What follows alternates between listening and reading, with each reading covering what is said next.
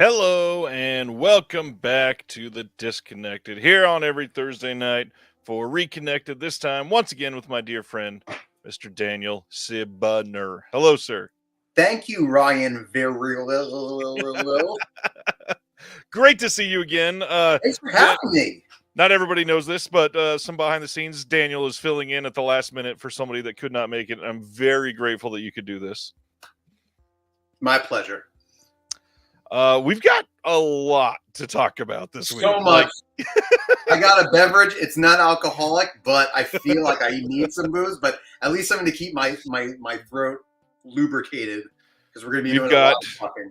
We've got controversies. We've got a lot of announcements from a lot of the major labels. We've got fun pickups and watches. Lot of crazy things to cover tonight. But first of all, how have you been since the last time you were here? I've been good, man. I've been good. We got some nice fall weather in New York. So fall in New York is my favorite time. I'm in that weird 10-day phase here where I don't have to have the AC or the heater on, and it's amazing. My electricity bill appreciates it. You know, I just got the air purifier back there going, and I just leave the door to the bathroom open. I got the window. My main window is broken right now, so I gotta get some type of air filtration thing going. But yeah, things are going well. Just I'm trying. I keep planning to have a vacation to have days off, and then I just keep pushing it back because it's like no. I just got to get this done, and then I'll do it. Maybe in December, where maybe my birthday, I'll take the time off, but we'll see. I'm supposedly on a working vacation this week, and family stuff keeps coming up, which does not help. So a lot of vacation. Hey, when you have 19 jobs, that's kind of what you got. I know. That's just every day. I mean, I don't know how it's different from your normal schedule. Because the government doesn't ask what I'm doing when I don't talk to them for 10 hours. Gotcha. So this is a vacation from your other job to do another. From the job that pays the bills, yes. I got you. One thing that I do got to lead off with, and I don't really want to start on a downer note, but I want to give a short little tribute moment. Friend of mine, his name was Chris Lashure. He has been a friend of mine for a good 6 or 7 years. We met through Facebook groups. He is a huge, passionate physical media fan, and this is one of those online relationships that I've never spoken to the man. I've never had a phone call with him, but we have chatted over films, through messages for years at this point. Just found out that he suddenly passed away recently, and it crushed me because Chris was not much older than myself and was just working from home, and something went wrong and was literally gone the same day. Did not even get to see his kids that afternoon, and it hurts. Somebody in this community that I've been close with, I didn't see it coming, and it's hard to lose track it's easy to lose track when you've got internet friends and you talk to 1,000 people every single day. But Chris has been great. He's always empathetic. He's somebody that was always there when needed. He always gave away some great pieces when he was selling stuff to other people. He was a great dude, and I just wanted to give a moment to shout him out and really just to point out to take care of yourself. His wife reached out to me, and one thing she told me that I never would have known about him, because of course he probably would not have admitted to this. She said in the entire time that they were married, which they have a kid that's about to go into college. So they were married quite a long time. The entire time they were married, he never went to the doctor. He went to urgent care a couple times, and that's it. Please take care of yourself. Make sure that you're watching out for red flags, things that you should be, able to count on in your body. If something's not working, do something about it. And I know that I've probably got some tendencies like that myself to just keep working and not get something checked out as soon as possible. So I'm going to be doing my best in his honor to take better care of myself. Yeah, it's not just, okay if your 10 fingers and toes are working. Definitely, yearly physical. If you've got that insurance, use it. It's a free yearly physical. And just on a daily routine, take your vitamins.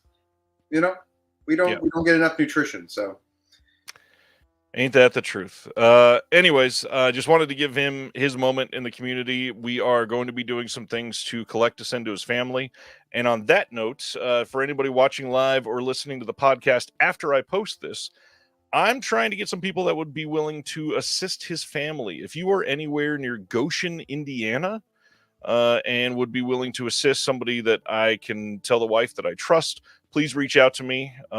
He had over 10,000 physical media items, and she told I didn't know this part about him. She told me he has about 40 cubic feet of Funko Pops that she just wants to get rid of. And at this point, I mean, she's widowed. They have 2 kids. I would love to see the community come together to help. And I know a couple years ago we had somebody go through a tragic emergency, and everybody came together, and we donated almost $4,000 to that family. So if anybody would like to donate, there is a PayPal donation link in my description below. Anything that comes through there for the next month, which I pretty much never get anything. So if you go through there, all of it will be going to the family for at least the foreseeable future. And anytime that I do give something to the family, it will be posted publicly so you can see how much was gone to the family. But yeah, the big thing is they need physical help. We're talking like in person, trying to see if we can get this collection sold for her, and it's going to be a lot of work. 10,000, my goodness. Yeah, I mean that's like your apartment. We were trying to have a genuine moment of silence for this person. Chris would have appreciated that joke. It's all right. All right. Well, then, if he would appreciate it, then take it out. It's true, and we'll get into that the repercussions of having a small apartment later when we have discussions, and you start judging me, and I tell you why. Don't judge me. But yeah, anyone who's like, I want to be buried with my collection, it's not happening. Yeah, of course not. Let's get into it then. We've got pickups, recent watches. One of the big things is over the last however long since you were on last time, you got to go into the mini Criterion closet. Why don't we talk about that for a moment? Let me grab it real fast because I didn't post it online. I got my photo taken in the Criterion Nice. closet. The actual Polaroid. Love it. The Polaroid. They took one as well, so they do have a copy for themselves. Yeah, no, if anyone else is lives near in the New York area, I don't know if you tried to do it as well, to over by Lincoln Center for the New York Film Festival, Criterion for their 40th. I'm assuming everyone got the email, but they have that mobile truck version of their closet. And let me tell you something. So it was 2 weekends, and the first weekend it was a torrential downpour. No one was expecting it. No one brought umbrellas, and people stood out in the rain. Hundreds of people for 10 hours to get into that thing. Both weekends, each of Friday and Saturday and Sunday, they had to cap the line at around 11 a.m. or noon at the latest, because people got there as early as like 5 a.m. and camped out. And I think they were truly floored. I met Peter, who was the head of Criterion, and Sarah Beebe, who's the head of the art department for the covers. They went up and down the line throughout the day, just kind of talking, chatting with people. Super, super nice. Just kind of giving people like an idea of like, we don't know if we're going to make it to the end of the line. We're going to get you there. We're going to try. They were handing out the tote bags and pins and stuff, and just kind of talking to people who had any questions about Criterion. Very, very, very sweet people. And I think they were truly floored by it. They were not expecting it to happen. They were expecting like us, like you and me, to show up and be like, oh, I want to buy some Blu-rays. And this was like across the board as a physical media collection, as a physical media collector, to see everyone from like 14, 15-year-olds. Right. When you had the big guys at home with you. Stan, I did take 3 discs, and I'll get to those in a second. I'll tell you what I got. But everything from to 89-year-olds missed the memo about when Polaroids went widescreen. Exactly, right? It was one of those funky cool ones that all the kids use now because it's cool to use old stuff. Right. So the second Saturday, I had planned to go. I stood there for about 3 hours. Finally, I had to go. I went downtown to see my mom. I was like, by 6 o'clock, I was like, I have to go see my mom. I can't stay here any later. It's getting very dark earlier. I was like, I'm gonna go. And Peter's the head of Criterion says, "Oh yeah, come back, try tomorrow." I'm like, "Okay, cool." I go back on Sunday after work. I get at 2:30, and no, line's already around the block. Like, we capped it at 11 a.m. And one of the girls who's working the line for the New York Film Festival, she's helping out, and she goes, "Try and come back later, 9 o'clock, like, who knows?" I'm like, "Okay."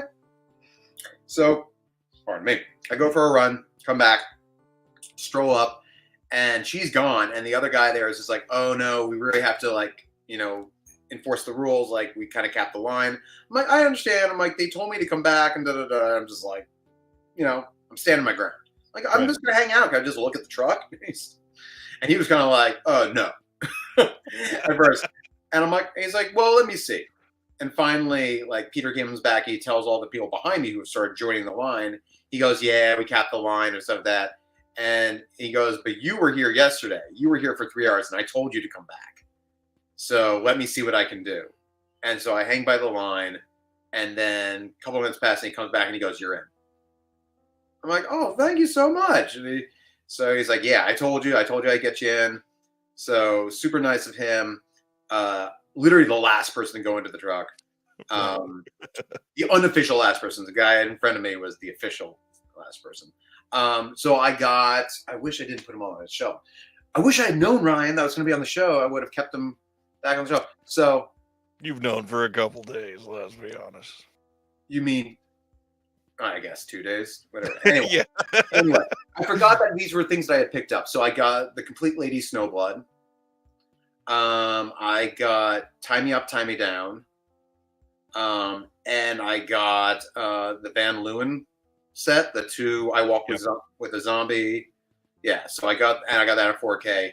And it was 40% off the listing price. So altogether it's like $90. So I was like, what? It's like, it's part of the experience. I don't care. I could have waited for the Barnes & Noble thing. You weren't made to buy anything. You don't have to buy anything. But I was like, you did all this. You got me in. I'll do it. It was a fun experience. I gotta buy something. I took something out of the Criterion closet. Well, and it's only a 10% discount more that you would have gotten. That's nothing. Mm-hmm. And honestly, the thing is, once you go in there, and it was a little wider than the actual closet, but it is overwhelming. Once you step in there, your mind just goes completely blank.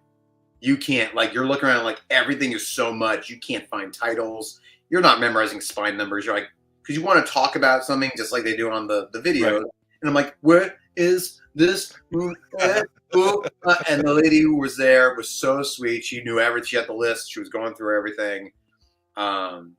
It was just it was really, really fun. I honestly, if I ever, God willing, get to go to the actual closet, I would plan ahead of time. I'd be like, "Okay, where's this? Where's this? Where's this?" I know. Right. So overall, great experience. I smartened up the last time because I was on there and I couldn't remember anything. I have my list ready of movies I've seen. Well, you go first because I've been talking about Criterion. What have you seen? Sure. I'll do recent pickups. I don't remember what was delaying it. I had an order in through Diabolic for 3 massive releases. And so I've been like twiddling my thumbs, counting down the days. So finally got in, Bringing Out the Dead 4K. This was the smallest of the 3 releases. Stoked on this. It's the Paramount Presents with the poster, of course. And the other 2 are both really huge. But of course, the biggest one from this year finally got in, the Hitcher. This thing is massive. It is heavy. It is crazy. But maybe the one I'm most excited about, sorry to everybody that loves the Hitcher, I got in the newest Curzon set, the Peter Stickland box set. And I've been wanting, I think 3 out of the 5, I didn't have the old releases, but they do a mostly good job with these box sets. Obviously, there's some things that they mess up, like not putting captions on English films sometimes, which is not great, but everything else is pretty solid. And beyond that, I got a little bit of a discount because Jesse messaged me and said, "Hey, we finally got your stuff in, and we went to put in the Curzon box, and it's damaged, and it's just this tiny little dent here." And he's like, "Do you still want it for a discount, or should I refund you?" And he's like, I'm not going to complain. Just send it to me. So it's great. It's great. Wait, can you hold it up again? I want to see that thing. It doesn't even look like like a physical media box set that looks like an Encyclopedia Britannica. Yep. That is massive. Yeah, it's pretty nice. And then obviously the Hitcher is huge to compare the two. Oh That's for one title, and That this is for like 6. that is insane. But 1, I'm 2, so 3, glad 5. you got Bringing Out the Dead. I mean, I'm glad that title got announced. Yeah, that's a big deal. We're not even catching up to mine. I'm totally messing with you. You know what I'm talking about. Of course. Okay. You play dumb very well. I do my best. Paul got the Curzon set in the Prime Day sale. Nice. Eric, you got a dinged Hitcher and can't find anything wrong with it. That's how Diabolic usually is. He knows that some people are going to complain like crazy. So King J card. let's see. Yeah, I really hope the Closet Tour makes it out of New York. That would be. It is. I mean, they're going around. Yeah. Oh, Tony just got both of those too. Nice. Nice. The texture of all the Curzon sets are crazy. They're it's like linen backed. It's wild. Yeah, that was really. Brian wants to know if the Curzon set has sold out. To be honest, I don't think any of the Curzon sets have sold out. I don't know. They don't announce how limited they are, if they're limited. They just keep kind of showing up in stock. So I bet it will be back at Diabolic or Orbit soon. I never thought I'd see so many messages about Polaroids. People are hung up on the Polaroid thing. Yes. All right, sir. What have you been watching? Oh, what did I watch? Let's see. I really have tried to get my money's worth with the AMC A-list. I saw Saturday Night. Really enjoyed it. It's a fun movie. Everyone's been saying, yeah, but you don't really get any character development. You don't learn about. It's not what the movie is. It's just a fun time. If you've ever done a stage production, and you have opening night jitters, it's just. It's a walk and talk. It's a Altman film mixed with the walking and talking of Aaron Sorkin. It's great. The editing, the way they put this movie together, you feel the tension, the anxiety. I don't know how you planned out this movie and wrote for these real people and the people who play them. I'm not as familiar with all the work. Dylan O'Brien's probably the closest person I know as far as actors who was on it, but all of them. There's a guy who plays Billy Crystal, a young Billy Crystal. I've never heard a Billy Crystal impersonation. It was spot on. It's so it's just a fun time. If you like a nice hangout, if you're not going to learn anything from Once Upon a Time in Hollywood, it's the same idea. I didn't learn anything about that. It's a hangout movie. It's absolutely worth seeing. I saw We Live in Time. I'm dying to see it. Great performances. Not much to the movie. It's a tearjerker. That's about it. There's no science fiction to it. It's that idea of but they play it in the trailer as though it's this time swapping thing. There's no swap. It's just a story told out of order. Okay. There's no we're here and then we're here and then we're here. There's none of that. But they're both amazing. It's a romantic Strange Darling. Then I get it. Don't get me started on Strange Darling. Don't get me started on that film. I saw, of course, Megalopolis. Next. That the movie is, Megalopolis, again, we've talked about it on here with some people. If you like it, that's great. I'm glad you saw a different movie than I did. I love someone going with their vision. I just didn't even go along with the vision. Right. Even the visuals, sometimes when it was practical stuff and you shooting it, stuff in New York, I was oh, that's a cool visual. But a lot of the stuff on the background was episode 1 CGI. And it just felt like Jupiter ascending to me. I saw My Old Ass, which was a fun movie, but not what you think it's going to be. It's really kind of like a Nicholas Sparks movie. Right. If anything. Simon Mandible loving Megalopolis or? Loving. That's okay. I don't know. I'm not up on all the symbols, all the arrows. It is the greater than symbol. Megalopolis with or without the bonus. I think we did do the bonus, but I wasn't looking. I was in IMAX, and I don't know if that the projector. I don't know. I think we did, but I don't know if there was someone actually pretending to write down the answers from his interview. Do you know about this?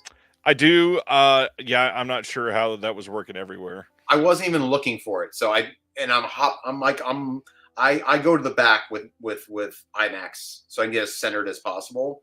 Right. So I wasn't even looking for it. I was just like, when am I still watching? I saw Salem's Lot on HBO, and that needs to be avoided at all costs. It's atrocious. It's too bad. I really wanted it to be good. You know, the thing is that it's such a simple vampire story, and that's like, what else are you gonna do with it?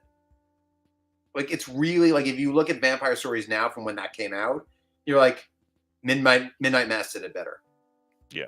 As far as a visual, as like, I'm not debating. I'm a Stephen King fan till the end, but I'm just happy Aubrey Plaza has so much. Oh, Aubrey Plaza, she and Shia LaBeouf are in a completely different movie, and they're giving it their all. They are worth seeing.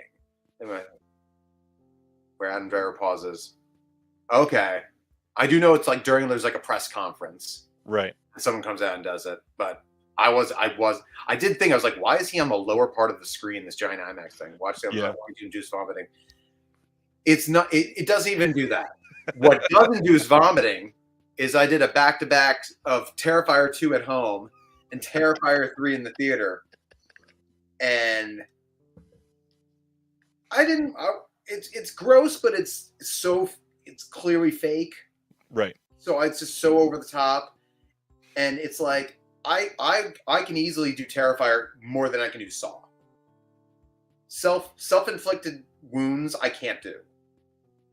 Like the last Saw, the thing with the thigh, with the like I could not do that. Such a good scene. I was gagging. I can't do that. Because then you can mentally like imagine yourself doing it. Right. Whereas it's like Art the Clown, it's just like, this is so ridiculous. Like, skin doesn't tear like that. Bones don't just snap off like that's just not how things work.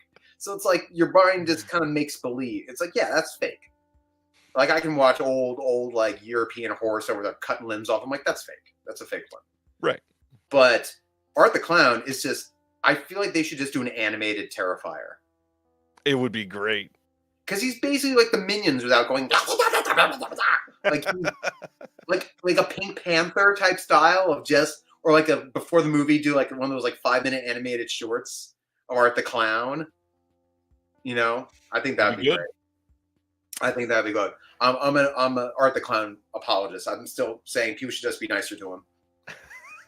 I just got to see the first one. Everyone that is nice to Art the Clown, he does not hurt. And then the moment people turn on him and start screaming in his face, he starts killing people. Just don't be mean to him. I mean, I guess.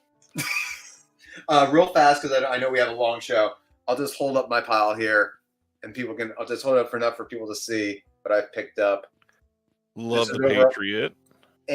Amazon, 2 for 3s. Is that Jawbreaker? Jawbreaker, yes. Finally, nice, love price it. I was going to pay. I'm unwilling to buy Kinds of Kindness. Yeah.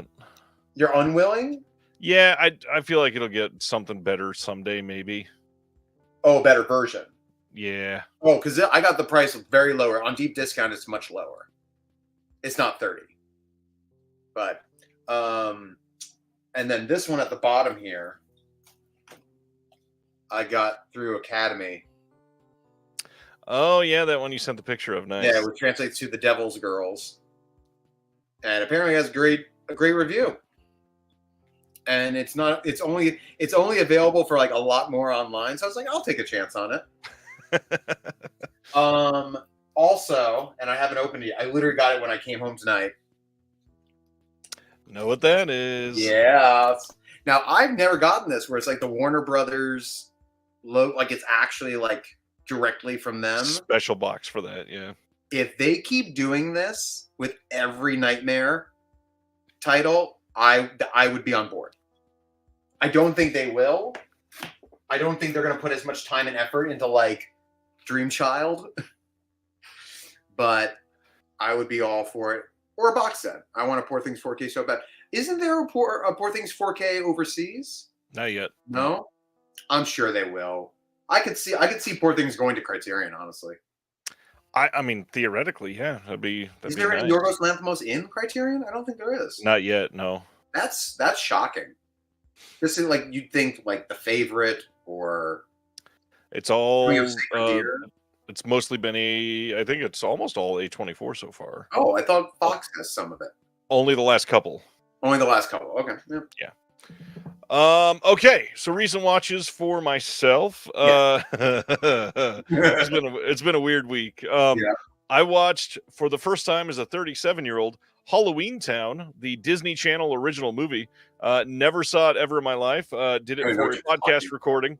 That will be coming out the next like 24, 48 hours over on the Culture Cast with my friend Chris Dashew.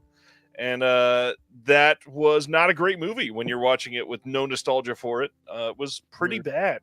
Sorry for everybody that's going to hate me. The next thing, I watched, it's right here. I watched Bad Lieutenant, and I had thought that I had seen this when I was younger. And I definitely did not see this when I was younger. This was a very different movie.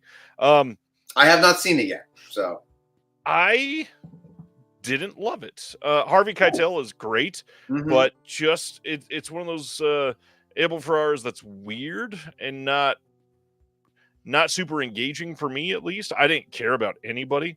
I mean, I don't want to give any spoilers, so I could say a lot, but it's just a weird one. Not what I was expecting. I know we got full on Keitel. Yeah, you definitely see some hog in that. What is your favorite Ferrara film? Oh gosh, that is probably a fairly close tie between The Addiction and maybe Miss 45. Have you ever seen his Invasion of the Body Snatchers? This is another one. It's been so long. I think I did. I'm not entirely sure. It's Gabriel Anwar. Probably not. There's so many Forrest Whitaker movies. Anyways. Anyway, you should. It is really good. That one I saw back when I was younger. Ozzy had a major crush on Gabriel Anwar, as everyone did back in the day. But it's really, truly terrifying. It still holds up. Like, there's a moment. This isn't like a spoiler, because at some point in a Body Snatchers movie, someone does this. I'm shocked. When this happens in the movie, the score kicks in, and it is just, the sound is just, it still gets under my skin when it happens. See, can't wait to listen. What if after all that I said my favorite Ferrara is Padre Pio? With Shia LaBeouf? The one that just came out. The one that just came out. His latest ones are just weird, like ones and zeros and stuff like that. Or it was like, yeah, it's like threes and zeros, something like that with Ethan Hawke. I'm looking at my stuff right now from him. I have seen his Chelsea on the Rocks. I have seen his Chelsea Hotel documentary, which was good. Dangerous Game with Madonna. Do you see that one? It's all right. It's total 90s. It's like clearly like King of New York is total 90s, and I don't love it. It's decent, but it's not like, I don't see why it's revered as much as it is by so many people. Well, I think it's also like a very of the time, like very for sure, to have an entire primarily black cast. Yeah. Plus you've got, I think, is it when he was Larry Fishburne was in it? Somewhere around then, yeah. Yeah, and so that was one of his first roles. You have a lot of people in that film. And of course, I think it's just the fact, like certain like mafia movies just hit. It's almost Scarface adjacent. Yeah. It's a little like Christopher Walken gets into that little like, oh, hey. Yeah. The last thing I watched over this last week that I can talk about, I also saw Terrifier 3, went to the theater with the wife, and I walked out of the theater and she asked me what I thought, and I said, well, I think these movies are not for me. And it's not that I'm not saying that they're awful. The special effects are very well done.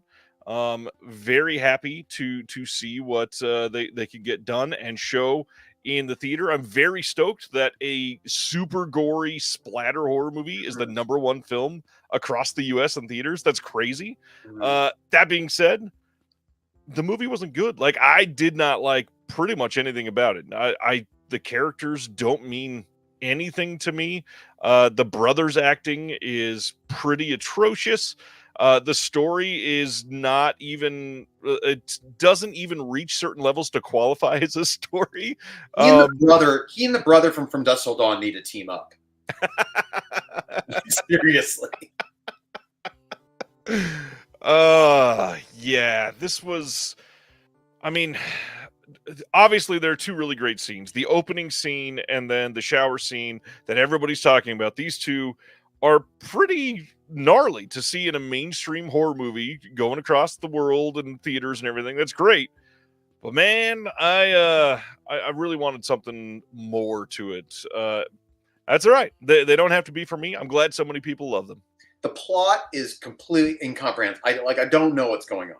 And I understand he's unraveling it as we go along, but it's not a TV show. So if I have no, I'm like, I told you, I was like, should I have watched the first one to figure out? And you're like, no, they don't tell you anything. I'm like, okay. It's like, should I have known her father was this? Should I have known this? I think now, because we had spoken about it the other day, I think one of the things is that the thing for me that was missing, there's no camaraderie. Other than her family, there's like in these splatter pictures, you always have the college kids going to a party. There's that give and take of like the kids are at the party getting drunk and getting laid, or it's like I have to babysit the kids, or there's some other sub story, and this sub story is so dark where it's just she's just terrible, it's terrible, and great glad exists. Exactly, it's a great look. You want to watch the highlights and just bring someone over and be like, hey, you want to watch someone get, chopped in half? Like let's watch it. But like, there's no light fun. In fact, Art the Clown has the darkest and the most humor. Like, it's always best when he's on screen. Right. And the rest of the family is just like depressed. Like depressed about the whole time. And honestly, like I think I don't know if there's like a through line with like the family having some type of mental issues, but if one thing is that they have a condition that I'm going to call going to 11.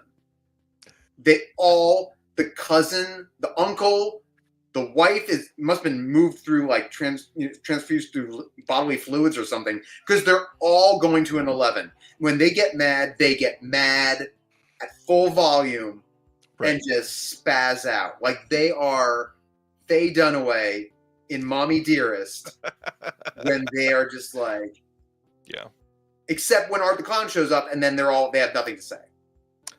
I genuinely think Terrifier 2 was probably about 57 minutes too long, and then Terrifier 3 was about 42 minutes too long.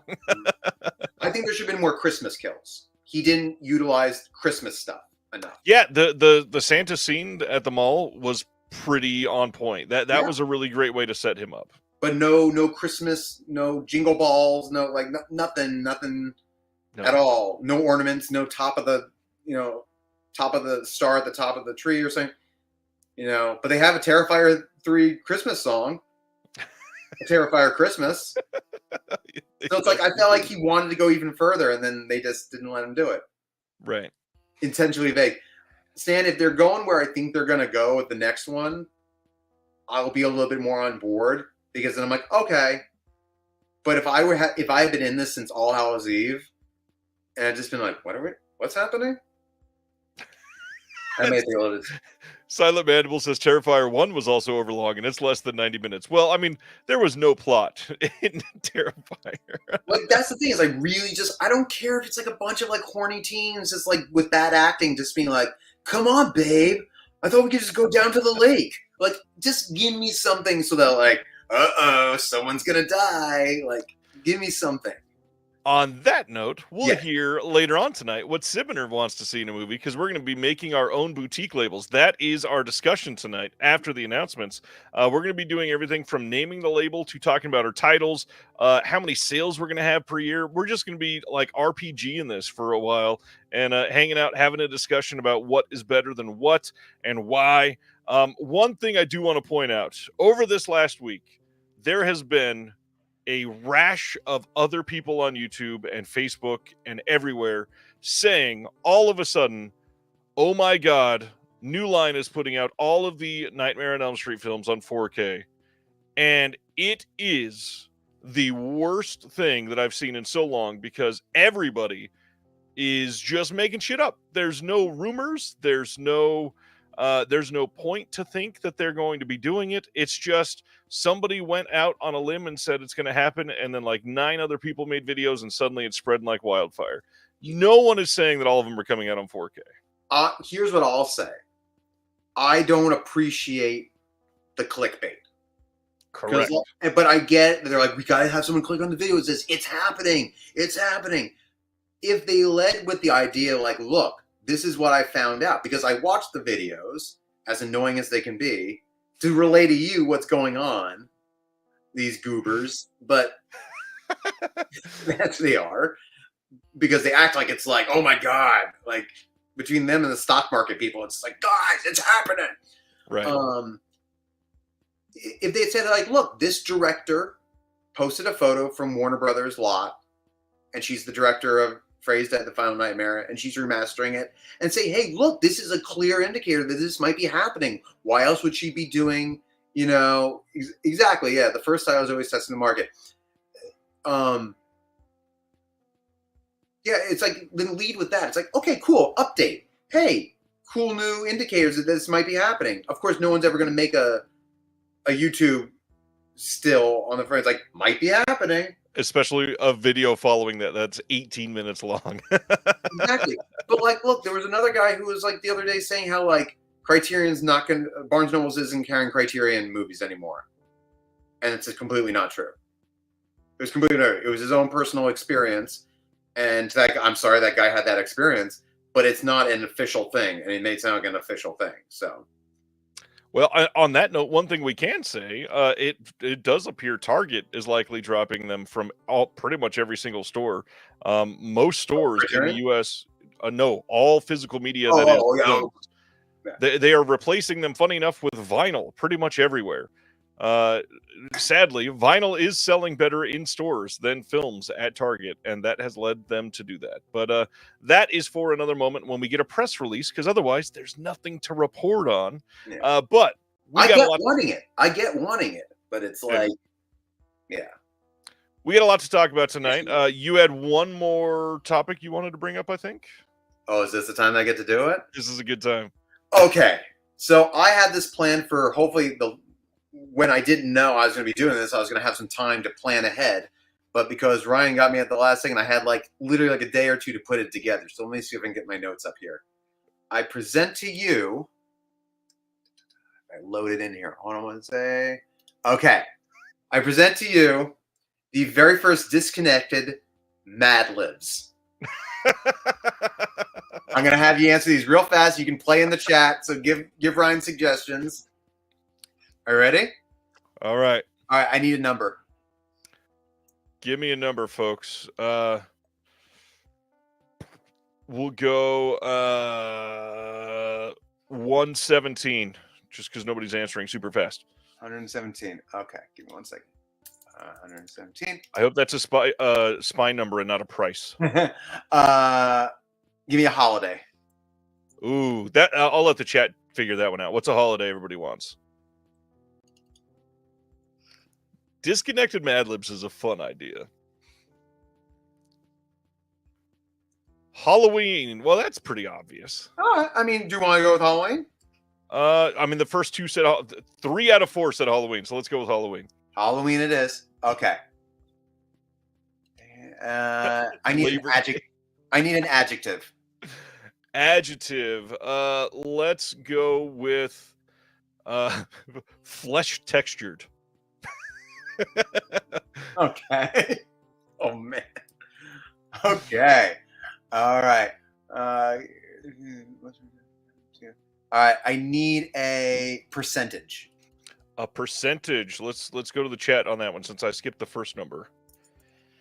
First one I see. Give me a percentage. I love that I had some people saying Arbor Day. Thanks, Reggie. Arbor Day would have worked. Yeah. Oh my God. Craig says 0.001%. All right. Let me get my points here. Let me just. Do I not see a period here? Point. What is it? 001? Yep. All right. Excellent. Gosh. Oh, so we have Totally. All right. I need 2 more adjectives. 2 more adjectives. Chat, you can give me one, and I'll come up with the other one. The other one, let's go with what should I go with? Embossed steel, or no, that's a noun. Embossed. Let's go with embossed. Okay. And then the next one, I'll wait for the chat. We got a lot of moist. We're gonna go with Ronnie's moist. We're going with moist? Yep, It 3 works. people said moist. All right. I would like an Moist. obscure movie title. Obscure movie title. That is a great question. Who wants to come up with the most obscure? I love that Ronnie's saying, "Why are we all saying moist?" Ronnie, you've been in the chat this long. You should not be surprised by moist. This is the moistest chat room ever. Craig says anything Def Crocodile has. And Craig, give me one of your titles. Let's go with the next one that pops up. Well, funny enough, it was a Def Crocodile title. Madhouse says Tomala 2010. Tomala 2010. Okay. On pre-order now from Diabolic DVD at defcrocodile.com. Yeah, just to be clear, this is not about Diabolic. I mean, not about Def Crocodile. Okay. All right, I need a video format. A physical media format. We have to go with Laserdisc here, I think. Okay. Okay. I need a style of packaging, physical media packaging. It's so funny. Let's go with padded media book. Media book. All right. This works. All right. I need 3 types of special features. All right, chat. That's all you. Special features. I'll do one of the 3. Okay. I'm gonna say VH1 pop-up video commentary. VH1 pop-up video commentary? Yes. Oh my God. Okay. Okay. We're gonna go with bloopers/gag reel. Bloopers. Okay, and then one more. One more. Let's go. Holy shit, Craig! That is hilarious. Craig is not pulling punches. Oh my God! Craig says Roman numeral disc numbers. We're going to talk about that in a little while. Let's go with isolated score. I like isolated. Good old Twilight time. Okay. The Roman numerals, he went there. Oh, that was amazing. Okay. I need animated menus. That's a good one too. video. Okay, so we need name a director. Name a director. Let's. I mean, we just talked about him. Let's go Abel Ferrara. Abel. I need an actor. At that point, we probably should say Mark Wahlberg. Oh my God. Say how do you mother for me? All right, I need a composer.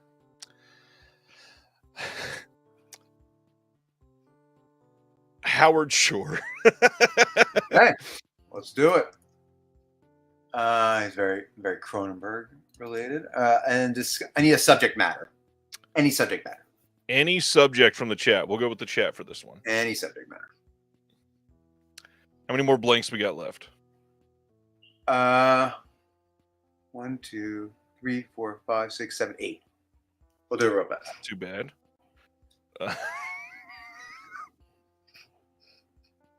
Child psychology. All right. It's either that or I kind of want to go to Terry's because it's misspelled. He said Brian surgery.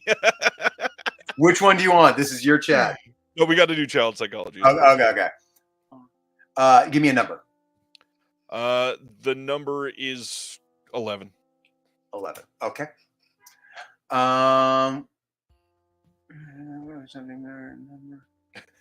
We've already been in the show for 45 minutes, and we have so many announcements. This is amazing. I could be like, Will, I just keep well, the other day I was making it. You just cut me out. I didn't do anything to you. Oh, something just flipped over. That was so weird. I was like, Nothing changed on my end. Yeah, something popped up on my thing. Anyway, give me another number. Chat, one more number. Terry said, "How very Spinal Tap of you." Oh, yes, 11. I had to. I was 27. Paul says 27. 27. Wow. Okay. Everybody's so in sync. 2 people said 666 immediately. I need 3 articles of clothing. Ooh. Left croc. Left croc. Okay. Yep. Okay. Michael Jackson glove. Michael Jackson glove. And a backpack. Okay. As always. I need a dollar amount. The dollar amount is going to be $69.99. Okay. See if he comes back around. Right. We're all moist devil worshippers, I guess. That's right. All right. I need a period of time, like a number of days, weeks, months, or however. Let's go with between 1 to 7 years. Okay. So that's for. So you want to say 1 or 7? Not the. I need like a period. So 1 year or 7 years. What do you want? I'm assuming it's like a shipping time, so I'm going to say it will ship somewhere between 1 and 7 years. It's not. So I need a number. Damn it. Let's go with. Don't ruin my Mad Lib, man. 4 score. 4 score. Thanks, Reggie. And now another period of time. We're going to go with 9.5 weeks. Okay. Nice. All right. Finally, I need an adverb. Infinitely. I'm going to steal what Stan was saying with infinity and just say infinitely. Okay. And now finally, 3 more adjectives. Oh, wow. Let's go with shiny. Shiny. Goopy. Okay. What is it? Goopy. Goopy? Okay. Yep. I was just thinking of Scream Factory cases there. And then one more adjective from the chat. You guys get the last one. Sluggish. I like that one. Sluggish. I know someone in the chat said that 4 score is 80 days. Yes. Do you want me to say 4 score or 80 days? Oh, definitely say 4 score. You have. Okay. And sluggish. Okay. You ready? Let's do it. Okay. The very first disconnected Mad Libs. We're only 117 days away from our annual Halloween sale. If you've already pre-ordered one of our titles, congratulations on making the flesh texture decision of your of this year so far. For those unfamiliar with our sale, here are a few things you should know. Most of our titles will be marked down 0.001%. Also, with that, we have some totally embossed and moist surprise titles to share with you. One of which we can reveal to be Tamala 2010, which will make its Laserdisc debut for the first time. Housed in a padded, that would be true too.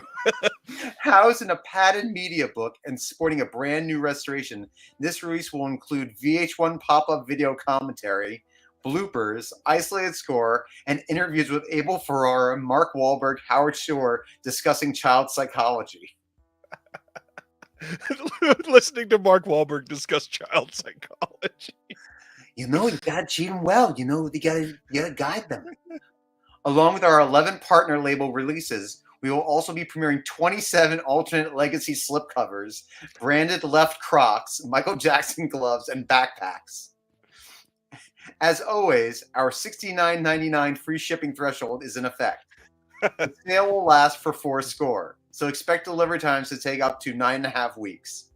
If you have any questions, please direct them to customer service, who will infinitely help you. We hope to see you there for all the fun and excitement. For a hint of those mystery titles, Let's just say that they will satisfy your lust for the shiny, goopy, and sluggish that our label has to offer. See you then. Signed. Never mind. I'm not Yes. going to say the joke. Whatever. Amazing. Ronnie says maybe Wahlberg finally figured out why he committed all those hate crimes when he was a teen. Yeah, Yeah. that could be why. All right. Thanks, Paul. That was pretty hilarious. Let's get into our announcements before we absolutely lose it. Okay. We are starting with some Kino tonight. Kino announced December 10th they are putting out Pray for Death from 1985 and Rage of Honor from 1986. These are both going to come with the new commentary by Mike Leader. Mike Leader, friend of the channel. He is the one that usually does these with Arna Venema. They are getting the unrated and R-rated version of Pray for Death. And then we've got a bunch of legacy features that were on, I believe, the previous Arrow release of these. So we are looking at some pretty solid releases if you are into these and do not have the previous blue. Are you telling me, Ryan, that a label took the time to put out 2 different cuts of a film?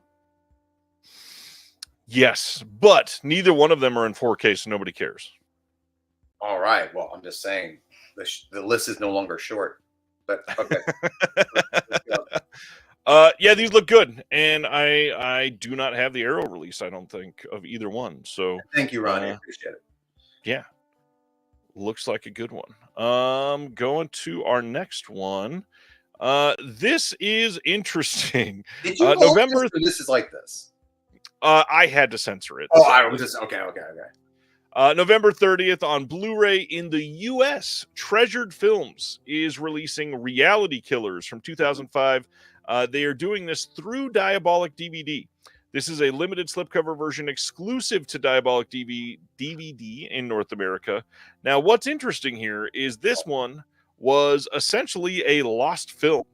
And we hear a little bit about this through an interview with Eugenio Ercolani, who's just on film blogger Sam's channel, who's a friend of the show. Everybody needs to go check out that interview. And just for a heads up, I also just had no idea that he was interviewing Eugenio. I interviewed Eugenio again. That'll be coming up in the next couple weeks. And we got a little more information on Reality Killers. This is pretty crazy. This is supposed to be a pretty good movie, but it feels like something that probably feels a little older than 2005. It looks 2000 as fuck. I'll be honest with you. Like, the visual, sure, but like the story and what happened with it being almost a lost film definitely feels more 1985. But the reality of this, pun on the title there, is that they could not release this in the UK. So they said, well, we got the rights. Let's do it in the US, where the BBFC will not deny us. It looks like a SOV. Is it SOV? Based on the timing, I would imagine so. I'm not entirely sure. Okay. Let's see if it says. Because the cover, the slipcase, does not resemble the inner. Like it looks like 2 different movies. Yep, kind of a lot of it. Yeah. It does not say. Yeah, not sure. Okay. If anybody knows, let me know. I'll have to look up. But yeah. You can pre-order that from Diabolic now. Yeah. This is very early to be speaking on this. So put up a new video on the channel last week on Friday, I think it was, and it is an almost 30-minute, essentially a documentary about Tobe Hooper, and it is told by many of the people that worked on American Twilight, the cinema of Tobe Hooper, which is a book that dear friend Will Dodson edited with Chris Woofter, and we got a lot of people that contributed to the book. We even got Mr. Joe Bob Briggs to hop in and give some thoughts on Tobe Hooper. Really proud of the work that was done on this. I think it's incredibly edited. But some other things, if you have not watched that are important in this, Someone's Favorite Productions is in the middle of doing a lot of things right now. So if you want to stay up to date on that, make sure you subscribe on YouTube to us there, and then follow us on Instagram, Facebook, Twitter, and all that fun stuff. We also just launched our own website. If you go over to someone'sfavoriteproductions.com, you can check out the full website. I'm pretty happy with it. There's a lot of stuff that I want to ad in the future, but you can stay there. You can subscribe to the email newsletter. There's going to be a lot coming up. I hope that you guys check it out because we're in the middle of a lot of projects. I can say that. That's for sure. Good stuff. Did you happen to watch the video? Which video? We're talking The about? Toby Hooper video. I did not. Is there a video? Is there a link? Did I miss something? It came out last Friday. Yeah. Oh, yeah. No, sorry. I did not. But that's all right. I hope everybody that has watched it likes it, and we'll talk more about that soon. Probably next time Will's on here. But we are getting maybe the most important announcement here. Kino Lorber sometime soon will be releasing Babe on 4K. This is the 1995 pig movie Babe on 4K. That's a big deal. I think a lot of people are going to be happy about that.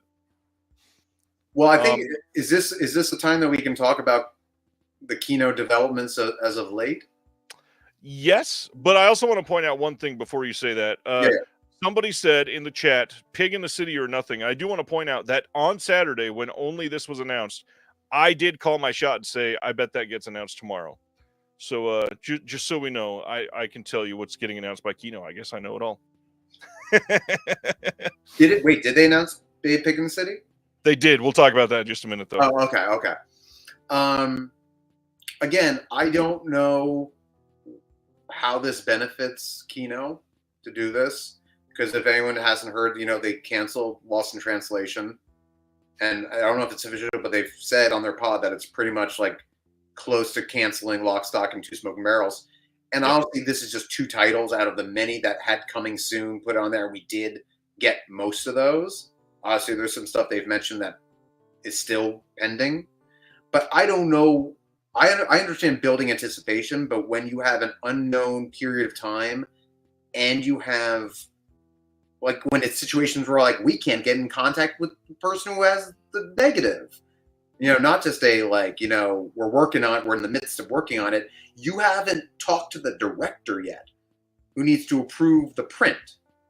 So I just don't know where this helps them. Do you have an insight into that? I mean, it helps them because it keeps people talking about them. That's probably the only way. And obviously now that we, have weekly and really from Kino daily announcements, the thing that I don't understand is you are opening yourself up for just complaints on every single post. So even if you post some amazing title releases in 2 months, here's the release date and all the details, there's going to be 4 people in the comments saying, sure, but where is Lost in Translation? And that just doesn't work like that. Like, you probably should find a better way to plan things out and make choices that people can rely on. I mean, that's all I'm saying. But I'll say this, Kino, as far as turnaround, as far as putting titles out, has more than any other label. Sure. Just every day there, and it's like, it is a detailed title. It's a title that comes out in a week or 2 weeks. Yep. So it's like, why do you need to do this coming soon a year from now? Because at this point, it's like every day you're making, it's like today it was Infernal Affairs. It's like, we're going to talk about it. It's like, you have something to talk about. So why do you shoot yourself in the foot by doing this? It's true. I just don't know why. That's almost like if I told you, if I suggested like, well, why doesn't Vinegar Syndrome just, tell people, coming soon, this movie, this obscure movie, and you're like, because then if they don't get it right, they're going to get complaints. Like if say Kino didn't do that, like no one did the coming soon thing, and I as a fan said, why don't they do this? Anyone would look at me and go, because that would be a dumb move. Right. Because they could, basically it's like you're jinxing yourself. It's like something could go wrong. And it has multiple times. And that's why most companies are just like praying that, certain a-holes on the internet don't leak their title from coming out because they want to surprise people. So I don't know why this one company's like, let's tell people before we have any of our ducks in a row what we're doing. And then, dedicated fans, I've seen it happen in person, go out places like Academy here in New York, and they sell their old disc. Trying to get the most money. It's like, oh, I'm selling it. Kino's putting it out. And then it gets canceled. Like, shit, I sold my copy of Lost in Translation. Look how many people did that with the title we're going to talk about some controversies with tonight. Oh my god, not me. But that being said, Babe is a great movie, will look beautiful, and I'm sure a lot of people will be very, very happy. Speaking of Kino, I just want to point out, Ronnie said that, because I haven't watched it yet, is that the most recent Shelf Space YouTube live stream, Frank said things were moving forward with it. So he did say that there was progressing. That was the last one that I watched. I know he just dropped one today or yesterday. And he just sent an email today saying one is coming soon. That's not the newest one. Oh, okay. So the one from before, from like 3 or 4 weeks ago, is the last one. Yes. He did say this. The Lost Translation stuff dropped after that video.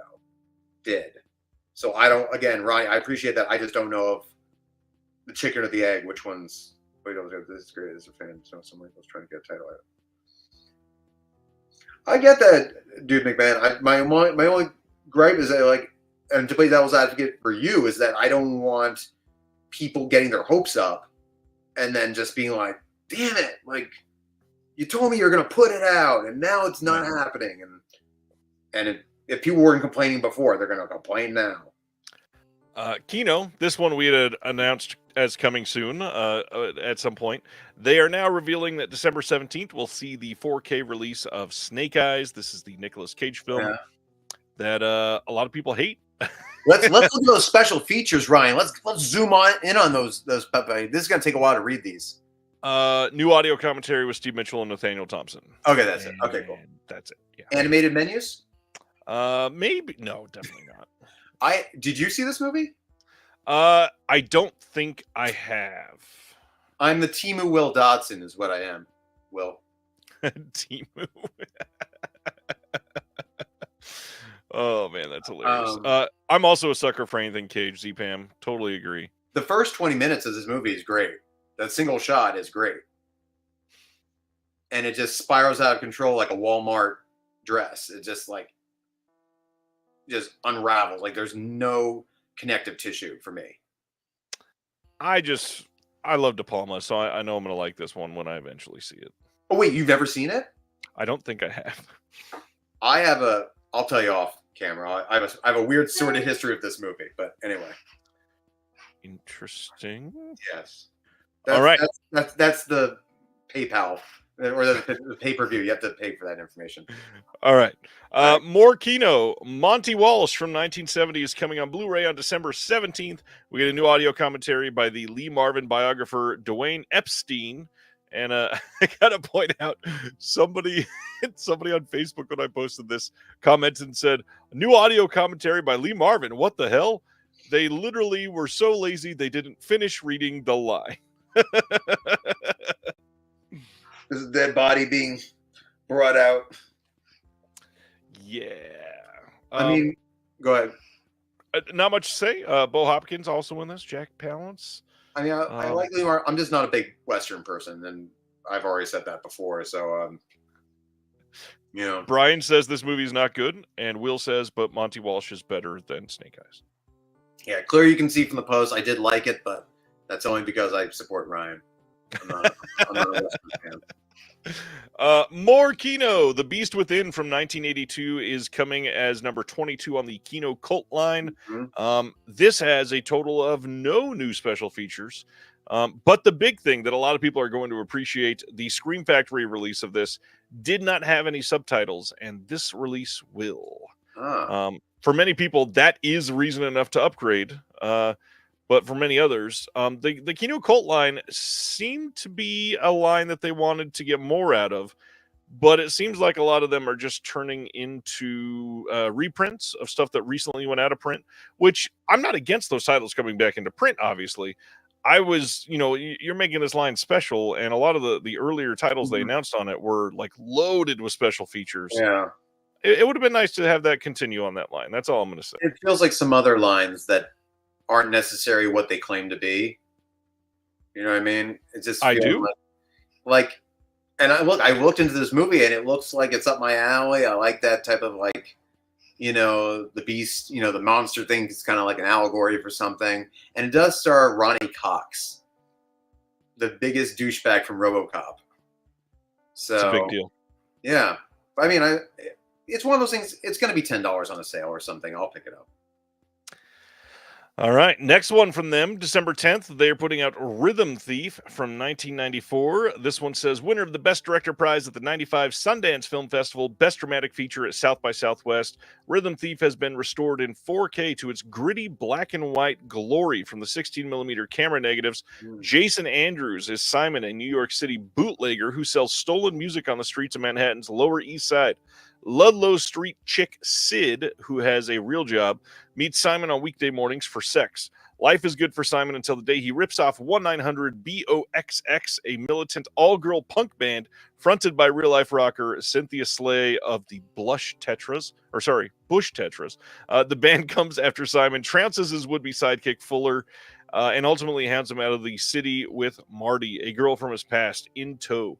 After a period of exile in far Rockaway, Simon is drawn back to the neighborhood for a final showdown. This gets an audio commentary by the director, deleted scenes, making of doc outtakes, and some pre-production footage. This cover art is just boggling my mind because it's a black and white film with a color cover that looks like it's like advertising a stage play on Broadway. Yeah, I could see that.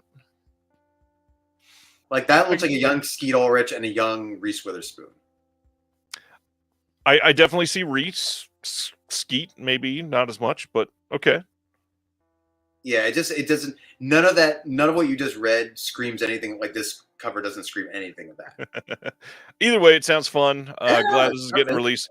Glad Kino is doing some of the indie gems from the 90s lately. That is not something that a lot of other labels are focusing on, so good on them. We are getting a Sony release of The Blood Ship way back from 1927. This is coming on December 3rd. And I am so surprised that Sony has put so much into these super old titles over the last few months. I'm glad they keep coming. It's just so over the place because I'm just like, all right, Sony, like, what's your rhyme or reason to it? It's like, right. Steelbook 4K, random movie, The Blood Ship. Oh, man. Like, if they start doing Steelbook 4Ks of The Blood Ship from 27, that's what I'm saying. It's like, we got other problems. Like, who wants to walk blindfolded into our archives? Let's spin them around 3 times, send them down the aisle, and whatever your finger lands on, we're going to restore. I'll take it. Yeah. Next up, we've got Filmmasters putting out Salt of the Earth from 1954. This is coming as part of their limited edition line, which means it will have the full-color inserted booklet with an essay, as well as a commentary. And these are pressed, by the way. The commentary in this one is by C. Courtney Joyner, Mark Legan, and Fef Sutton. This sounds really great. Salt of the Earth centers on a long, difficult worker strike against a mining company in New Mexico. Ramon Quintero fights for equity of wages as well as health and safety issues, but at home he mistreats his wife, Esperanza.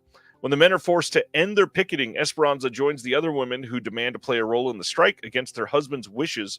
Written, directed, and produced by members of the original blacklisted Hollywood 10. This is the type of like anarchy film that I'm dying to see. This sounds freaking great. I read up on this, and it's absolutely something I'd be intrigued by, especially the fact that it was something that got blacklisted, because of that horrible time in our country's history. Yeah, no, absolutely. The reviews have been through the roof that I read. Nice. Next from that same limited edition line is Ginger in the Morning from 1974. This one is with Susan Oliver and Sissy Spacek, even as Fred Ward and Slim Pickens in this one. This is one that I've never seen, but gotta love Sissy Spacek for sure. Doesn't get enough love. Really doesn't. I just looked it up recently. I've never seen it, but it's one of those Sissy Spacek films that I'm just not familiar. I'm wondering what year is this? 74. So this is just around Carrie. Carrie's 75. Yep. So it's around that time. Okay. Hey, wave. Then we got some imprint announcements. All of these are coming on January 8th. All of them are Blu-ray titles. First one is Walk Like a Dragon from 1960. This one will have a new audio commentary by Toby Rohn, Academy Museum of Motion Pictures Q&A with Nancy Kwan, and some trailers. not much to say about this one. Again, not my style of film, but glad it's getting out there. The big thing is this is a brand new 4K scan, which because they're advertising that, I'm glad that it's coming out. It's not something that Imprint gets to say all too often. Yeah. Which studio put this out? This is Paramount? I think so. Probably. They've been doing on the disc, a lot of Paramount at the very bottom. Oh, yep. Yeah. Very, very clear there. Yeah. Walk like a dragon. That leads me to believe that possibly this looks like a Kino title. Oh yeah, definitely. Like I just feel like this is gonna eventually pop up in the. This is. I don't know what that means, Will. I don't know that Will knows either. Terry says, curious that they are not putting a number of those limited editions from Filmmasters. Definitely interested in both in the next that is being teased on the website. Yeah, as soon as I get a date on that last one, I will be putting that one up as well, because we did talk about that one a couple months ago, but it's still in like the coming soon, and I think it's supposed to be spring of next year. Tony says it's a first that there will be no titles from Imprint to be released in December. Oh, that's true. Interesting. I bet that is to make up for some of the delays that have happened over the last couple of months. Maybe. Yeah, I don't even know. It's like every now and again it'll be like 2 a.m. after the chat, and they'll drop it. Yep, perfect timing for me. We got a couple more from them. One is a box set. We got a Film Focus Marlon Brando Volume 2.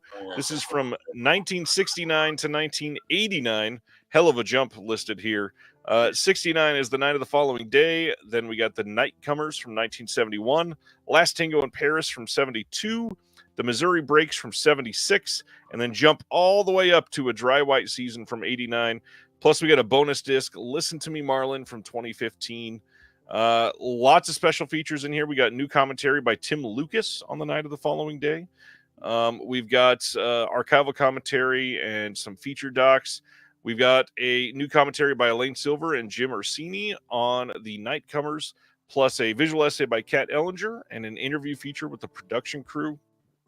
Last Tango in Paris gets a new interview with film critic Piero Spila, new interview with the editor Roberto Perpignani, new interview with the camera assistant Mauro Marchetti, and then some previously unseen video interviews. And the next one, Missouri Breaks, gets a new commentary by Lee Pfeiffer, Tony Latino, and Paul Scrabo.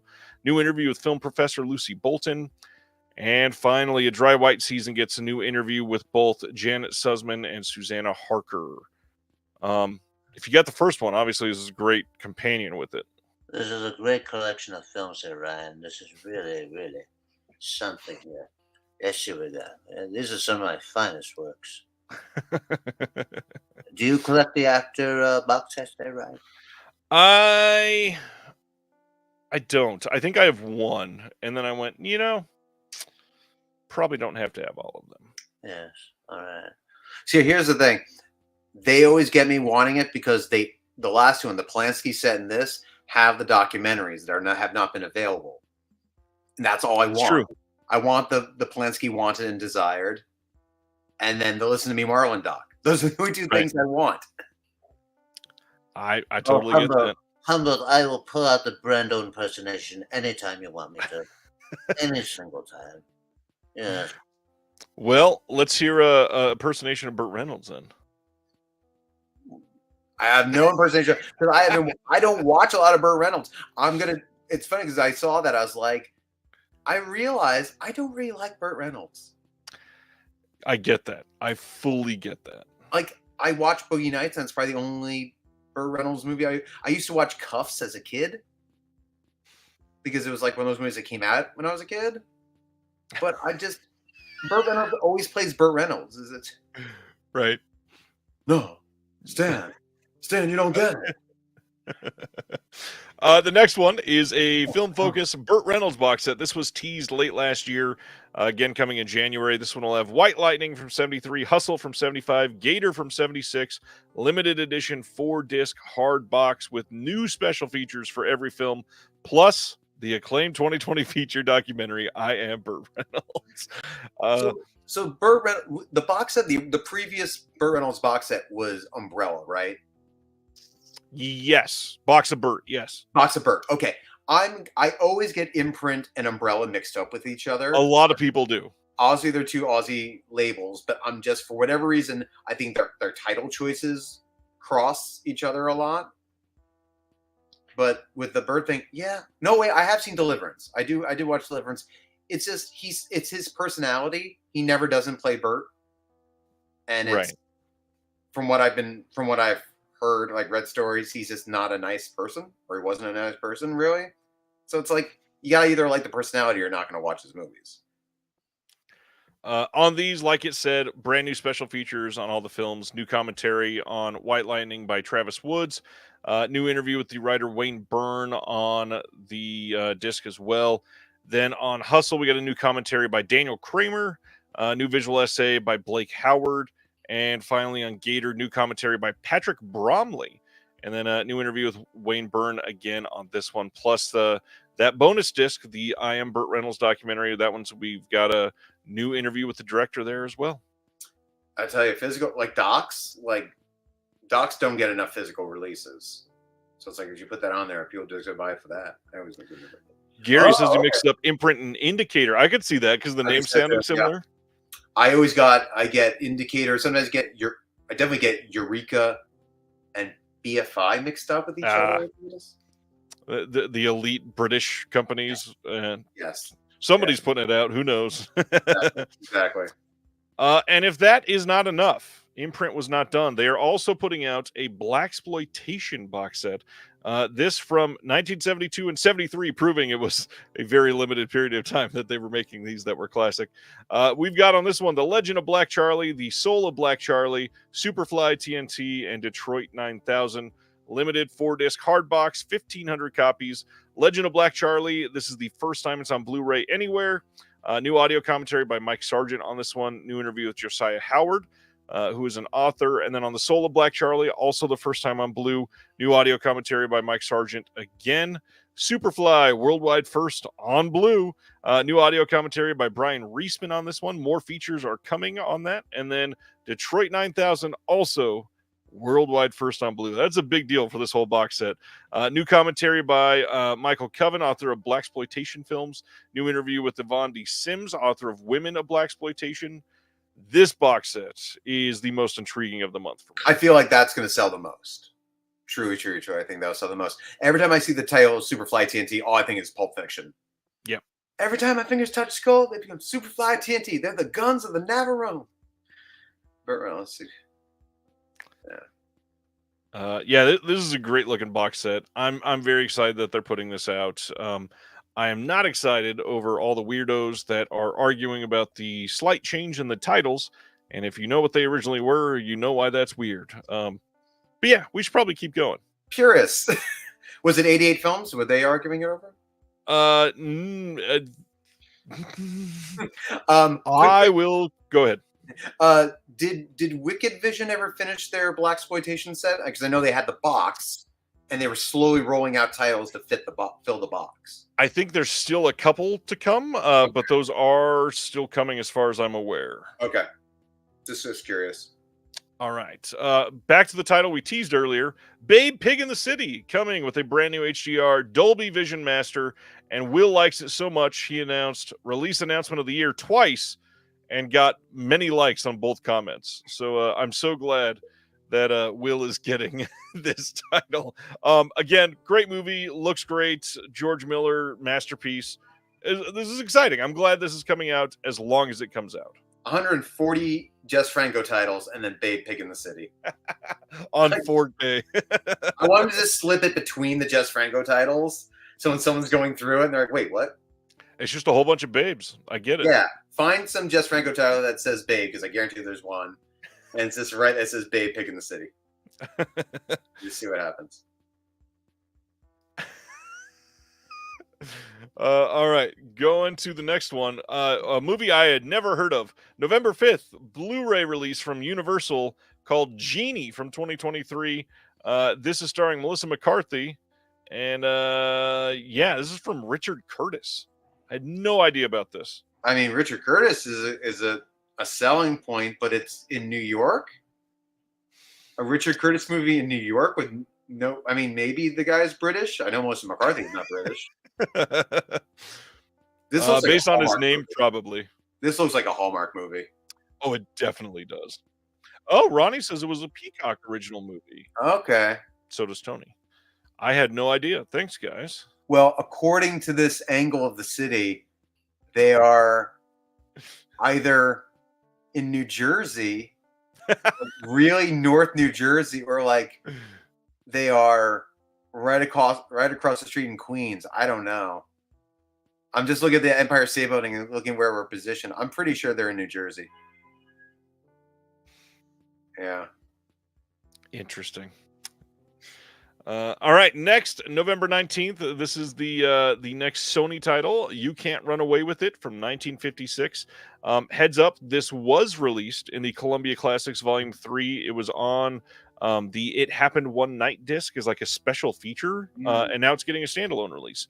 So I'm glad it will not be stuck in that box set for a lot of people. All right, Bob, spin around. All right, just watch your way down the aisle and just pick a reel. Humboldt Horror Honey says, not movie related, but make sure to peek your head out tonight to see the moon. Hunter's Moon. Beautiful for spooky season. That's nice. right. That's why everyone's getting headaches. Funny enough, last night my kid looked up and said, why is the moon so bright? Hey, what'd you tell him? Because it's a Wednesday. And now he thinks every Wednesday will be a bright moon, and that's funny. There you go. I'm just kidding. I just made that up. December 10th, we are getting a 4K steelbook of Stir of Echoes from Lionsgate. I think this is Kevin Bacon on the front It of is Kevin Bacon. It's not Ewan McGregor. Why does everyone think it doesn't look like Kevin Bacon? It looks like Kevin Bacon. Because it doesn't. It really does. It looks like it's young Kevin Bacon. You're not used to young Kevin Bacon anymore. Oh, I am. I just watched Tremors. That's a different Kevin Bacon. That's long right. Bacon. This is Kevin Bacon that doesn't exist. This is this is late 90s Kevin Bacon. Anyways, specific look. This has a new 4K restoration of the film. It's got Dolby Vision and HDR. We've got revisiting Stir of Echoes featurette on this and a new establishing shot with Fred Murphy, plus some legacy supplemental features like an audio commentary featurettes and more. The hard part, I've had a lot of people ask, it does look like, again, that this will possibly not get a standard release. This is potentially the only release of this film on 4K, which, if you love the movie, you might want it. As long as it's not limited edition.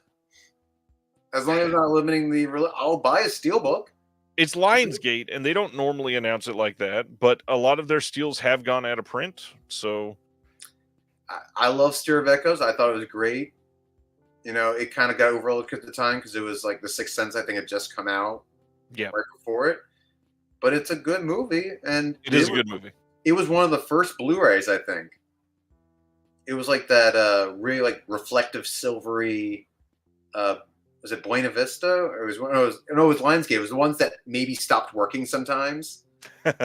Because they were printed in that place in Mexico where the glue wasn't good. Yep. Yeah. Next, thank you. Crush. Crush is getting out. Oh, never mind. Sorry. Because the shadowing. Yeah, he says the shadowing is what gives me doubt that it's Kevin Bacon. It's the cheekbones. It looks like Kevin Bacon. I don't know. Anyway, it's AI Kevin Bacon. I don't know. Literally, yes. December 3rd, we are getting Crush from Sony Pictures as part of their Sony Pictures Classics line. This is from 2001. Never saw this one. I've heard it's a good movie. I have to admit, of course, when you go to the Blu-ray.com page for like news, and I saw Crush, I immediately was like, is it a 4K the Alicia Silverstone movie? And it's not. It would be nice. I will say though, in this photo, I can finally see how much Margaret Qualley looks like her mom. Yeah, I can now finally see it. Before I was like, I don't see it. They don't look like. Got to de-age her a bit. Yeah. Scarecrow Video put out an update recently. It's been a couple of months since the last one, so wanted to share. They were doing a $75,000 match challenge, and that was met. And that means overall they have more than passed their $600,000 mark so far, which is pretty great. It's a third of the way to their goal.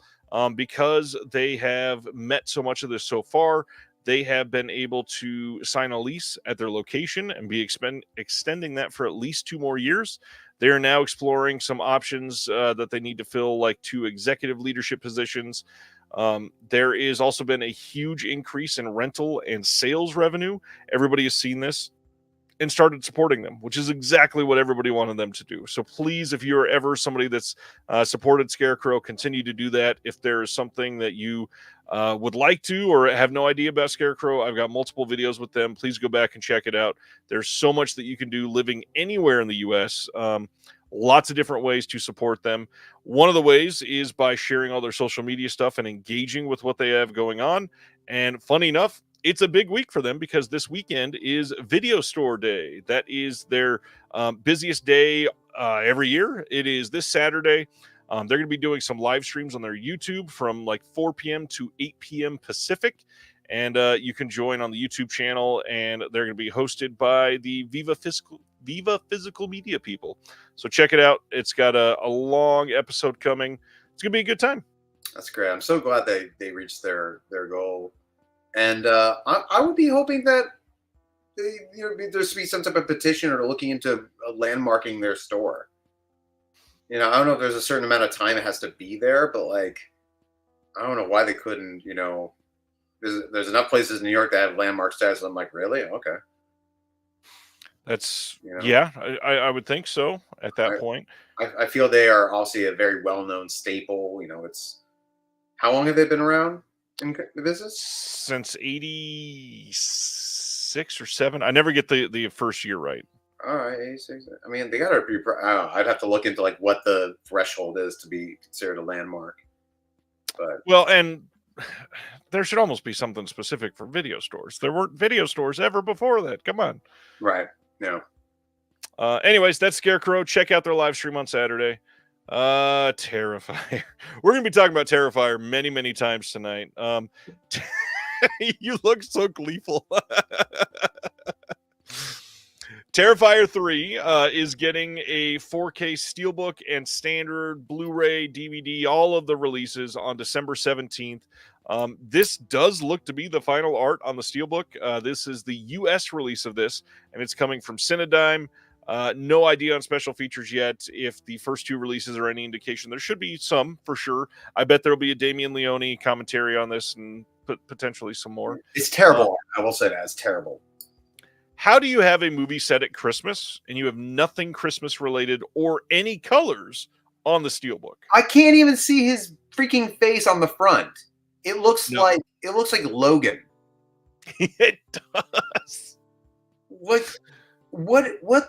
There's so many things you could have. You could have him with the Santa suit, the chainsaw, like anything. Like there's a lot of iconic posters for this, and they used 0 of them. We're gonna get to the one that's the one you should order. Yep. Dune Part 2 is getting another 4K Steelbook release. This is coming on November 19th to Walmart only, Walmart exclusive. I'm not sure if it's still sold out, but this had sold out like a couple hours after posting this. Oh, so, did it? Really? Yeah. People with the Dune Steelbook. Look, I'm put them both in a damn Steelbook, then I'll get it. But there's gonna be a third one. People. If there's a third one, yeah, just wait and they'll put all of them in there. Come on. I will not wait until it's all done. Another recent film, The Wild Robot, is getting a 4K Blu-ray and DVD release from Universal in the States on December 3rd. This is going to have a alternate opening, some storyboards, some featurettes, deleted sequences, all that type of stuff. You can check this out now. It is not going to be released in 3D in the States. I've had a lot of people ask about that. There's no more 3D releases in the States unless it's coming from the 3D Film Archive. Yeah. So anything like that, let's not count on them to be releasing those. What is funny, though, is if you look on the back, it does say that there's a feature commentary on this disc, and their press release does not list one. Will it have one? I'm not sure, but... Or it's only on the digital. Yeah, it could only be on the digital. That's true. This is what's annoying. I heard this was a great movie. Me too. And I wanted to see it. It was on my monthly list of movies to see. They only were showing it in the afternoon, under the assumption that only kids want to see this. And I see movies after work, and I'm like, what? You're always striving for this 4-quadrant type of movie, and this movie's obviously getting good reviews, and you're not going to make it available for people who want to see it at a later hour because you consider it just a kids movie, then I don't know.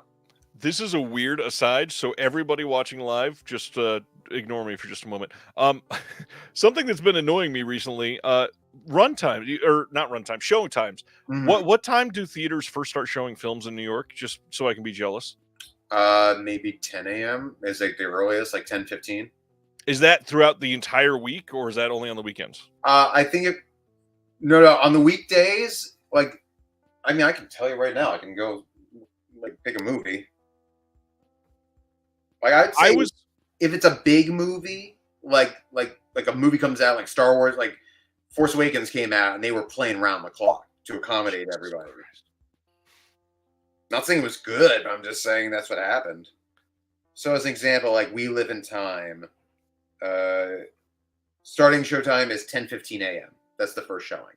I am so jealous. Why? So What's the this first week one? I've been off work and I've had the opportunity to maybe go to the theater more, and I could take my wife, and we've got the AMC, whatever it's called, just like you. Yeah. Unfortunately, showtimes here don't start during the week until after 1 p.m. in Kansas City. And I think the earliest one that we've had was like 12:30. And that was like the farthest theater away. And I know Mhm. I just mentioned AMC. It's not. We checked all of the chains. I would have paid for another one if I had, Right. the opportunity to go to another one. But we wanted to go see stuff while the kids were in school. Yeah. I can't go if it starts even at 12:30 because Right. we're not going to be home by the time we need to go pick them up. Right. It's such a waste. Anyways, long rant. I'm sorry. No, Kansas City no, sucks. it's a reasonable rant because it's, and again, they're complaining about people not going back to the movies. It's like, well, you have to accommodate people, and I get, like, yes, you have to have someone hit the play button on the projector, but like some people do just go see it. I remember going to see movies at like 9 in the morning sometimes back when they were doing it more. I think since the pandemic, it has slowed down because there used to be an 8 a.m. or a 9 a.m. show, like an early bird showing. Um, and there would be like a lot of older folks going at that hour. Granted, they would fall asleep in their chairs, but Right. like they existed, and that's the thing is like I go to see a 10:30 show at night because I pray all the time to the cinema gods that like no one's going to be in the theater because I just don't like sitting around with people because I know they're going to take their phones out, and they do. Danny, who is Yeah. in Australia, says here in Australia, my local cinema only played The Substance at 3 p.m. Had to take a half day off work just to watch it. Jesus. It's crazy. It really is. It's like you're again, you're shooting yourself in the foot. Like, why are you not accommodating? Like, try it, and then if it fails, like, all right, we got to pull back a little bit. But it's like Right. there's almost like no opportunities. Some films only play at 42nd Street, and it's like no one wants to go to the 42nd Street theater. I know you think like everyone wants to go to Times Square. No one wants to go to Times Square. People who live in New York do not want to go to Times Square. It's terrible. Ridiculous. Yeah, it's like it's the most rowdy theater. Like I have no desire. Like even my theater gets pretty, crazy during the weekends. It's like, oh, this is like it's like Black Friday shopping at a theater. That's what it Right. feels like. Yeah, I'm sorry. I'm sorry about that, dude. How much? But how much do your tickets cost? Let's see. At a good AMC, like Saturday early afternoon, not even like prime time, like 7 Sure. p.m. AMC Laser Vision, whatever they call it, like $22. Okay, so it's about the same. Okay. Yeah. Yeah. I mean, IMAX here is like $30. Thankfully, it's covered under AMC A list. But Right. That's the only reason we had it. And we only got it because this is such a silly story because of the double feature. We wanted to go see Twisters and Longlegs. And I Mhm. looked at it and I said, if I just go to both of them, Mhm. that cost more than both of us subscribing for a month. Yeah. Why would we not do that? Right. There's no reason to not subscribe to AMC A list. I'm sorry. I'm not trying to tout for like AMC A list, but like it's they stars already, so that's nice. I mean, LA and New York, that's like these are the two places where like Right. we get the movies come out in October, November, December, and don't launch wide until January, but we get the Right. to contend for Oscars. But yeah, it's like just going to one movie. Even if I just go to one movie or go to one IMAX movie, I paid for my month. That's it. and save $4. Right. It's crazy. Yeah. I see Anyways. on average 6 to 8 movies a month. That was a long rant. Thank you for appeasing me. Yeah, of course. Oh, don't worry. I'm gonna have my own ladies and gentlemen of the jury. We're gonna have like a pull all of the visuals out and just have a long rant in just a minute. Yes. December 17th, Blu-ray from Kino of The Beloved Rogue from 1927, a John Barrymore title. I love this line. John Barrymore sought to out-swashbuckle Douglas Fairbanks in his breathless depiction of France's rapscallion poet, thief, and vagabond. Looks good. Got a commentary by Anthony Slide on this. Filmed introduction by Orson Welles. Glad we're getting some of these Library of Congress titles. Kino does a lot of good stuff. Is it silent? From that year, it should be. Yeah, it says orchestral score by, I'm assuming, because they're touting the orchestral score by Robert. Yeah, 1927. Yeah, it's silent. With that cheap blush, that's silent. That is the epitome of silent. Yeah. Gary says he paid $21.19 for a Thursday morning matinee at AMC. That was Dolby Cinema. Yeah, prices. Dolby's going to be, yeah. Another Kino, December 17th, Blu-ray of The Claim from 2000. This is with Wes Bentley, Mila Jovovich, Nastasia Kinski, Peter Milan, and Sarah Polley. Hell of a late 90s, early 2000s cast here. Mm-hmm. We got an audio commentary by the one and only Scout Tafoya on this one. I was Michael Wood. I was trying to think today of like who the director is. I kept saying why it was Anton Egon. I was like, no, it's not Anton. It's Michael Winterbottom. Okay. Looks like a nice, solid release of this one. I have this. You were talking with, I think Will was. You were talking with someone about this a couple weeks ago when it was not detailed yet, and you're like, I have never heard of this film at all. Nope. And I have the score to this film. Nice. Yes. Very nice. All right. Next one, another Blu-ray release coming from the Kino Cult line, and that is Blood and Lace from 1971. This is going to be number 23 in that line. Commentary by Harlan Smith and alt opening titles on this one as well.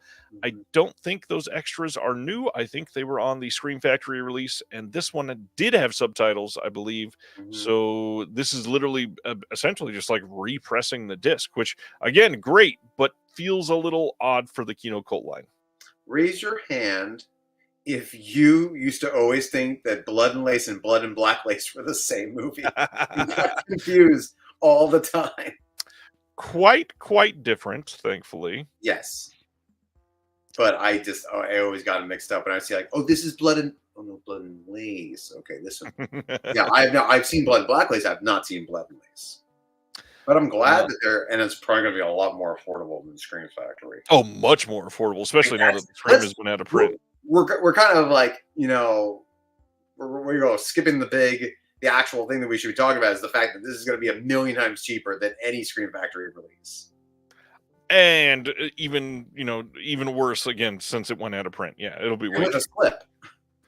That's true. Like, how much do you think this would have cost originally on Scream, or do you recall? It wasn't. It was probably like $22 on release. So, or no, actually, this came out so long ago. It was probably only like 18 or 19. Really? Okay. Because this came out, I think the original release was like 2014. This is an old one. And it wasn't a site exclusive?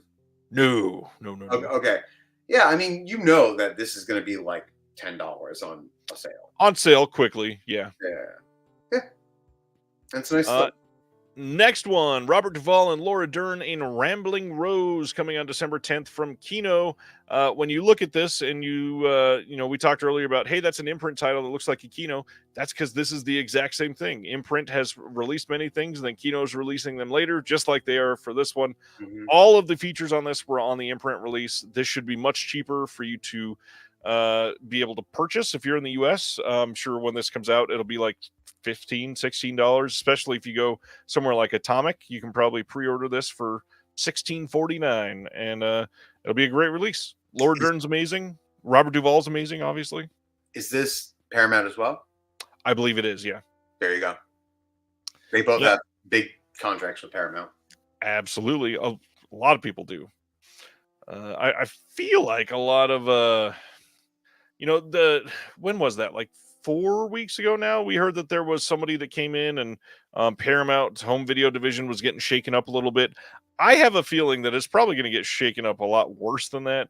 They're probably going to let go of a lot of people, and I feel like the licensing is going to be the biggest thing from Paramount moving forward, which honestly, not a bad thing. If we get good boutiques to license some of the bigger Paramount titles, you could do pretty great. Oh, absolutely. I mean, honestly, there's some stuff because Paramount got bought up by, what's the name of the company again? I don't remember. I tried. It's not Skydance. It's not Skydance. Skydance. Is it Skydance? Yep. Okay, the guy's son, the billionaire, whatever. Yep. Yeah. I knew it started with an S, but that's all I had. When it's young blood like that, that worries me because I feel like their whole mind is set on streaming and digital. How can we get this micro entertainment? Like, oh, like we can charge by the hour for the movie or something. Like they can find ways of really nickel and diming people as opposed to like, right. He doesn't strike me as the type that's going to be like, you know, why don't we give people physical media? You know? All right, going to our next one. Kensuke's Kingdom. This is coming on November 11th on Blu-ray in the UK from Modern Films Entertainment. Normally would probably not have given this a ton of thought. However, this has a huge cast and supposedly is really great. This one has Sally Hawkins, Cillian Murphy, Raffi Cassidy, Aaron McGregor, Ken Watanabe. This looks like a solid film. It sounds really good. Based on the much-loved best-selling children's novel by Michael Morpurgo and adapted for screen by Frank Cottrell Boyce, Kensuke's Kingdom tells of the epic adventure of Michael, a young boy shipwrecked on a remote island who must adapt to life alone.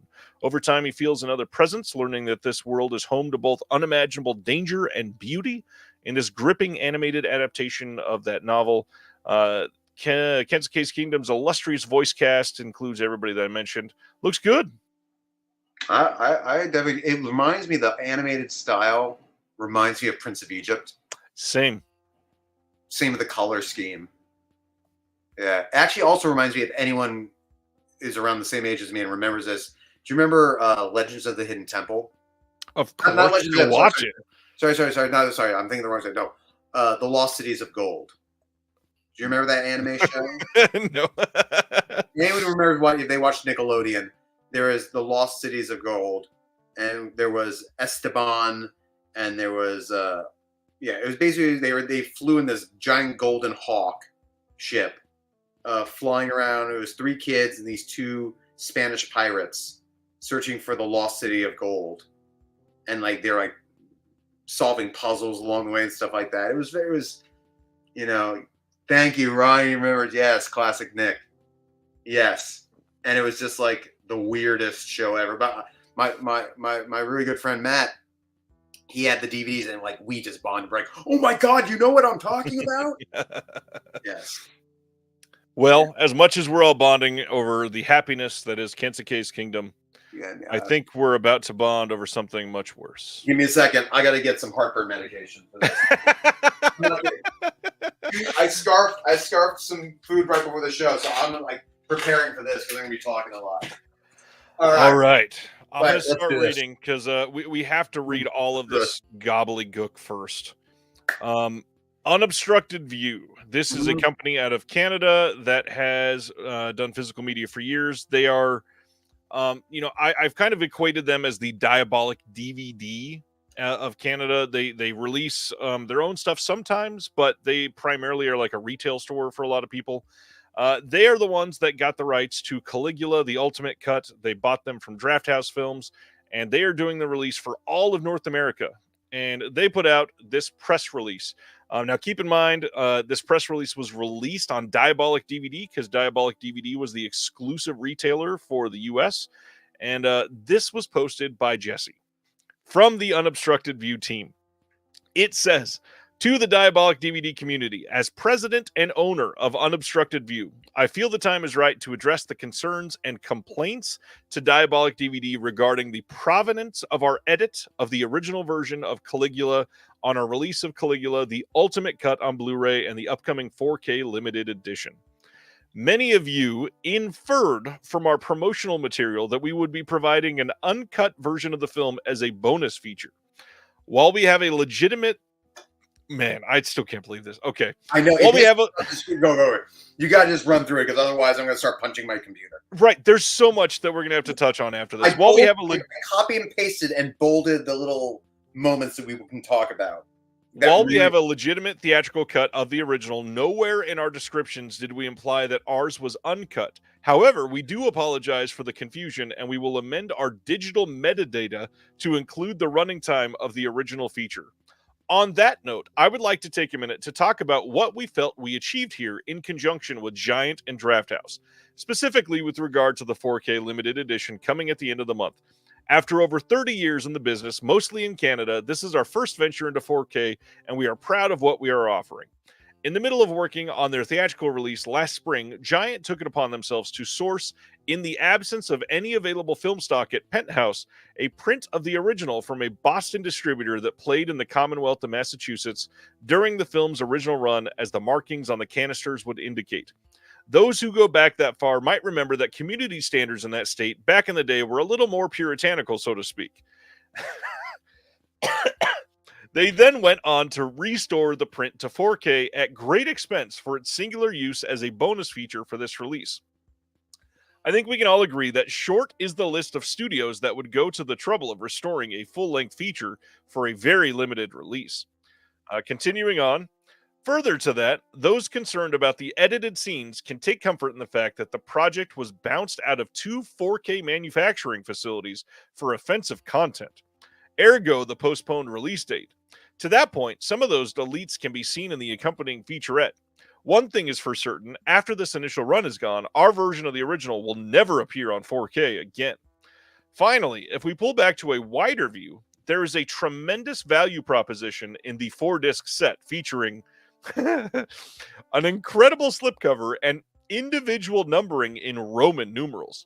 It provides tremendous background material to support the film that is on the cover of this sleeve, Caligula, the Ultimate Cut. There's enough exclusive content, including an invaluable contribution from the producer, Thomas Nagovin, to give cinephiles an insightful look into the creative process that led to this landmark release.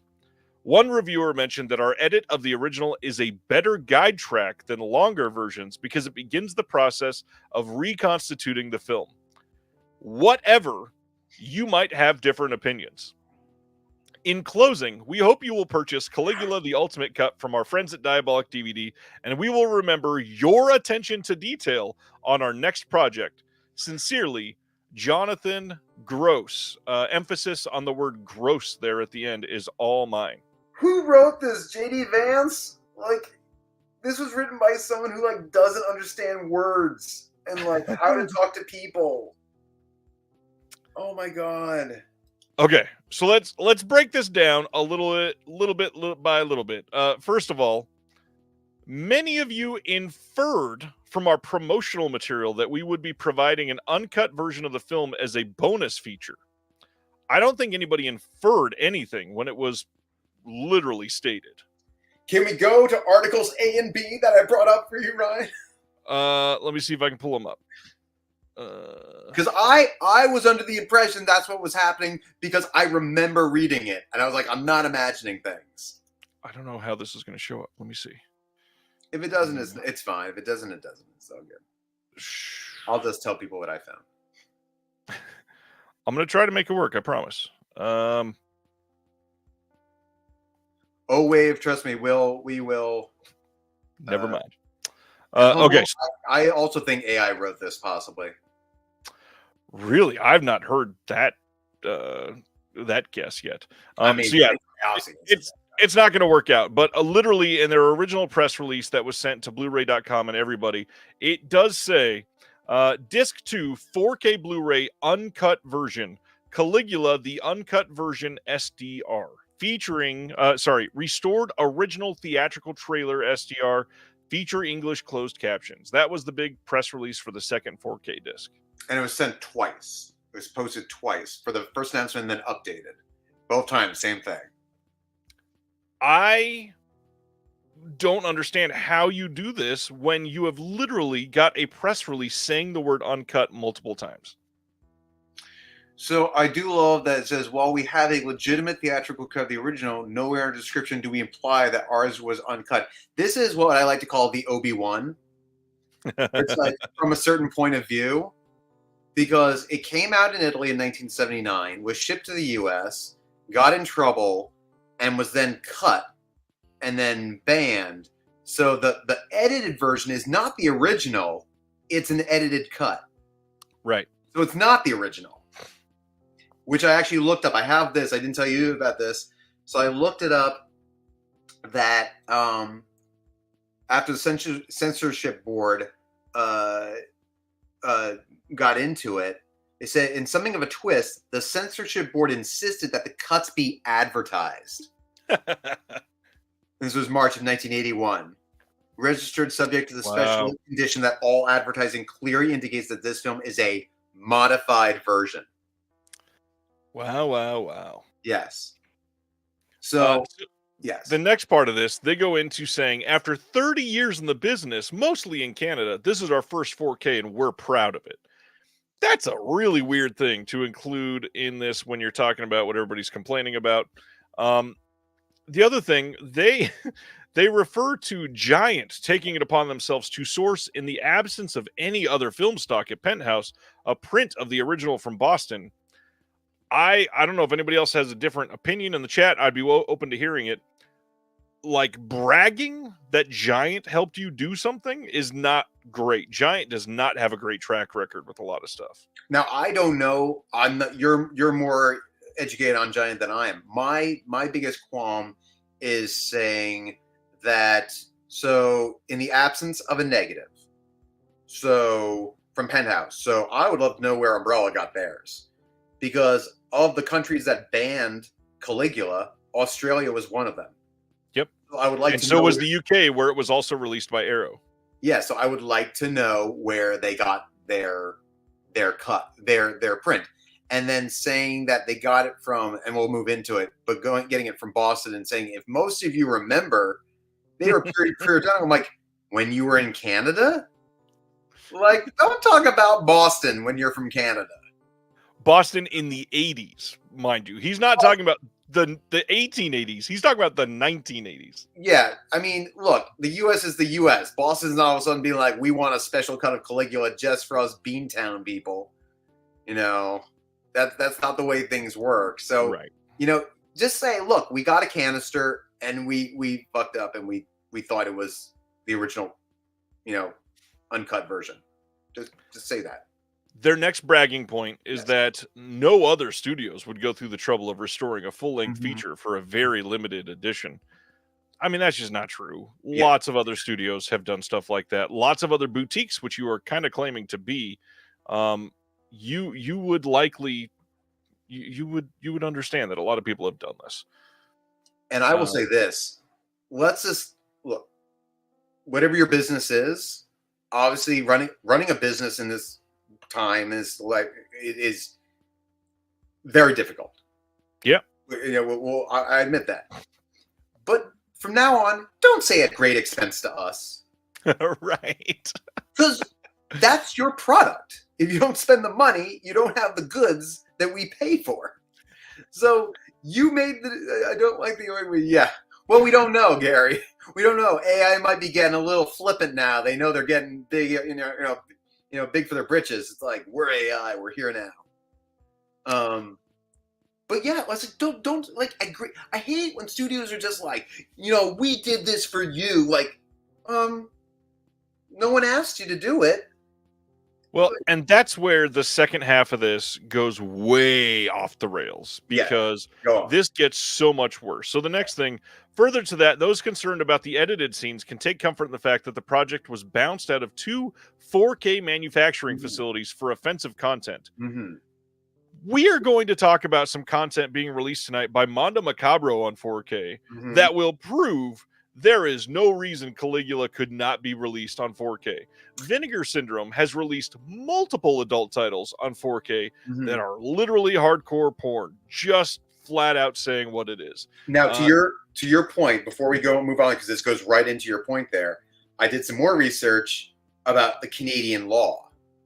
And now it states here that the criminal code prohibits the production, distribution, and possession of obscene material. Obscene material is defined as any publication that exploits sex in an undue way or exploits sex in combination with crime, horror, cruelty, or violence. So because it is in fact pornography, it's not a movie. I mean, it is a movie, but the fact that it actually does have pornography in it might fall under the guidelines of we don't want to get legally sued by, the Canadian government for putting this out.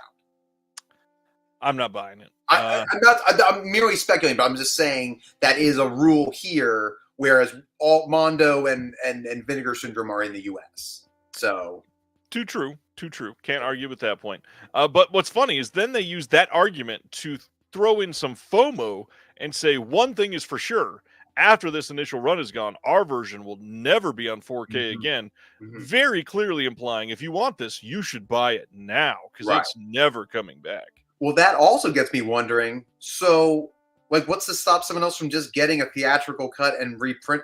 So that leads me to believe that they cut it a certain way, that they splice stuff out to satisfy the whoever the restoration house is in Canada, and said our specific, because they even said that one reviewer said our cut helps to, what was the exact phrase? One reviewer mentioned that our edit of the original is a better guide track than longer versions. Right. We mean our version. It's the theatrical, it's the censored, now you're saying it's the censored US, UK cut, whatever you want to freaking call it. But that's just a cut. That cut exists. The studio can lease it out to anybody and they can restore it to 4K. So the only way they're implying this will never be available again is to say we cut it a certain way, like Clean Flicks. Right. And Paul, I'm just asking that question because that's the only way it reads. Otherwise, what do you mean it's never going to be available again? How can you say that? Right. Let's go to the next part of this after their FOMO. Yeah. Then they say, if we pull back to a wider view, and this is where it gets really gross, pardon the pun there. Pull back to a wider view. What, enhance. What are you talking about? He says, there is a tremendous value proposition in this 4-disc set featuring an incredible slip with individual numbering in Roman numerals. So now we are being told to find value in Roman numerals. XXX is the only one people want. If you're not getting number 30, no one's. That's a good joke. But also, what? Roman numerals is a part of a value proposition? What are we saying here? Beyond that, let's see. There's enough exclusive content, including an invaluable contribution from the producer, to give cinephiles an insightful look into the creative process that led to this landmark release. What the hell? And then they follow this up by literally saying the word whatever.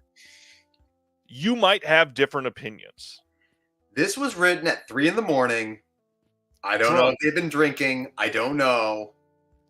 Maybe they're high on maple syrup. I don't know. But I'm just saying, this was. Look, first and foremost, don't attack Jesse because he has nothing to freaking do with this. If I were Jesse and I got this from them, I would have said, no, I'm not posting this shit. Right. Edit it and make it sound nicer. Because I'm going to be the one that's going to be incurring all the wrath from this, not you. How many people do you think wrote Unobstructed Review directly, and how many people compared to how many people wrote to Jesse? Yeah. I would be furious. I'd be like, no, why don't you go back, read that back over, just because you made love to a thesaurus last night and I started trying to use big words. It doesn't even read like it reads like the robot they used to have dirty things in the 90s. Boobs. But like was said just a couple minutes ago by our friend Gary, I don't think AI would start a sentence with the word whatever. So this does feel like. But then there's something the personality wise. Again, I don't know this person, so I'm merely speculating. And if I'm wrong, I'm wrong. But if this is your statement and you say what's that thing? As president and owner of Unobstructed Review, I feel the time is right to address the concern. The time is right. If we have now reached the right time, have you not taken the time to really formulate your words? Did you not go back over the team and be hey guys, how does this sound? This was just one draft, done and done. here you go, Jesse, post this. No. So, some important pieces of context that if you're not familiar with every part of the situation, you might not be aware of. One, the gentleman, Mr. Jonathan Gross at Unobstructed View, has also made some gross comments previously in his newsletter to people that have signed up with Unobstructed View. He is somebody that has claimed that the Oscars were woke. He has pushed back against diversity things in his newsletter. He's made some things about people being offended in his newsletter. He's that type of person responding to that. Take with that what you will. Not making any statements on any side of anything there. One more major thing, though. Found out through a source, and I hate doing this. I know that I've watched this on other channels that I've seen this. And did this get the thumbs up? I did get the thumbs up. Okay. I don't even know this. I'm waiting. Okay. So, as it turns out, they finally got Mr. Malcolm McDowell to sit down and watch the ultimate cut of this film, the brand new re-edited cut. And essentially he said, this is amazing. Like, this is the movie that we thought we were making back when. And I'm going to see if Helen will watch it. Helen Mirren went and watched it, and they both agreed, like, this is exactly what we wanted to make. And they had agreed to do television promotion for the ultimate cut of Caligula. They have agreed to be a part of the release as long as the uncut version was nowhere near the release. The people putting out this release said, no, we are putting the uncut version on there. We don't need Malcolm McDowell or Helen Mirren. And now Unobstructed View is fucked. And they don't have Malcolm McDowell, Helen Mirren, or the uncut version of the film on the disc. And they have royally screwed the pooch on this. So who then does get the promotion then? Nobody, because Umbrella has nobody's promoting it. Nobody's going on Jimmy Fallon to talk about Caligula, the ultimate cut. But the joke is, Malcolm McDowell might have done something like that if this had been done the right way. Right. But now, if you're looking to purchase this, the Umbrella release is clearly the way to go. It's got every cut under the sun, lots of special features, the same 4K disc that Unobstructed View has, and you're not supporting Unobstructed View. However, as you've told me, and I've now read on many forums, that the audio is mixed up on the... Right. So there's that, waiting for the disc to be corrected. And I did see some poor soul who did get their box a little dinged up, or... As it happens when it's coming from Australia sometimes. Yeah. But again, like for $150, they should put some padding in there. Well, and Umbrella is likely going to replace that disc with the corrected audio. I don't know how you screw up the audio on a film, especially. I understand like there being an error in authoring, but doing it where you have the entirely wrong track, that should literally not be possible. Makes zero sense. Yeah. But yeah, of the two, I wish you could get that big chunky box directly from Orbit. I really do. It's the delivery. It's the and again, I'm sure it goes the other way. So Australia having stuff shipped to them from us. Oh, I bet. It's just as expensive. But this is like the one thing that really is just like every time I'm tempted to do anything with Umbrella, I'm like, I can't. And I know you say like, well, if you order, I'm completely out of frame at some point. Is that, if you order enough, it justifies the purchase. But that's a lot to justify. Like, well, it's not as much if you do it in a way that makes sense. Like if you wait until there's a couple months in a row where there's pre-orders that you want, you can get. I don't remember if it's 150 US or 200 US gets free shipping. Right. It gets up there pretty quickly. So as a side note, the Arrow, the out of print Arrow Blu-ray of Caligula, that's not uncut. It is uncut, as far as I'm aware. It is the original theatrical version. Oh, good, because I have that, and I've held on to it because that artwork was so nice on the front. That was like one of the first Arrows I bought. Right. So that being said, after this long ass rant about this shitty response from this terrible company, as Craig in the chat will say, and I trust Craig's taste in a lot of things because we've liked a lot of the same films. He went and saw the brand new Ultimate Cut in the theater and said it's an incredible film, different night and day, looks great. If you are interested in this, it is absolutely worth seeking out. I'm not going to tell you, one way or the other what you should do or have to do. But if it was me, I would personally be going to Umbrella in a heartbeat for this. I just want to point out something that Craig said, is that if that particular edit was specific to that theater, then if they bought that print, they own it and no one else would get their hands on it. I totally get it, and that's a good point. My comment is like, is it the only theater that has that edit? I feel like if that's the edit that's going around the US at the time, there's more than one copy of that edit, right? Like a theater in 1980s, like there's no Boston theaters like splicing the negative the way they want to, right? I'm not sure.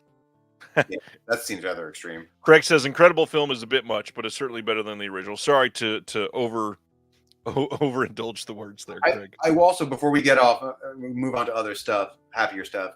I do want to also point out this one last thing. It says, "We will remember your attention to detail on our." Oh, that's what I was going to say. Yeah, which is just neighboring on mafia talk. We'll remember this the next time. We'll remember your loyalty. Like, yeah. What does that mean? We will remember your attention to detail. Yeah, that's a really gross line in this. What does that mean? It's like a weird. It's like you try to intimidate people, but just messed it up. Yikes! I don't know. Again, like a bit, what he's implying there. Pay attention when they say we will remember your attention to detail.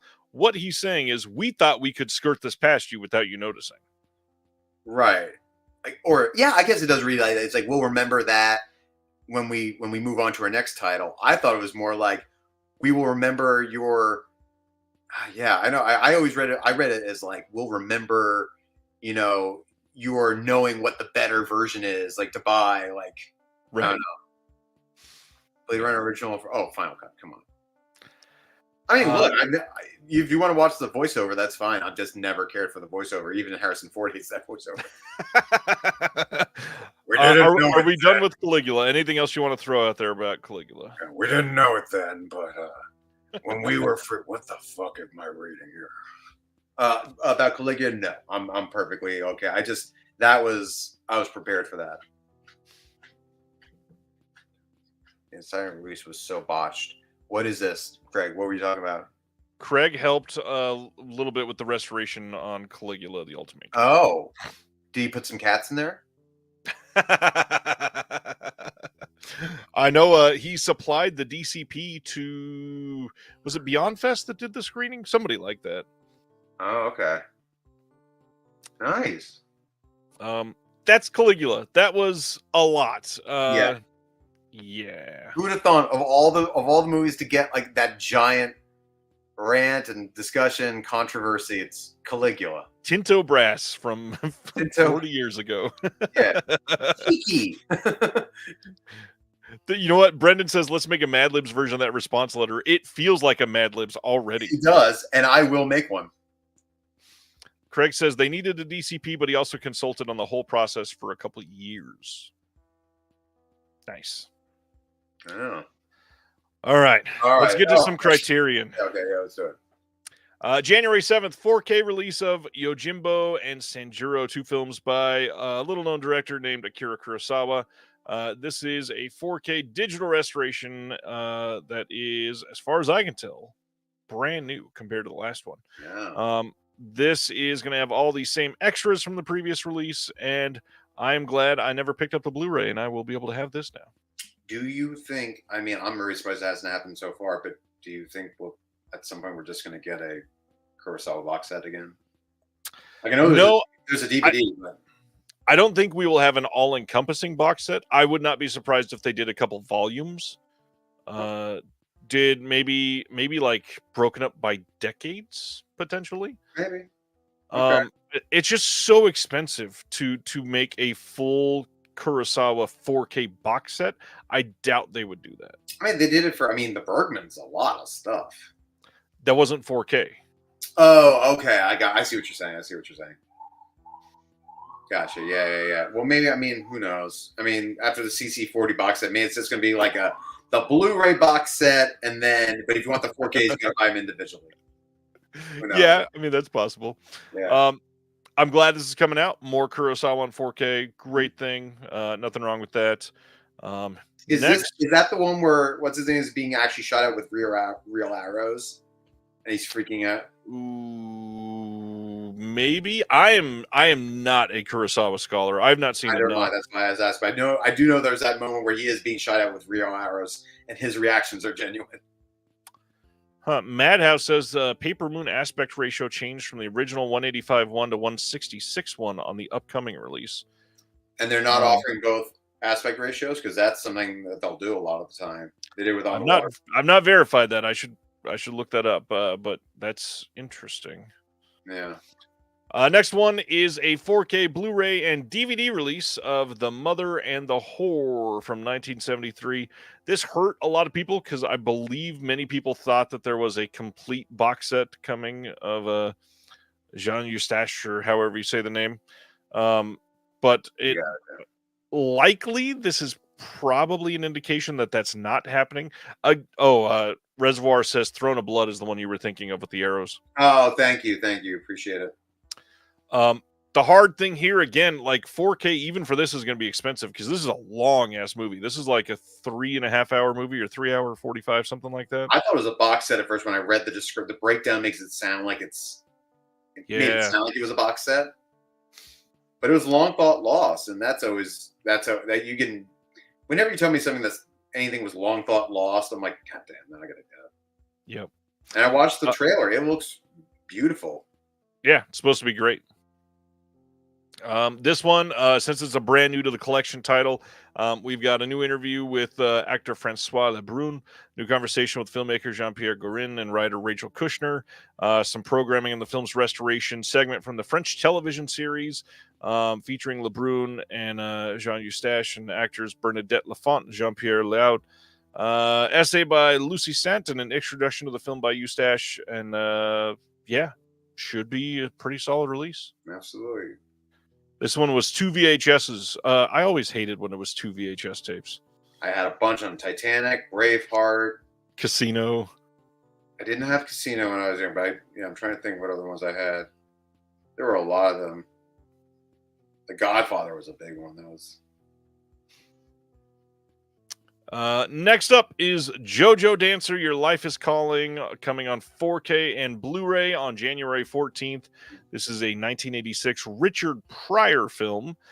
This says, one of the greatest comedians of all time, Richard Pryor, gets raw and real in this brutally funny and lacerating self-portrait following the notorious incident in which he caught on fire while high on cocaine, nearly losing his life. Pryor exorcised his inner demons by writing, producing, directing, and starring in this dizzying Hall of Mirrors biopic and backstage drama, which traces a young comedian's rise to fame from his childhood growing up in a brothel to the colorful experiences that shaped his edgy comic voice to the addiction struggles that brought him to the brink of death.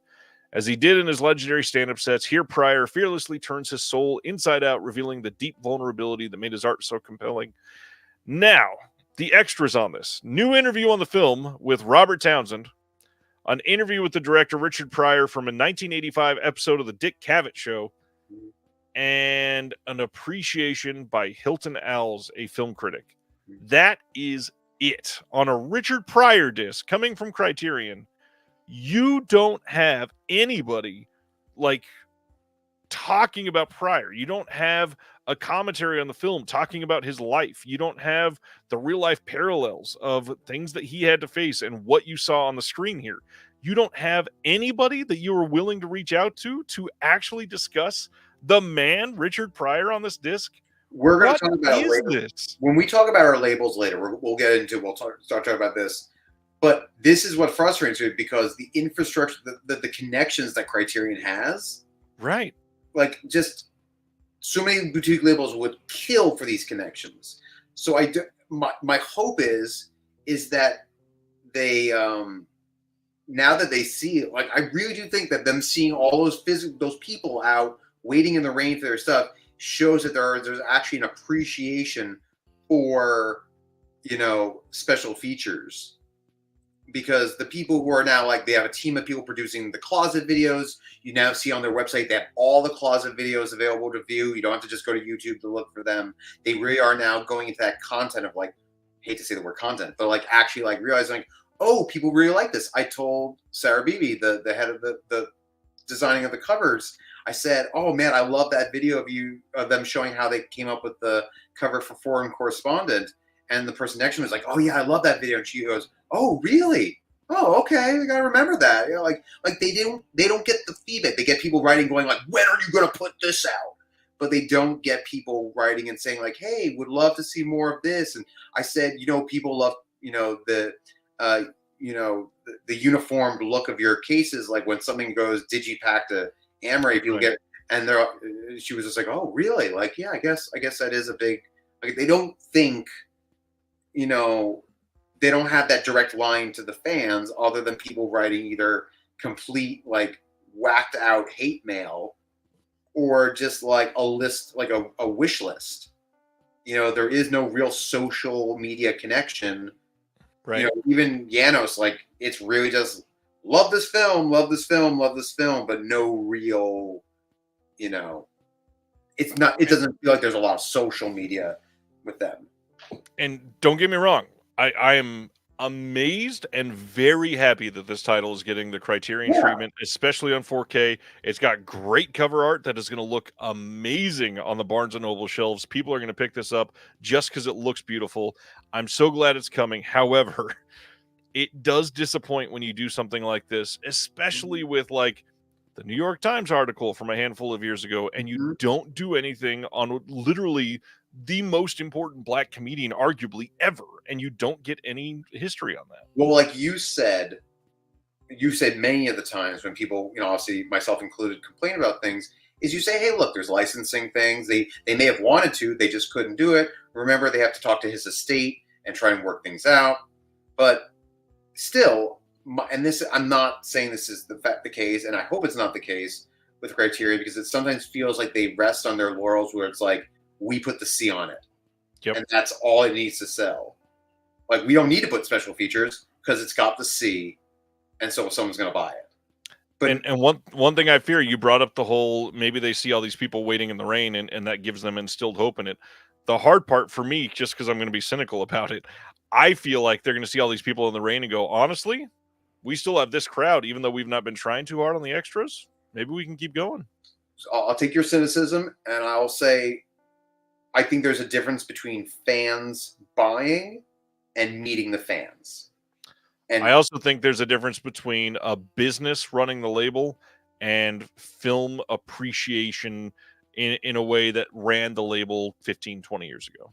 yes, and I think just like the Academy is getting, like, obviously expanding the number of members and getting younger people and people of different, walks of life, we get different films. Remember in social media comments they used to do if they're submitting their reviews on sort of, oh yeah, absolutely. You can still submit, I think, your recommendations, but it really just it's like it's like writing to Santa. I mean, dear Santa, I would love this movie, and then it's like maybe one day, it happens. But I think, that was just New York, and New York is probably the most obvious thing. Right, like, right. Like they said, like, we're probably going to come back here and do another one in a month, and we'll do it in Brooklyn. I'm like, well, the Wes Anderson people are already lining up, getting themselves in distinct order. But like once they get out to like, the Midwest and stuff and see that there's still lines of people, it's like, wow, you got to have a direct line to your fans. There has to be. Gray doesn't even put a commentary track on half of their releases now. It's sad to say. Yeah, and they used to. I feel like the Criterion and again, I like the films they're putting out, but as far as like the stuff they used to put out on Laserdisc, if you brought a little of that back, and I'm not talking about like dropping Breakfast Club and everything and having a bunch of film snobs be like, why is Breakfast Club in the middle of the thing? But like, go after, and again, maybe they are, but go after the killers or the killer, or like go after, what was the other Chow Yun-fat film? What's the other one? You know what I'm talking about. I mean, honestly, I'm not going to argue about titles. Like the titles that they're releasing are great. I think the hard part here, and with Wave saying Criterion doesn't even put a commentary track on half of their releases, what's worse, they don't put new commentary tracks on, but maybe like 5% of their releases. Right. They're putting old commentary tracks on stuff. That is the bigger problem, of course. And that has to appreciate, yeah.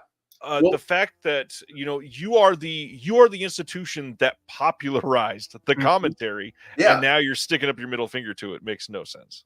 Well, it's all like I want a commentary, but that's something that is like good for us. Like we'll get a disc and be like, oh, cool, we get a commentary now. But as far as bringing in a wider audience, when you start putting more genre film, like if the substance came to Criterion, or that'd be huge. Like when you brought in that market again, they were rightfully so to expand it. Obviously, black filmmakers, they didn't have a lot of that. Asian filmmakers, they didn't bring it. They brought more of that in after the complaints, and I do believe that brought more people into the buying from their collection. And now it's like, why don't you have more action films and horror films? You just have to find the gems, the ones that something like Carnival of Souls. Like there's other Carnival of Souls out there that you can bring to the collection. You're right. There's absolutely ways to, because there's only so many, new wave French films you can put out. Last semi-complaint, which isn't really a complaint. I mentioned this primarily about the Amazing Godzilla box set. Mm-hmm. Criterion, please release prints. I want a poster of the Godzilla box set cover. This would make an incredible poster for somebody that's a huge fan of Richard Pryor. You don't even have to do every one. We know that they're not all going to be perfect as a print, but like one a month probably deserves it. Yeah. Well, they do give a little postcard booklet. Like I got, they were out of the tote bags at Barnes & Noble. But I got a pack of postcards. It was like literally a postcard for every single title cover art that came out that year. Right. I was like, this is great. I love this. It's beautiful. It's beautiful art. Absolutely. All right. The next one, The Grifters. This is coming on 4K and Blu-ray on January 21st. This is from 1990 with John Cusack, Angelica Houston, Annette Bening, and more. This one that does have an audio commentary with Stephen Frears, John Cusack, Angelica Houston, and Donald E. Westlake. It is not a new commentary. That is a archival commentary. We got a new interview with Annette Bening on this, a short making of documentary with a bunch of people from the making of the film. But really, the only new thing on this is that interview with Annette Bening, which, cool. I'm glad they got an interview with Annette Bening. Great. Essay by Jeffrey O'Brien on this as well. Sister Hyde did the cover for this one. Yeah. Looks great. Glad this is coming out.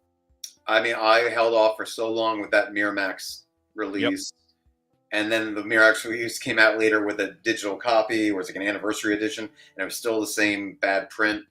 And I held off for a long time, and I'm so happy I finally did. I'm like, I saw this, I was like, well, that's the one I'm getting. Yeah. I get rid of this. Next and final, I think this is the final. Yes. Final announcement of the month. Winchester 73 from 1950 getting a 4K and Blu-ray release on January 28th. This is a Western directed by Anthony Mann with James Stewart. Brand new 4K digital restoration undertaken by Universal in collaboration with the Film Foundation. It's got a 4K disc of the film and a Blu-ray with film and special features. Audio commentary with James Stewart and Paul Lindenschmidt. With James Stewart, you know it's an archival commentary, not a brand new one. New interview with film programmer Adam Perron on the portrayal of Native Americans in the Western genre. Lux Radio Theater adaptation of the film from 1951. And then an essay by Imogen Sarah Smith, who's always fantastic. And I actually didn't realize until now, I met Gregory Manchester, the guy who did the art for this. Oh, nice. He's a really nice guy. If you get a chance, check out his Instagram, because it is just incredible. Like the way that he paints. He's done quite a few titles. I know he did the 310 to Yuma cover for them. It's just, yeah, I know he did the Sounds right. Four Feathers, I believe he did as well. Yeah, it's incredible. Like, Jimmy Stewart. I am definitely James Stewart. Yeah, I'm just not a Western person, but same here. Yeah, but again, someone's jumping up and down at this. You know what somebody is probably not jumping up and down for is that 2 years later, we're getting a 4K steelbook of Elvis in a Walmart exclusive release on November 19th. This is so odd. No new bonus features on this. Nothing else brand new. Just a random Elvis 4K steelbook. We don't run. People just want to get people just want a 4K sometimes. They just want a steelbook. Oh, sweet steelbook. This is true. Yeah. Did you like Elvis? I I've not seen it because everybody says it's the worst Tom Hanks, and I don't want that in my brain. It is not good, Tom. It's just it's cartoonish Tom Hanks, but it's worth it to see Austin Butler's performance. It really, really is. I do want to see it. I also want to see how my dear friend John, who's been on here before, who's the broadcast director of the Mets. There's a couple scenes that inspired some of what he's done for the Mets. Oh, nice. Yeah, very interested to see that. Fun City announced a couple new titles. We got Lifeguard from 1976 coming soon on Blu-ray. This is a Sam Elliott film, I believe, or is that the other one? No, it's this one. Limited edition site exclusives. I should have just looked at the poster. I was trying to read. Limited edition site exclusive slip with vintage artwork, double-sided wrap with legacy artwork, new commentary by Jim Healy and Ben Reiser, booklet with new essay by Christina Cacciapo, and that's in the first pressing only. Mm-hmm. Now, the only thing I will say that isn't great about this, I don't love the whole let's put up a pre-order and not know when it's coming out thing that Fun City's doing. They did that with the trailer collection. Yeah. That was especially expensive, and I'm like, I'm not pre-ordering with a TBD. Yeah, I don't know. Now, that being said, this is the most Kino Fun City release. Like, this is a total Kino title. And also, when did Sam Elliott ever look like that? It has been a while. That is... I need to see this to believe. I mean, I guess, Roadhouse, he was kind of, I don't know. I don't know. That's a bit of an exaggeration. I don't know. Checking some of the slips. I don't print any of them. Yeah, I know. I missed out on the last two, the Heavenly Bodies and the Paradise. I mixed it because I waited far too long. The other one coming out is 1984's Racing with the Moon. Again, no release date listed for this one, coming soon on Blu-ray. This one is also the exclusive slip cover for the site. I think they're doing that for everything moving forward now, by the way. New commentary by Bill Ackerman and Mariah Gates. That is going to be a great commentary. Booklet with a new essay by the one and only Walt Cha. Going to be a great booklet. Can't wait to read that. We got an image gallery archival making a featurette and an archival commentary by the director of this one. I've never seen this one either. I have not seen either, but I mean, it's a great. I mean, you got Sean Penn, you got Nicolas Cage. I could have sworn that was Audrey from Twin Peaks until I saw it was Elizabeth Sovereign. I really thought that was Flynn. So what's her name? Laura Flynn Boyle. No, the other one, Audrey. Oh, yeah, I know. Sherilyn Fenn. So that is Fun City. They still exist. People are still loving them. Go check them out. Don't forget they're out there. Next up, December 17th, Kino is releasing For Love or Money from 1963 with Kirk Douglas. Weird poster on this one. Like, Kirk Douglas looks like Sylvester Stallone. Kind of. I can kind of see that one. New commentary by Howard S. Berger and Steve Mitchell on this one. Mm-hmm. And then it's not to be mistaken with the Michael J. Fox movie, which I adore. Correct. Next one, December 17th. Also, The Ballad of Josie from 1968 with the one and only Doris Day. Again, new commentary by Howard S. Berger and Steve Mitchell. Nice. I'm sure a lot of people are going to like this one, and they didn't even go all out. Gary. December 17th, Magnolia is... I have not, no. Oh, Gary, Sam Elliott was once Mr. Universe. Way back in 76, Gary. Exactly. Magnolia is releasing the film Sleep from 2023, which I have heard incredible things about. Yeah, I've wanted to see it for quite some time.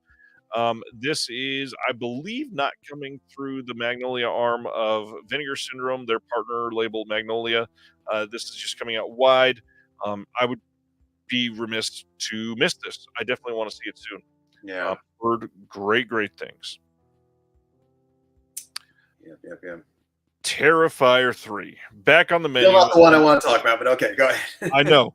We are getting in the States a limited edition collector's box set, and it will include collector's edition of the 4K and Blu-ray, a Terrifier 3 box of soap, a Terrifier 3 Art the Clown selfies, Polaroid replicas, Terrifier 3 barf bag, Art the Clown mini mask, Terrifier 3 Art the Clown enamel pin, and a Terrifier 3 ornament.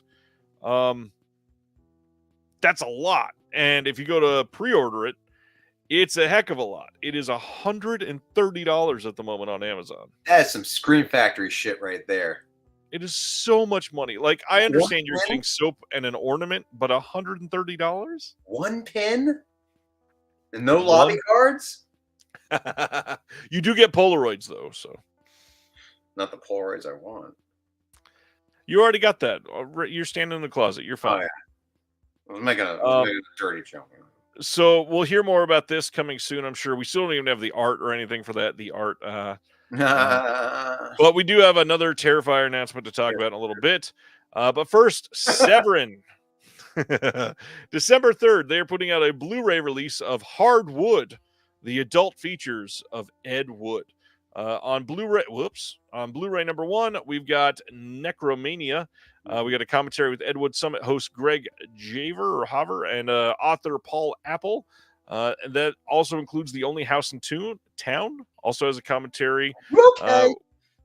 I'm tired, dude. It's been a long day. Another commentary on that one with Greg and Spicy Goldman of Capri Show World.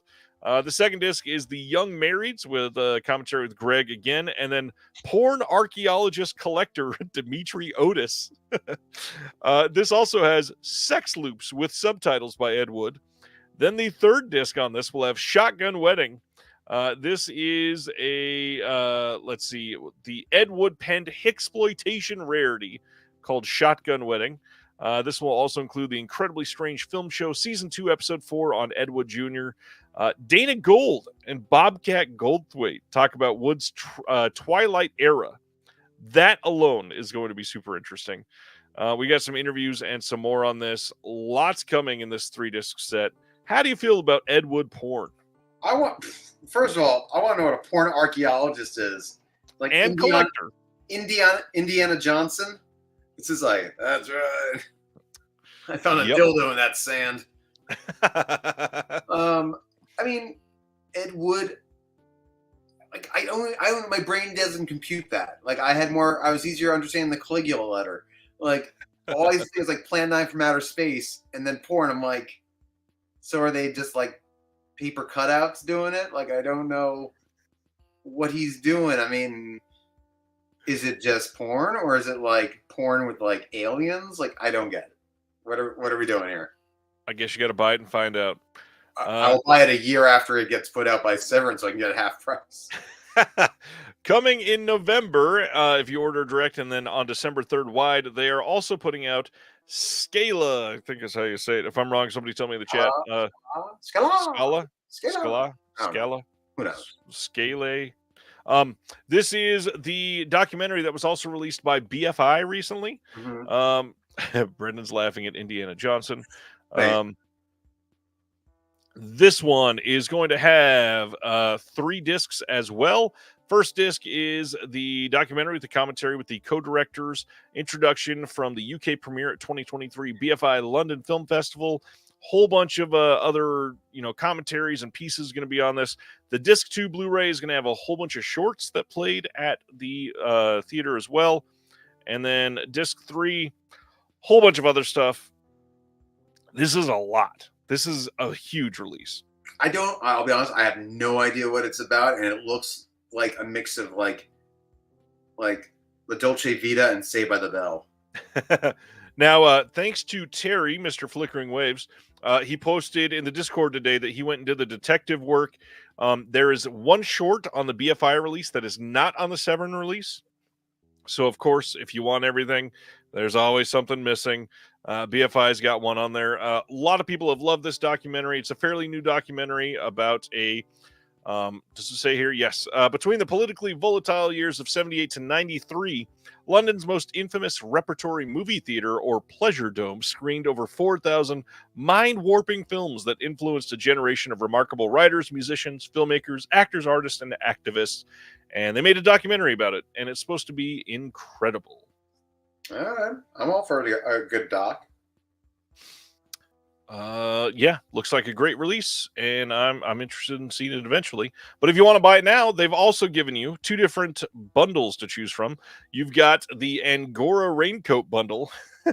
You get the Ed Wood Blu-ray. You get The Only House, an exclusive adult paperback novel by Ed Wood, and then you've got a Hall of Fame enamel pin featuring Ed Wood. $47.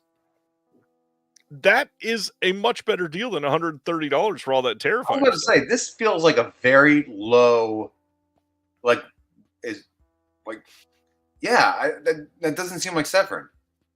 I know you don't think those sales are ever going to happen again. They were trying to empty out their warehouse for out of print titles, but like this is. Do you think this is a turning of the tide where it's like? I don't. I think this is fairly comparable to some of their single item Blu-ray bundles that they're putting out. Honestly, it's not a bad price. I'm happy with it. I'm glad that it's getting out there.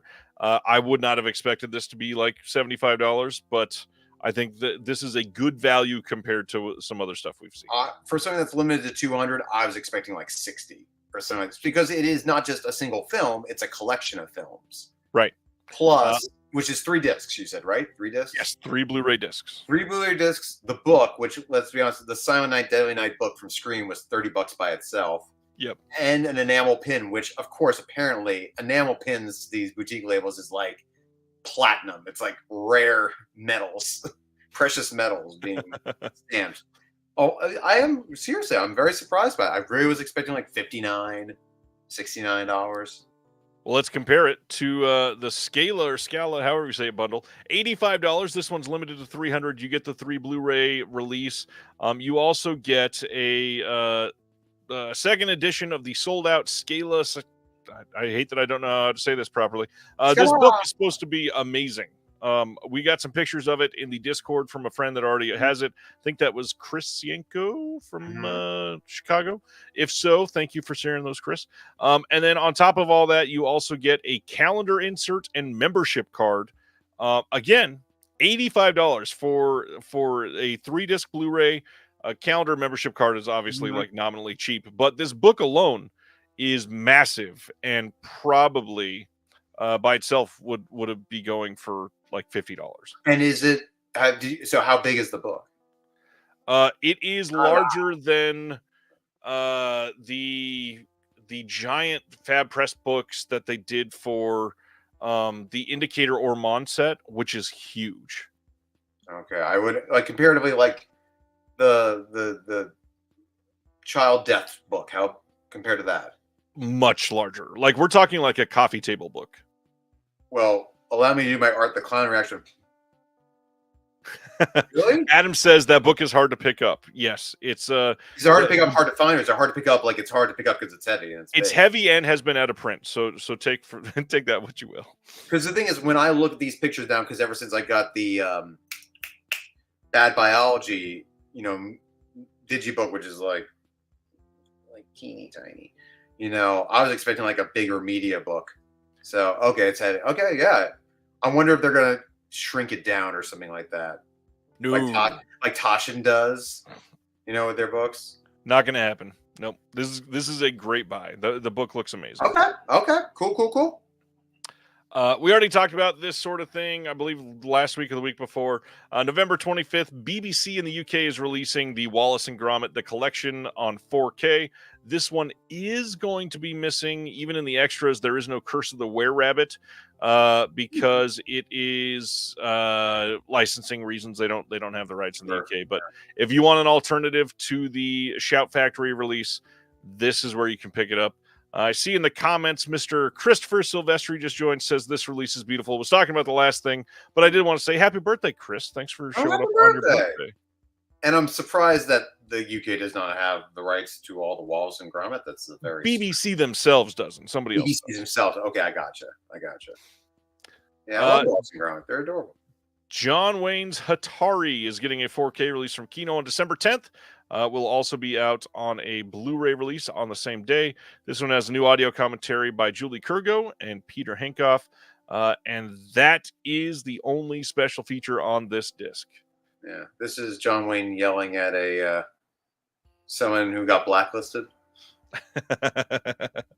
All right. Fairly Odd Parents getting a complete series DVD release on November 26th. Most of this was in SD, so I understand why it didn't need to be in HD. However, I do still wish they put it on Blu-ray because it could have been like a third of the amount of discs. Yeah. But thanks, Paramount, I guess. Is it? Do you think I'm sure we talked about this before. Is it just less expensive to make, let's say, 15 DVDs than it is to make 6 Blu-rays? Is it? Probably that. I've never chased down the price of a DVD because nobody's doing it anymore. But that's probably the exact reason. Okay, because I'm just like, I don't know why they wouldn't try and put it on fewer discs. So you make it the box smaller box, less cost, less shelf space if it goes to some shelves. Yeah, I just I don't know why you wouldn't. So, yeah. Oh, this thing.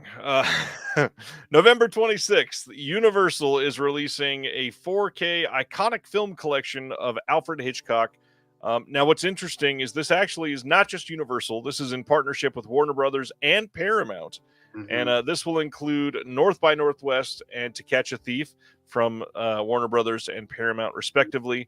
And it is stylized the same as those Universal Monster sets that we got last year. Yeah. And I still don't know what to feel about the art. As far as I can tell, there is no new bonus features or anything. So if you've got the previous 4K releases of Hitchcock, there's not really a reason to have this unless you're a completist and you really want the book. But can you zoom in a little bit so I can just see the close-up of the art, the cover art? Oh, yeah. I mean, I like it. It's a very specific pop art style. It is, and I actually do like that pop art stuff. Yeah, same.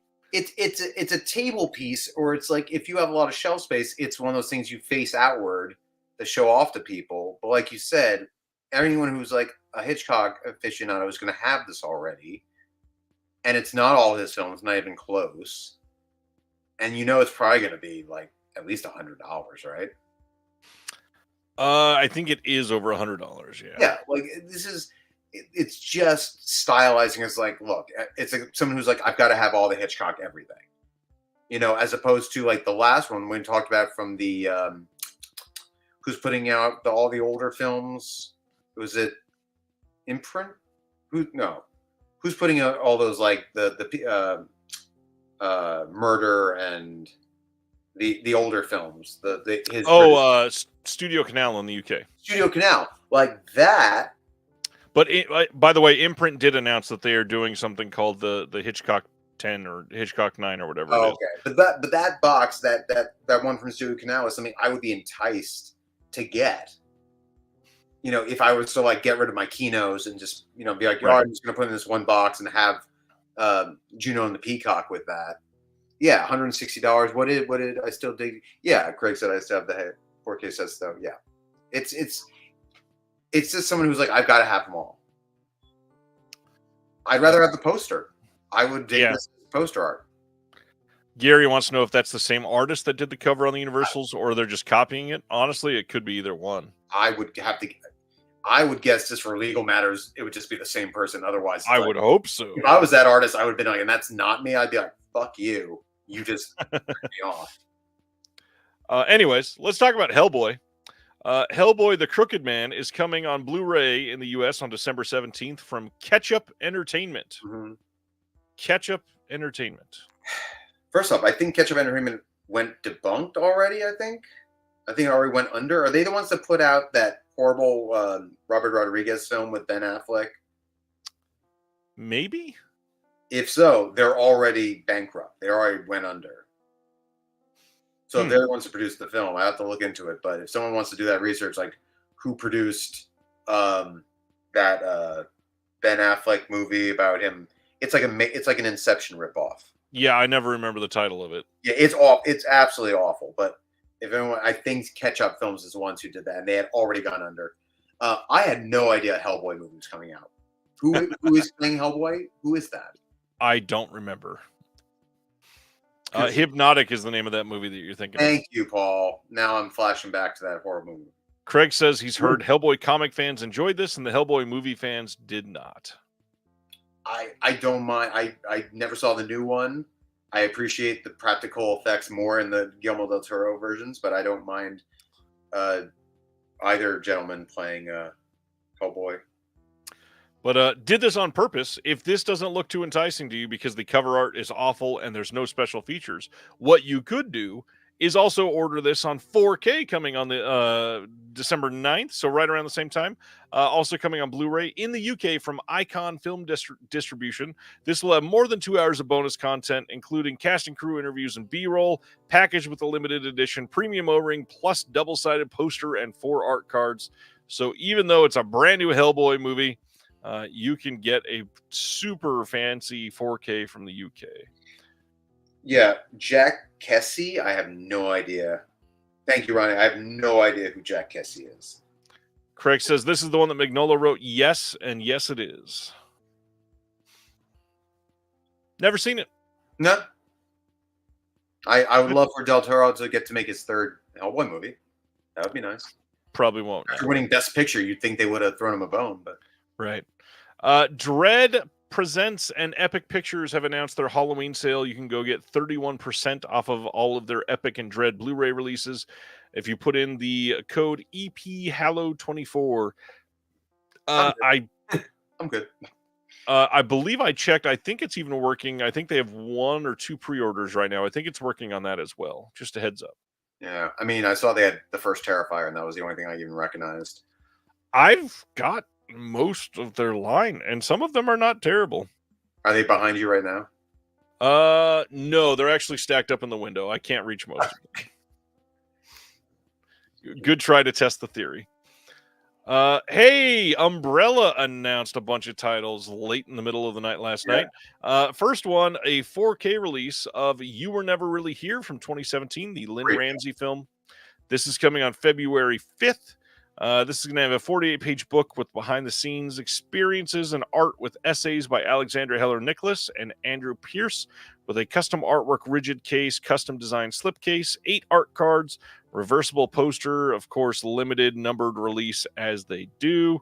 And as for the extras, we got a new audio commentary with writer and critic Simon Murado, new Wilderness of the Lost Soul visual essay with Bryn Tilley, new interview with the music supervisor, new radio interview with Lynn Ramsey, and a couple archival features on this one. What do you think of this movie? I love this movie. Have you seen it? I have. I thought the trailer was a way better movie than this movie. I like that it, because again, I was expecting kind of like a Death Wish, Taken type of thing, but it almost like rides a fine line between what it is, like this revenge rescue movie, and something much. And I'm not going to spoil anything for anyone who hasn't seen it, so I'm not going to get into the nitty gritty of the story. But it straddles the line of 2 different types of stories, both of which I would have been perfectly okay with. And I actually think it's like all of a sudden you're like, I don't know if these 2 flavors are going to mix, and you're like, oh, they do. And I get what you're saying, that the trailer is like, but I do also understand that it's a hard movie to advertise. It is. Like, clearly, you're not going to sell this to a major audience. It's like, well, we're going to make this look like a Death Wish movie. Like, I also argue any Lynn Ramsey is kind of hard to advertise. Yeah, it's like when they advertise Drive as like a Fast and Furious movie. It's like, how do we get people to come see this movie? Strange thing is that up until recently, Lynn Ramsey wasn't listed on Blu-ray.com as far as their My Movies app. Like, you could not separate. You couldn't see your Lynn Ramsey movies. Weird. It was so weird. I was like looking through. I was like, why doesn't Lynn Ramsey have a place in my collection? She's been since added, but I was like, that's so weird. That's not there. But the cover artist with the hammer on the back. Yep. Is that the same artist that did some of the Mondo titles recently? Oh, it's possible. It looks very, this is the way the edging and the colors and the simplicity of it. It also reminds me of one of the Blue, what is it? The Blue Underground. What's the Mexico something or other? It was like a black and white and red cover. I think Selma Hayek's in the movie. It was a 4K. It came out like 5 years ago. It was like a series of like 3 like Mexican like revenge movies or thrillers or something like that, and I cannot remember the label, but one of them was like starred Selma Hayek. I can't remember. I'll have to think. I'll look it up at some point. This looks great. Good movie, like I said. Comes out on February 5th. I don't remember if I said the date. All of these umbrella titles do. Next one, after I clicked the wrong thing. Good work. Had to do that at least once. It's been a while. Sure. February 5th on Blu-ray is Filth, also coming. This is from 2013, the James McAvoy. Now, this one I've never seen, but I've wanted to see it for quite some time. Again, 48-page book with behind the scenes and art with essays by Nadine Whitney and David Michael Brown. Full original 350-page Filth novel by Irvine Welsh in hardback. Filth mini plastic baggie, of course. Original poster artwork, rigid case, original poster artwork, slipcase, some art cards, poster, numbered release, all that fun stuff. And then for the extras, we get a commentary with the director and the author, Irvine Welsh. We've got a new 2024 interview with Matthew Jensen, who is the cinematographer. New red carpet interviews with the cast and crew. New collected interviews with John S. Baird, James McAvoy, and Irvine Welsh. Some archival features that are outtakes, deleted scenes, all that fun stuff. And have you seen Phil? I have not, but I do own the UK Blu-ray because I had heard about it. Someone mentioned it on a podcast or something and said this was a good movie. And then I saw that Imogen Poots is in it. So you're talking about Perdita Durango, Humboldt Horror Honey wanted to point out. Severin released the Perdita Durango. Thank you. So thank you for making me not feel like I'm completely like losing my mind. Like I don't know what James talking about. That one is right behind me. And he turns around and it's there. It all comes full circle. That's exactly the one I was thinking of. Yes, thank you. I think that's the same artist. We got some people saying they like Filth, some saying they don't like Filth, some saying it's pretty good. Paul says Filth is good, read the book this year and hated it, hard to get through. Chris says I feel like Filth because I just ordered the old Blu-ray 2 weeks ago. Yeah, this came out around the same time I think as that oh, it's getting late. That's why I'm blanking on names. The Jude Law movie where he's like the mobster getting out of prison. It was like around the same time. It's like he's screaming at the cover. He's like screaming right at you. And there's this one. It's like the two came out on the same time. Somebody will tell us in the chat. They're going to tell us in the chat. I have it, and someone's going to beat me to it. It's fine. Anyone on it? Not yet. Somebody's going to say it in the next 5 seconds, though, probably. Name of the character. The movie is named after the character. Don Hemingway, is it? Did I get it right? Don Hemingway? Something Hemingway? Oh, man. Wi-Fi. And he's floundering. And my Blu-ray, my movies app just crashed on me. Great. Of course. Hold on. I got all my Jude Laws hashtagged. Paul says Don Hemingway. Don Hemingway, thank you. I thought it was. Okay. So does Chris. Yeah, Don Hemingway, thank you. Yeah, they both came around at the same time, I think. And it was like that, like, which one is this one about? Right. Yeah. Well, a big title coming from Umbrella is The Crying Game from 1992. An unlikely friendship develops between IRA member Fergus and Jody, a British soldier he is holding captive. When the hostage-taking ends up going horribly wrong, Fergus escapes and heads to London, where he seeks out Jody's lover, an enigmatic hairdresser named Dill. As secrets unravel and personal loyalties are tested, The Crying Game explores the complex dynamics of trust and human nature in a world filled with hidden truths. This will again have a 48-page book with behind-the-scenes experiences and art, poster, slipcase, and rigid case, 8 art cards, reversible poster, new audio commentary with Jane Giles on this, or Giles. New audio commentary with the director Neil Jordan, or sorry, that one's not new, that's archival. New Big Secret from 2024 interview with the producer, Stephen Woolley, and then a whole lot of archival extras, including 3 trailers, alternate endings, with some commentaries. Have you seen this game? This is one that, again, just based on the title, I think I have, but it would have been when I was literally like 14, and it's been ages. I know the twist, so I'll say no one's going to spoil it. But I just got done. Well, not just got done, but a couple months ago, I read the book. I actually have it right here. Down and Dirty Pictures, which is about the building, the rise of the independent film scene in the 90s. Nice. and the formation of the Sundance Film Festival and Miramax. And I hate Harvey Weinstein even more now. Didn't think that was possible. But this is a big part of it because they talked about they were trying to it was almost like a roadshow release. Right. They slowly don't, and it was all the whole tag was don't spoil the surprise.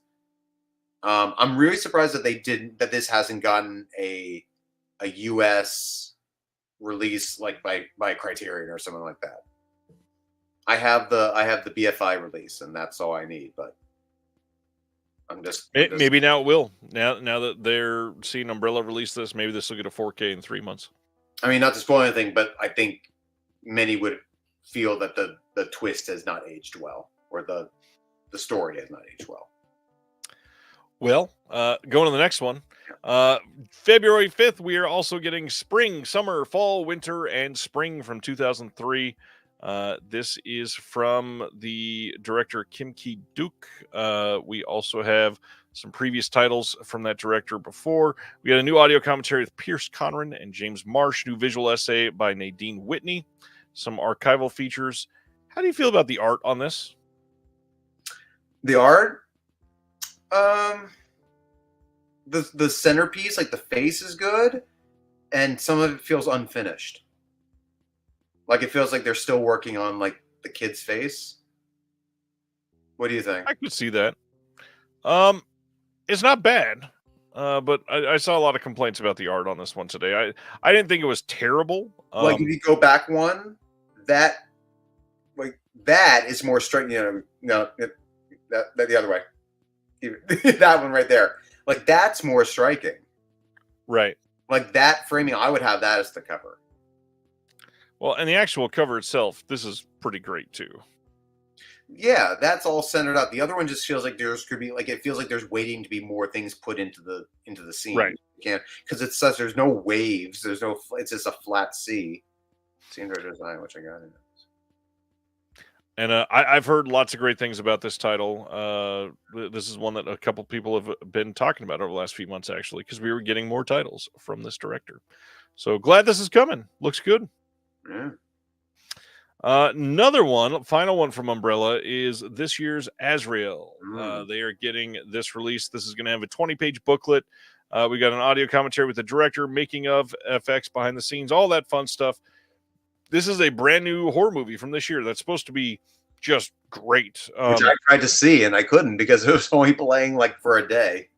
Oh, geez, that's awful. And at Times Square, it was like 2 showings and then it was out. It was done. Right. There was nothing like that, actually. They did the same thing. It was like, where'd that movie go?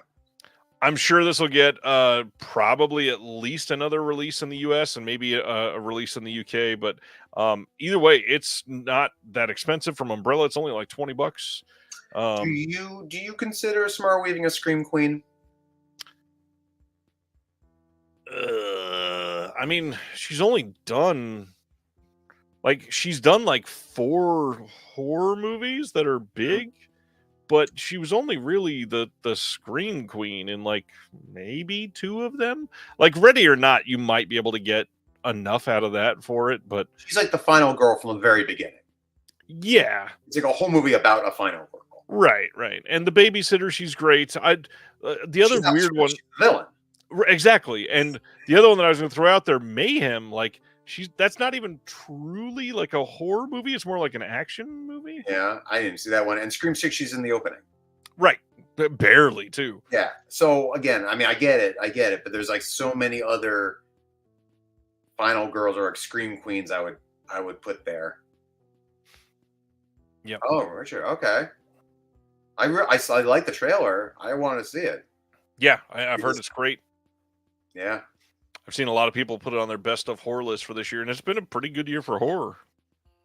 That used to be my nickname when I was like 16, 17, when I was in theater camp.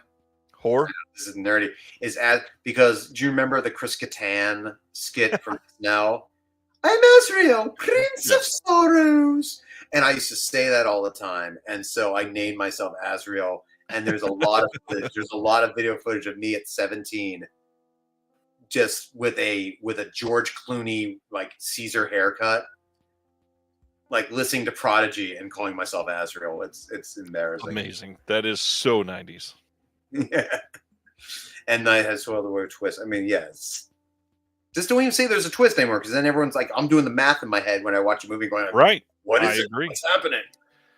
Next title, December 3rd, Warner Brothers is putting out a 4K and Blu-ray for the next animated Watchmen film, and that's Watchmen Chapter 2 from this year. I've heard these are actually pretty great. Most of the Warner Brothers stuff that's been animated has been very good. This animation is specific because this looks like the animation they did for What If, with Marvel's What If. My only qualm is that, as everyone knows at this point, they're going to do a all-together package. Of course. It. So if it's only Chapter 1, Chapter 2, if they're going to do like I don't even know if the Tales from the Black Freighter is depicted in this, but it's like, sure. If you're not going to have a Chapter 3, like, why Chapter 1? Just put them all together. Right. Just so there's one big set from the very beginning. Because if everyone's caught on to that at that point, now you're just going to piss people off. Because it is one giant story. Right. I just don't understand it. Anyway. Next up, Cinema Guild, one that we don't talk about all that often. They are putting out In Water, the next Hong Sang-soo from 2023. This one will have Greetings for the New York Film Festival, a short film by Hong Sang-soo, extended look at a traveler's needs by Hong Sang-soo, theatrical trailer and a booklet with an essay by writer and programmer Antoine Therion, reversible cover art, and that is it. Hong Sang-soo, have you seen anything from Hong Sang-soo? I have not, shamefully. I saw this today. I was really intrigued by it, but I have not. Unfortunately, have you? Yeah, I've seen a couple actually. I really like the director. This does say it's the most experimental film that they've done. Just another big shout out, because we don't talk about them that often. Grasshopper Pictures. They do a lot of Hong Sang-soo stuff. They've done like almost all of their catalog through Grasshopper. So make sure you check them out if you want. Again, beautiful art on this. It really is. This is such an incredible cover. It almost doesn't. It shouldn't be on a physical media release. Like, this feels like a painting. Like, this should be somewhere in a frame, not on a cover for a Blu-ray. Yeah, this would make an amazing print as well. Yeah, I think to someone else. So I was looking at some of the comments there. I forgot what we're looking at there. But that's what I was gonna say. Is I often get Grasshopper and Sandpiper mixed up with each other. Oh, those are very different. Yeah, when I hear in my head, I'm like, do we like Grasshopper? Grasshopper bad, Sandpiper. Yeah, wait, which ones? Yeah, it's like Dark Horse and Dark Star and Dark Matter or whatever. Yeah, Dark Arts. There's so many dark. It's like, yeah, we get it. It's so dark. Hey, you mentioned this one earlier. Yeah. Internal Affairs from 1990 getting a 4K and Blu-ray release on December 17th from Kino. And all of the special features on the 4K disc are in audio commentary by Elaine Silver and James Rossini. And then on the Blu-ray, we've got some archival featurettes and interviews and stuff on this one. But at least it's not blank and with nothing else on there. Richard Gere, Andy Garcia. Good 90s thriller. This is my bread and butter, and I have the studio release, but I'll probably get this at some point, because I thought it was final. When I first heard it announced, I thought it was Final Analysis with Richard Gere and Kim Basinger. Bit different. Bit different there. Yeah, I really just was like, oh, wow, because this has one of those bootleg gray market, what do you call it, Spanish releases. Yeah. And I was like, oh, I was about to get that, but I'll get this. And yeah, but I'd probably upgrade. What do you think of it? It's a good movie. I've got it in the imprint Neo Noir 2, I think is the one that it's in. Oh, you're right. Yeah, it's 2. So yeah, good movie. The imprint Neo Noir boxes, I've got the third one, happen to be right next to me at the moment. These are like, they're speaking to my exact love, like the late 90s, early 2000s action thrillers. Like, those are great. That's why I say, give me my Jade. Where's my William Friedkin's Jade in 4K? I think it's coming soon. It better. Come on, Tarzi. I also don't think it's going to be Tarzi. But anyways, we'll go to the next one. Yay! Wait, sorry. Here is the brand new Terrifier 3. Now that we've talked about it 7 other times tonight, this is a release coming to France on February 19th, and this will have so much stuff. We've got toy, we've got a VHS replica, we've got a barf bag, we've got lots of discs. This has all 3 films, the second and third one on 4K. It also has All Hallows Eve, has an exclusive hand-painted piece. All that to say, if you get this giant bundle, it's already sold out. It sold out like within a few moments of me posting this. It is crazy. How much? However, what's that? How much was it going for? It was in euro, and I don't remember. I think it was like 130 euro, which That's not bad. would have put it at like 150, 170, a little more than that, probably. Damn. I mean, I don't know if I go so far as to buy them in that set, but I mean, that's for all of that. That's not bad. If this was green, that would be like $300. All that to say, how is this thing not the cover of the Steelbook? Yeah, I know. Absolutely. Or just that slipcover. Well, the slipcover should be the Christmas gift. Yeah. That's what it should be. Absolutely. I love Jesus, the price of rubbish these days. Look, if it's your thing, it's like I look at stuff like Terrifier, like spicy food. If you like spicy food, you're gonna love this. But there are some people that when you go to a restaurant, they're like, if you even suggest that it's spicy, you're like, no, can't have it. I can't. I'll be in the bathroom all night. It's going to end up being the John Wick part. Yeah, exactly. But again, John Wick is again someone else. It's very specific. Right. But if it's your thing, wow, you're gonna have a great time. I agree with Adam. I like spicy, not this. But again, there's gonna be something that you do like. As you're like, hey, let's go do this, and like, I do not like that. Chris is asking, do you get all the movies with this? Yes, you get Terrifier 1 on Blu-ray, you get Terrifier 2 and 3 on 4K and Blu-ray, and you get All Hallows Eve on Blu-ray. Can I get a closer look at that? The right next to the left of the barf bag. Never thought I'd ever just say that. That is a great. That could almost be the cover. I would take that. Yep. That is a great cover. Absolutely. I think I've had enough Terrifier 3 for this week, so I think we're done for tonight. Okay. But let's talk about some Mondo. Yeah. They have finally revealed all of the sale titles. These will all be available to pre-order on October 22nd, which is only in 5 days next week. This will be coming at 9 a.m. Pacific, 12 noon Eastern, only at mondomacabro.bigcartel.com. That's it. The sale is going to be running from October 22nd to October 27th. And here we go. First up, Cafe Flesh on 4K and Blu-ray. It's going to have a slipcover. The art has not been revealed for the slip yet. I love the simplicity of the TBA. I'm almost surprised there wasn't like an ampersand that was. I was literally just about to make that joke. Damn it. Okay, you're the host. Fine. We've got an audio commentary with the director, designer, and co-writer Steven Sayedian. I never remember how to say his last name. AKA Rinstream. Interview with him as well. Interview with the co-writer Jerry Stahl. Interview with Jacob Smith at Northwestern University. Interview with writer and performer Jessica Stoya. But the cool thing, I'm really glad Heather Drain is back on this one. She's like the eminent knowledge of Sayedian. There is going to be a booklet in there, and there's 2,000 numbered copies of this. The numbers will be sent out randomly. Mm-hmm. I know a lot of people are after this. If you want it, there will be a standard, I believe. This is not something that is fully limited. It's just a limited edition release. Mm-hmm. But yeah, this is a big deal for a lot of people.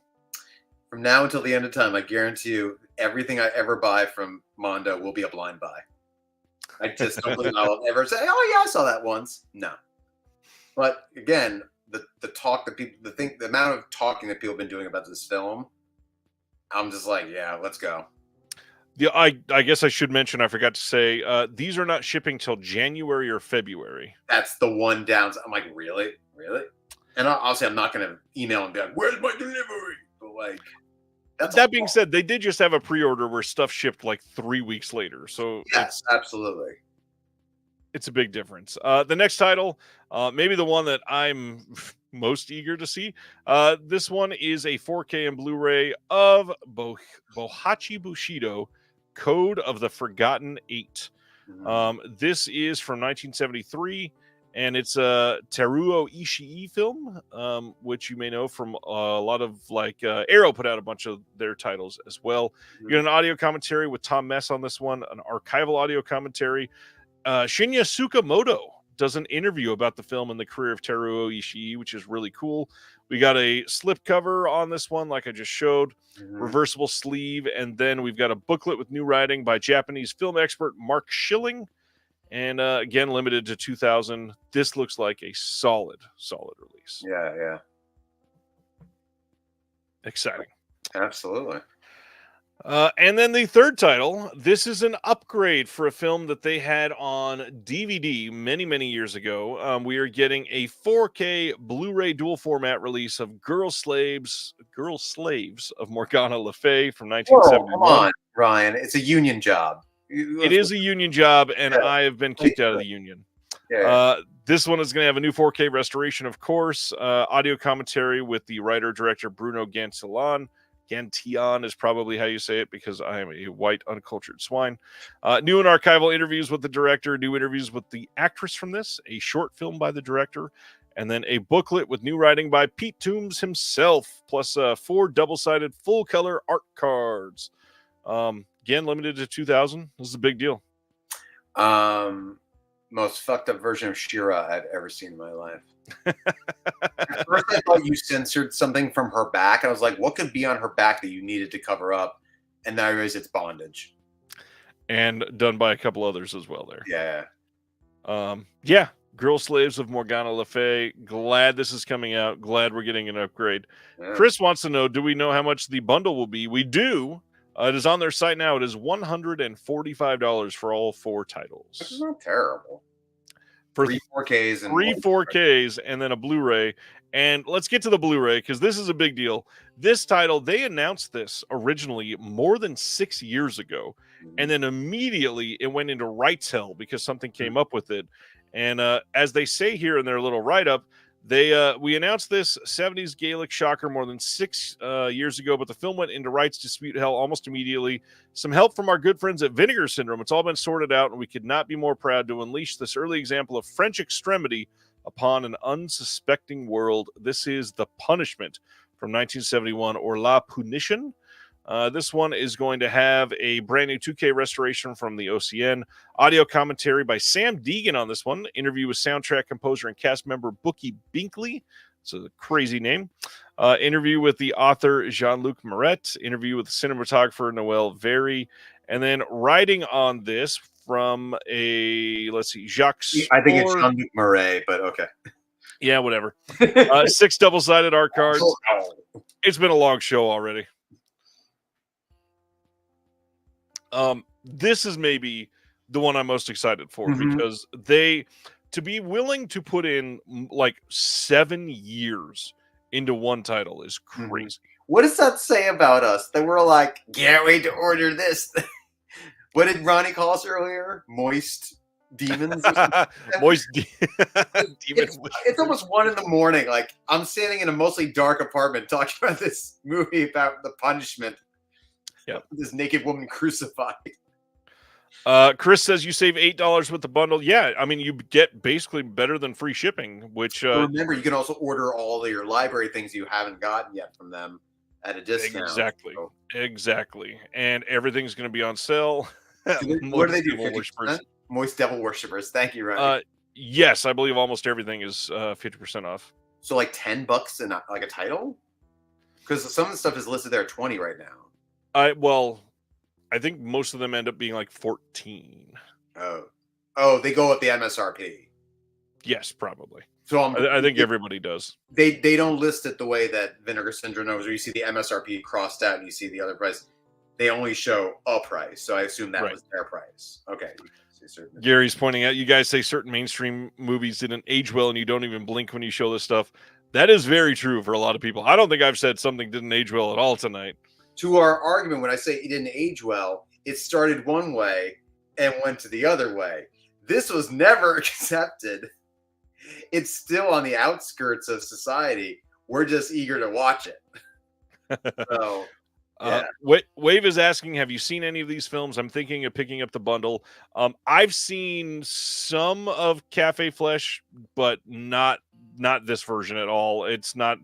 I'm not even gonna be able to say that I saw it. I've seen some of like a broken VHS version, basically. No cafe I've ever been to. Girl Slaves of Morgana Le Fay, I watched a long time ago, like maybe right after the DVD came out. I remember it being decent, like pretty much most Mondo titles. I don't remember a lot of details from it, but it's very different for me nowadays.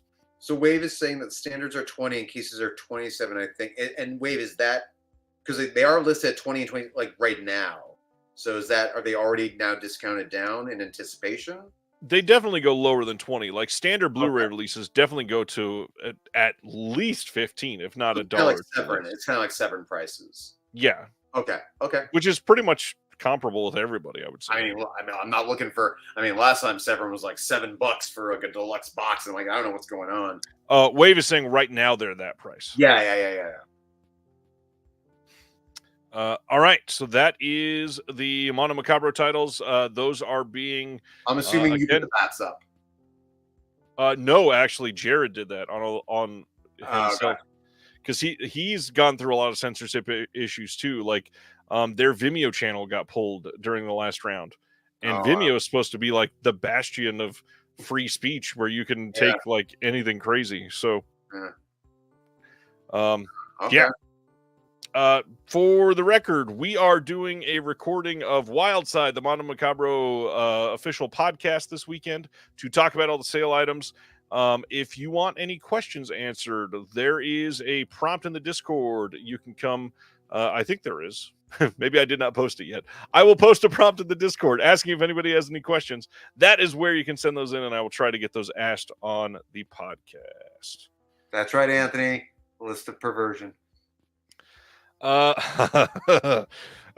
Coming soon. We don't have a date yet.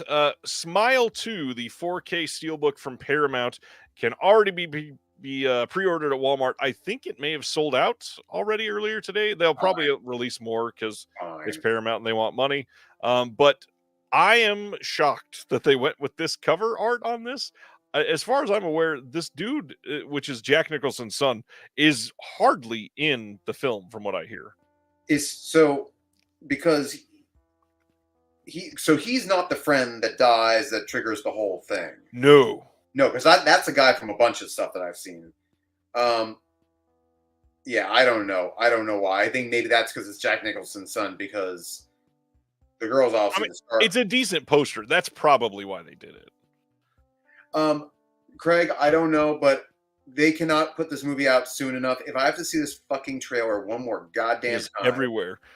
Craig is saying, is this actually better than the original? It released today. It has to be better than the original, because the original, in my opinion, couldn't even honor its own like world building. Like, they broke the rules just to get the movie to end. But this is... Many modern films do that. Oh my God. But this movie, like, I will show up late to movies to miss the trailers, and I still get the Smile 2 trailer at the end. It will not stop following me around. Oh my goodness. Guess what? We only have 2 more slides to cover. All right, great. Let's move on from the Smile 2 then. Speak No Evil from 2022. This is the original Speak No Evil. The international Speak No Evil is finally getting an English-friendly Blu-ray release in the UK from Acorn. This is in conjunction with RLJE. I believe they're owned by the same company, actually. So it's kind of like RLJE doing it themselves. Right. But this is finally getting released in the UK. I hope they do a decent version of this, because the streaming version of Shudder titles are not that great usually. Like, there's a lot of compression problems, and then there's some subtitle problems. But I freaking love this movie. I've not seen the remake, but this one was great. I've been waiting for a good release of this. I hope it's good. I also hope that this indicates a release coming to the States. I had heard about this, tried to avoid what it was about, because the person who reviewed it said, don't just go in as blind as possible. Skins in Call of Duty, you can buy that great way. I mean, that's just being yelled at by 12-year-olds over video games while running around with Smile 2 skins is like the least exciting thing I could think of in my day. But I didn't mind the remake is good. I mean, I'm sure compared to the original, it's not as good, but I thought it was the husband in the remake is the most useless character in the world. Like he was annoying as hell. But this is I have an inkling. This is my guess that we'll probably see this come out with the OCN partner labels. Hopefully, I mean, I would love to see it. Love to see a good release. Yeah. Oh yeah, I forgot about that. Shudder and Severin made that deal too. Oh, I didn't know Severin did. Yeah, I think they announced like 10 or 12 titles coming through Severin. So Severin said that they got it cleared up. So, oh no, I'm getting all my titles mixed up. It's so late. That was Mondo. Yes, never mind. Severin and VS have both partnered with Shudder. Yeah, I was just thinking if they were gonna never mind. Finally, and this isn't even a true announcement, I put up an interview late this week with Oscilloscope Labs, which is a company that you actually get a shout out in the interview because I say my friend has walked by the storefront and sent me multiple pictures of Oscilloscope. And I did? Yeah, you've sent I me did not pictures walk of by the Oscilloscope. storefront and taking pictures. That's not true. I can go back in our history and show it. I have said that I wanted to go to the store. It's in Brooklyn, but I have not sent you pictures because I've never been to it. Okay. We'll talk about it later. Anyways, I will talk about it. I have loved Oscilloscope for a long time, and they are a label that has not been super out there, getting themselves on social media as much. They are pretty busy, so I finally got them. I got a couple people work on the discs to come on and talk about some stuff. It's not a super long interview. They were incredibly busy. Grateful they gave me some time. Hope people give this a watch. Is fun conversation. Oscilloscope does not get enough love at all. What was harder to secure, this or Yellow Veil? Ooh, I started trying to get both around the same time, but Yellow Veil I'd gotten a response from and just could not schedule with. Yeah. So maybe Yellow Veil. So who do you have left? Is this Second Sight? Maybe. No, I don't have Shout yet. Criterion's the White Whale. Second Sight.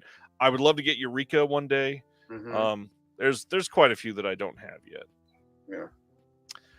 But what we need to do, which we always do, is check out what is coming out next week because, man, there are some big titles coming out the rest of this year. We've got The Sixth Sense and Signs on 4K next Tuesday. Deadpool and Wolverine finally getting its 4K release. Death Becomes Her 4K from Scream. Twisters 4K. Ghost 4K from Paramount. The US 4K of The Hitcher gets its release next week. The 2010 Wolfman 4K from Scream Factory. The newest Columbia Classics box set coming out next week. Deadpool and Wolverine also coming in 4K steelbooks, which are holding their value on everywhere that's selling them at like $50, which is crazy. Ridiculous. One was listed at $69 when it first came out. The one with Deadpool. So expensive. I don't understand. Talking about that is look. The Thanksgiving steelbook is still holding at $41. Like, no, thank you. Yeah, no. I do want all the behind the scenes stuff that Eli Roth shot or gave to the cameras to the casting crew. Anyway. Hellraiser Quartet of Torment 4K from Arrow in the States next week. Cabinet of Dr. Caligari 4K from Kino. Gummo 4K from Criterion. Twisters 4K Steelbook. Cuckoo and Oddity getting their release. Cheeky getting its standard 4K release next week. In a Violent Nature from RLJE. Veep, the complete series. Creature with the Blue Hand and Web of the Spider from Filmmasters. El Vampiro from Indicator. Borderlands, that giant theatrical hit, getting its release. Broken Oath from Eureka in the US next week. 1982 Greatest Geek Year Ever from MVD Rewind. We are getting Fluke from Kino. The Intern 4K. Kung Fu Rascals coming next week. Vacation 4K. Village of Doom from Unearthed. I've been wanting to see that one since I heard that story. Hussy coming from Kino Cult next week. The Kung Fu Instructor from 88 Films, I believe, is still on track to be released next week. Plenty from Kino. Youngblood from Kino. Tag 4K. Don't skimp on Slingshot. seriously, people, watch Slingshot. If it's streaming somewhere, you don't have to necessarily go ahead and buy it. I'm just telling you, you're gonna be surprised. Why did they have to take the poster art of them in a jar? I don't know. I can't talk for the I can't talk for the poster art. Look, the Beast Within is just the dude from Game of Thrones looking right at you. I mean, it's still definitely worth seeing. All right, but the hitch releases. Interesting. I'd like to see Slingshot. Doesn't look terrible. I forgot the Babadook anniversary Blu-ray release is coming out next week, which is still very weird. Up the Creek from Kino, Good Girl Jane, the Arctic Convoy from Magnet, and those are the big ones. Mm-hmm. What do you already got in, or what are you hoping to get in? Go to the top and scroll down if you could. Thank you. So, at the top. Okay. I plan on getting Death Becomes Her eventually. 6 cents. I have not ordered, but I want to get that. Again, Deadpool, $70. I'm not spending it, but I'll wait. I have Hellraiser Quartet of Torment already from when it came out in the UK. I want to see it in a violent nature, no matter what you say. I forgot you hadn't seen it yet. Yeah, a horror movie is directed by Terrence Malick. I'm all for it. Cuckoo, the ambiance is great, but I'll tell you right now, there's parts of that movie missing. I watched it, and at some point, it just went off the rails. But there's stuff that is freaky in it, really like Brian De Palma meets like Cronenberg. It's just weird. It's a freaking weird movie. There's stuff that still just creeps me out from it. But did you see Oddity yet? That's my big question on this. I did not. It looks like the old willow tree from Pocahontas. It does, but I've heard it's like literally maybe the best horror movie of the year. I really need to see it. I'll definitely see it. They're saying it's the best. I do always get really interested in these indicator boxes. They look so nice. They're good movies too. In that one, I just don't. If they were 10 years ago, I would buy it. But it's like I have to think of room and pricing that. I didn't get to see Borderlands. I bet y'all if it's I bet y'all end up watching back. It's not great. It's not the worst thing ever. Intern is a really fun movie. It's one of those. It's like The Devil Wears Prada. Like, wow, everyone surprisingly really loves this movie. Yep. Obviously, I already got The Hitcher. Hussey is still available through Indicator. So you can always get it on one of their sales. I'm not really the Tinto Brass looks fun, but these things are a little too pricey to go for just 70s, art as Will would say. It's a great movie. You should really see. I don't know that anybody's ever called Cheeky great. I mean, again, everyone's got their own thing. I just think it's going to be a montage of a girl on a bicycle with her skirt flying up like for 2 hours. Is it just me? Is every fourth movie on this list cheeky? I mean, there's 3 different covers, so I get it. But that's basically it. We've got the gist of it. Next week is crazy. Tag does not need to be in 4K. I'll just say that. That's my last comment on that. Great movie. Weird freaking ending. Oh yeah, that just completely screws the pooch at the end. It's such a crazy ending. Yeah, bizarre. I got one more plug I forgot to mention. I am also recording the next episode of the next Deaf Crocodile podcast with Craig and a buddy of his who also works in film restoration. And we are doing a full episode question and answer on film restoration. So if you have questions on specific projects that they've worked on or just on the process or anything, you can submit them to Craig at deafcrocodile.com via email.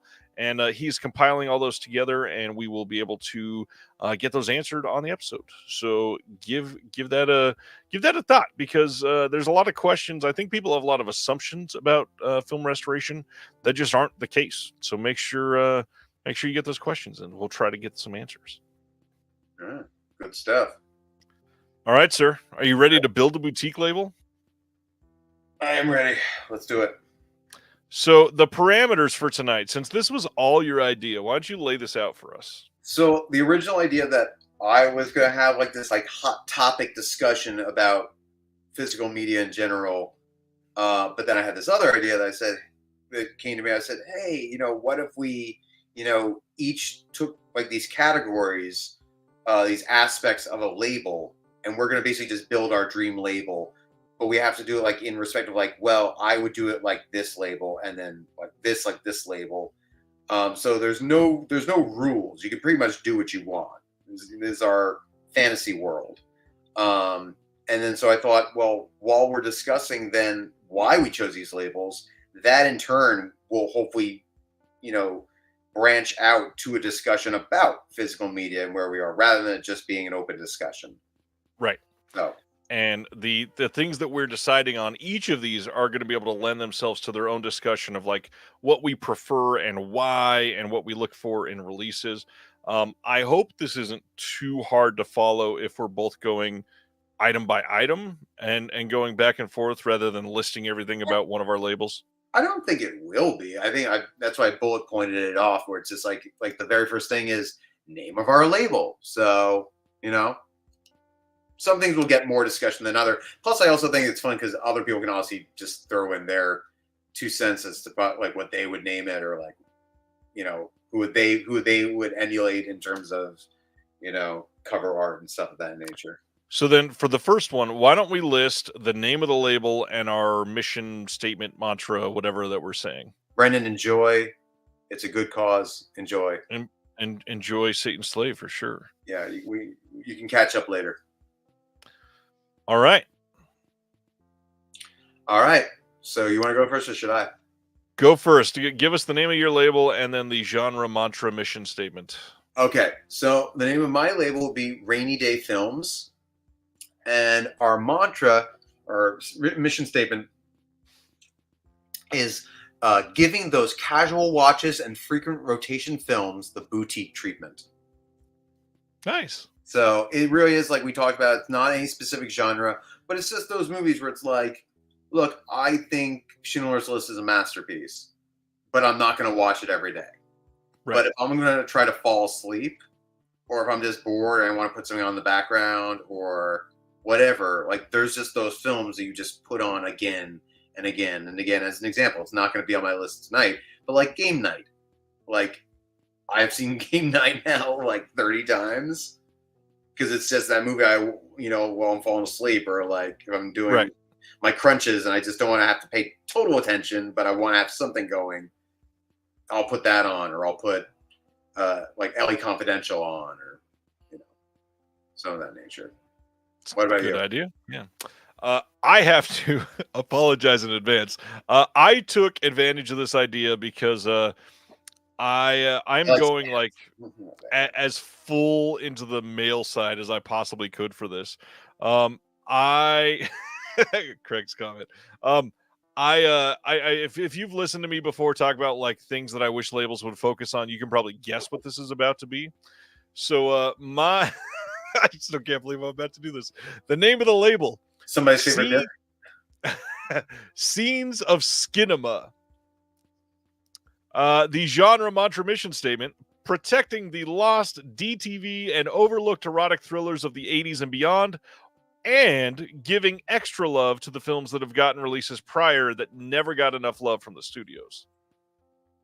We almost had crossover. I was almost going to go with that, but I feel like we've discussed it too many times. Yep. That we've doubled down. So it's like, no, erotic thrillers. I'm like, I gotta that's why I asked if you were going to focus on a genre. So that's perfect. But now, are you talking? Because it's funny, because that documentary that came out, we Kill for Love or whatever. We Kill for Love, yeah. Yeah, it's like they do such a deep dive. Like there's like the erotic thrillers that are like the top tier, like the Basic Instincts and the all those films, and then there's the Shannon Tweed, and then there's everything underneath the Shannon Tweed.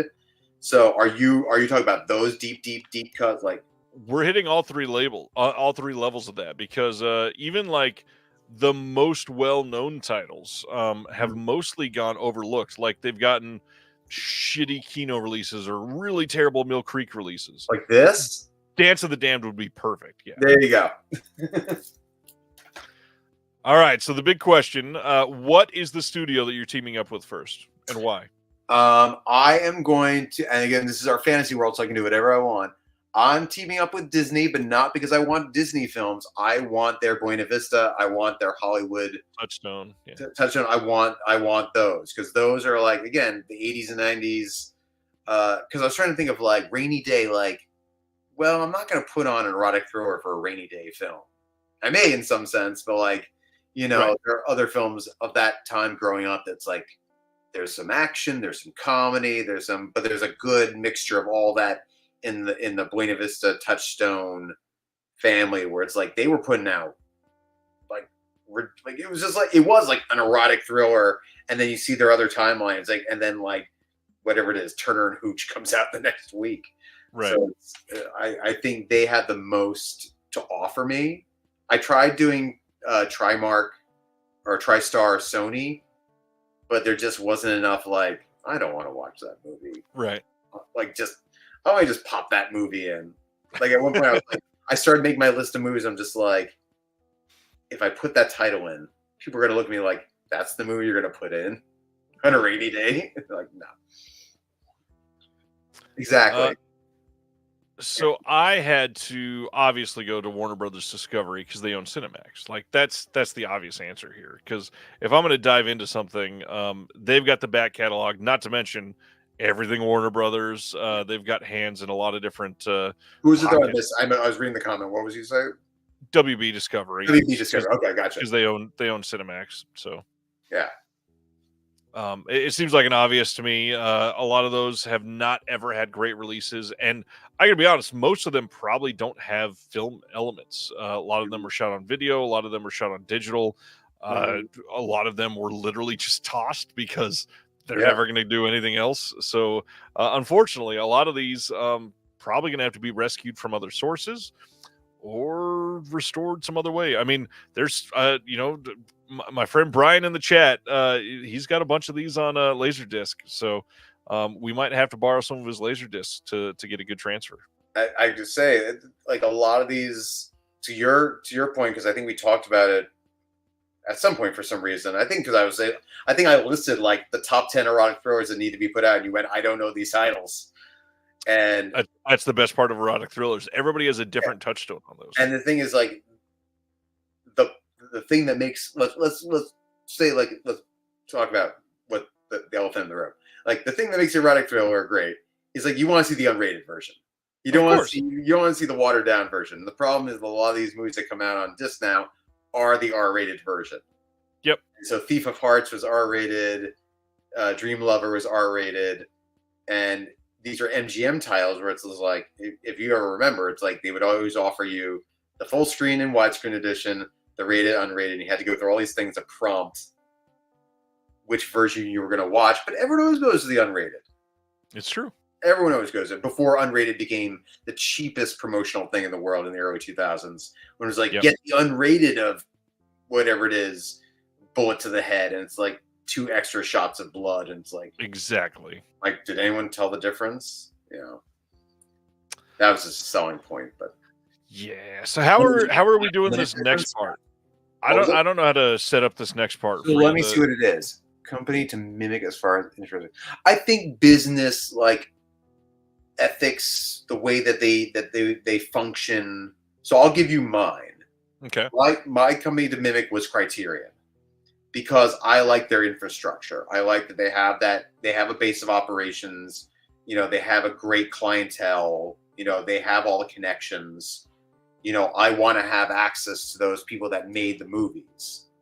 Whereas someone like Vinegar Syndrome feels very more like fan focused. So, and some of the ways, like, we've discussed it, like, in terms of like how they promote themselves, and it's like a lot of trying to like induce FOMO through their, like, it never feels like that with Criterion. There's no limited edition. All the titles are on sale right away. Doesn't matter if it came out the week before or during the sale. It's 50% off. And there's 2 flash sales and 2 Barnes & Noble sales. I mean, that's 4 sales of their entire library. Right. For the year. And we'll get into that later with sales. But like, that to me is the most, and again, they're the grandfather of physical media. So it's like, I want to have that already set infrastructure. Just like, we are the grown-ups in an office building. We have it set up, and Willem Dafoe will come over and do an interview with us if we want him to. It's true. So does that help with you with choosing one? It did. I knew what I was doing. I was mostly asking for how we were going to say it to I the got audience. it. So the one that I'm going with here is Second Sight for a lot of the same reasons. They release standard editions the same day as the limited edition, so there's no like pressure to buy the larger box set if you don't want it. Mhm. But at the same time, they are known for literally like pushing the boundary on the highest quality possible. Mhm. They somehow have contacts to get all of these incredible filmmakers from the last 20 years to Mhm. show up for commentaries and interviews and do great supplements. The fact that they are the ones that have like pushed Umbrella to be doing books in all of their releases is because Second Sight's like, oh, you want this movie? We're doing 2 hardback books and you Yeah. got to deal with it. Like, Yeah. there's so much that they are putting into their boxes that are just incredible. People just plain know that their titles rarely go on sale. So if you want them, it's just there's a lot of value in the disc, and I know to purchase them when I want them. They have a fairly consistent announcement schedule. They have a fairly great track record with release dates. The only thing that gets pushed back is when manufacturing goes wrong, and it's really only pushed back by like a week. This is Second Sight, right?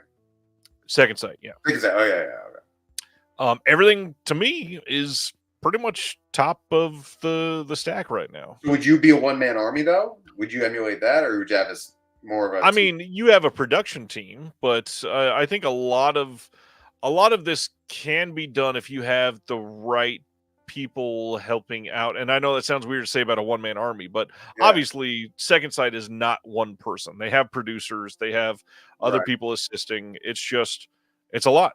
Can I film that? Yeah, I mean that sounds. I mean, obviously, I'm going to use Second Sight as reference later on, but yeah, no, absolutely. I mean, the one thing I'll push back on that is their release schedule. I'm sure it makes more sense to you than it does to me.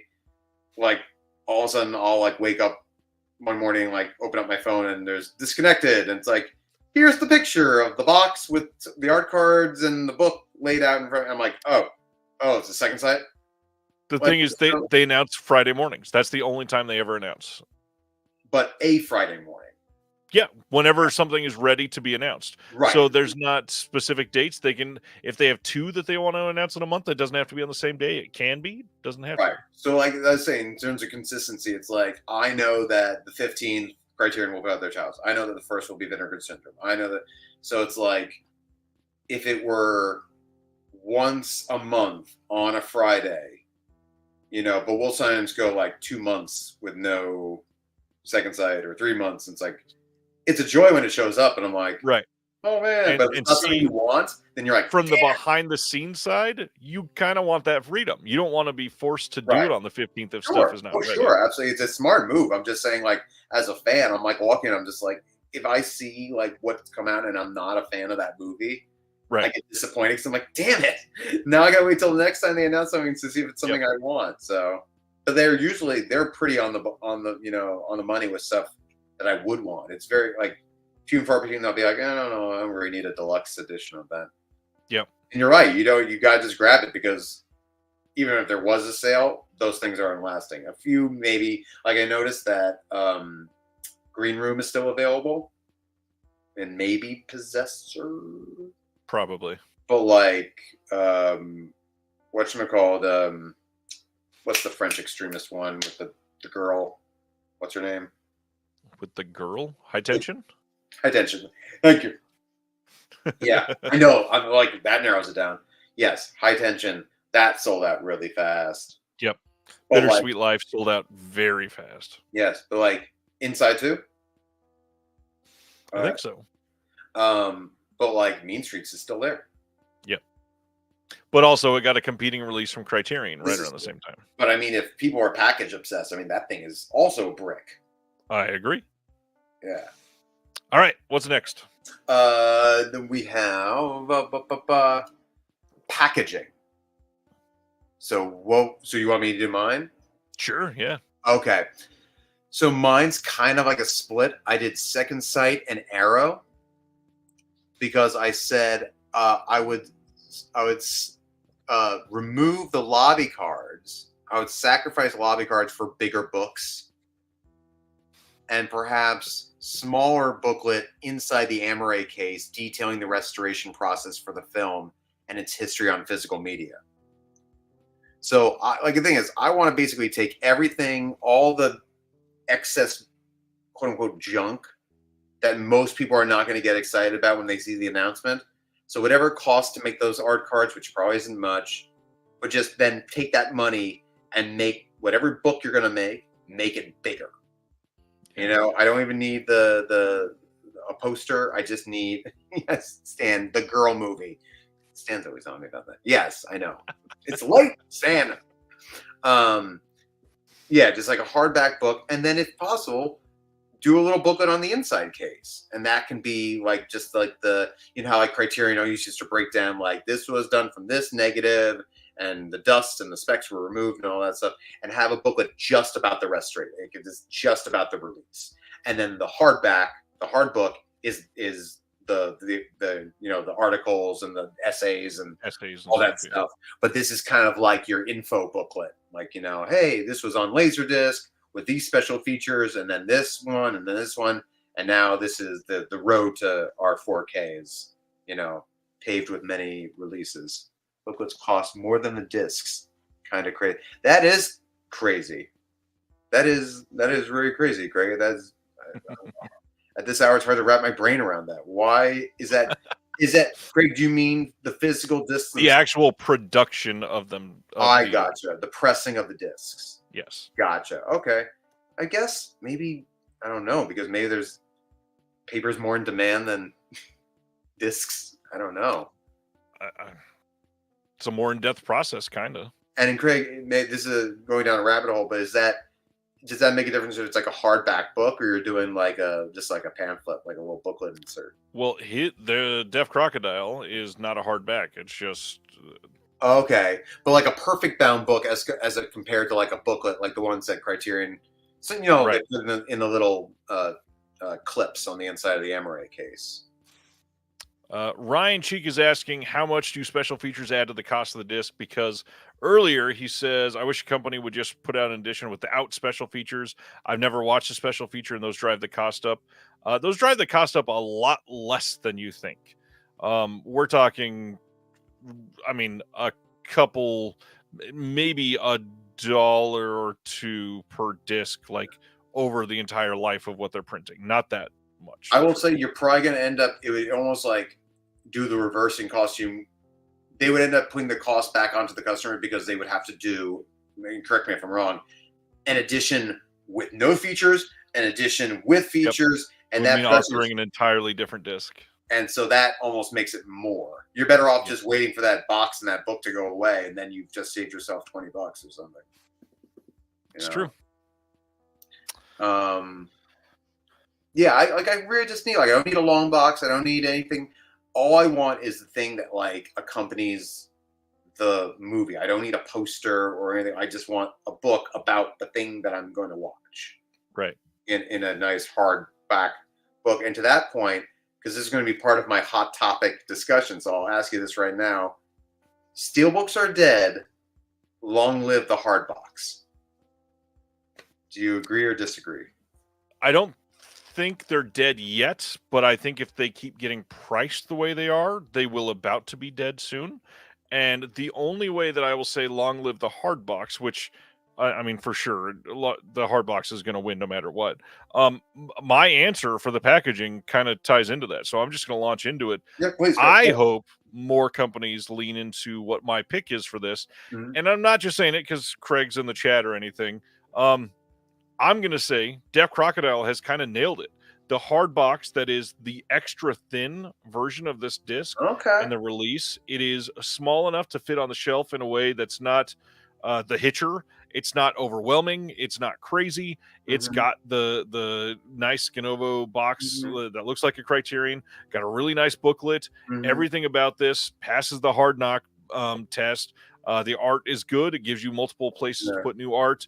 You've got the really nice looking standard, which is identical to everywhere else that you're releasing this. On the inside, I would absolutely want to keep this. They are putting out on Deaf Crocodile follow this QR code to access transcribed bonus content. So the commentary, the interviews, things that they can transcribe, you can access on a PDF, so you can read them wherever you are. Craig, if you don't have time to sit down and watch the commentary or what have you. The only thing I will say, and maybe Craig can take this as a what to do. This is on the front of this card that you're putting in the box. There's nothing on the back. Perhaps what you just said about the release, I would love to see. This release was from the restoration of these film elements and where we sourced them and who did the restoration and the year that it happened. If anything, what you were going to say, if you hold out that card again, I thought you were going to say, take the QR code, put it on the blank side because it's blocking the art on the front. No, I get that. But yeah, it'd be nice to see. Okay. Yeah. So I love that. Also love their booklets. I think this is a really great size. You don't have a ton of pictures or art or anything like that. There's a lot of writing.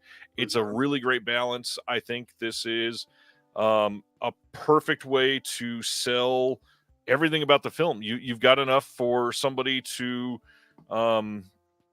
fully, get immersed in the context of the film, whether you have somebody like Walt Chaw writing on everything or another critic. You've got, room to get an archival interview with the director or something like that. It's a really great way to sell these. So I'm assuming then you're a fan of the indicator, the slim box indicators. I am, but they are lesser than this. If you have held both of them together, the Def Crocodile ones are better quality for sure.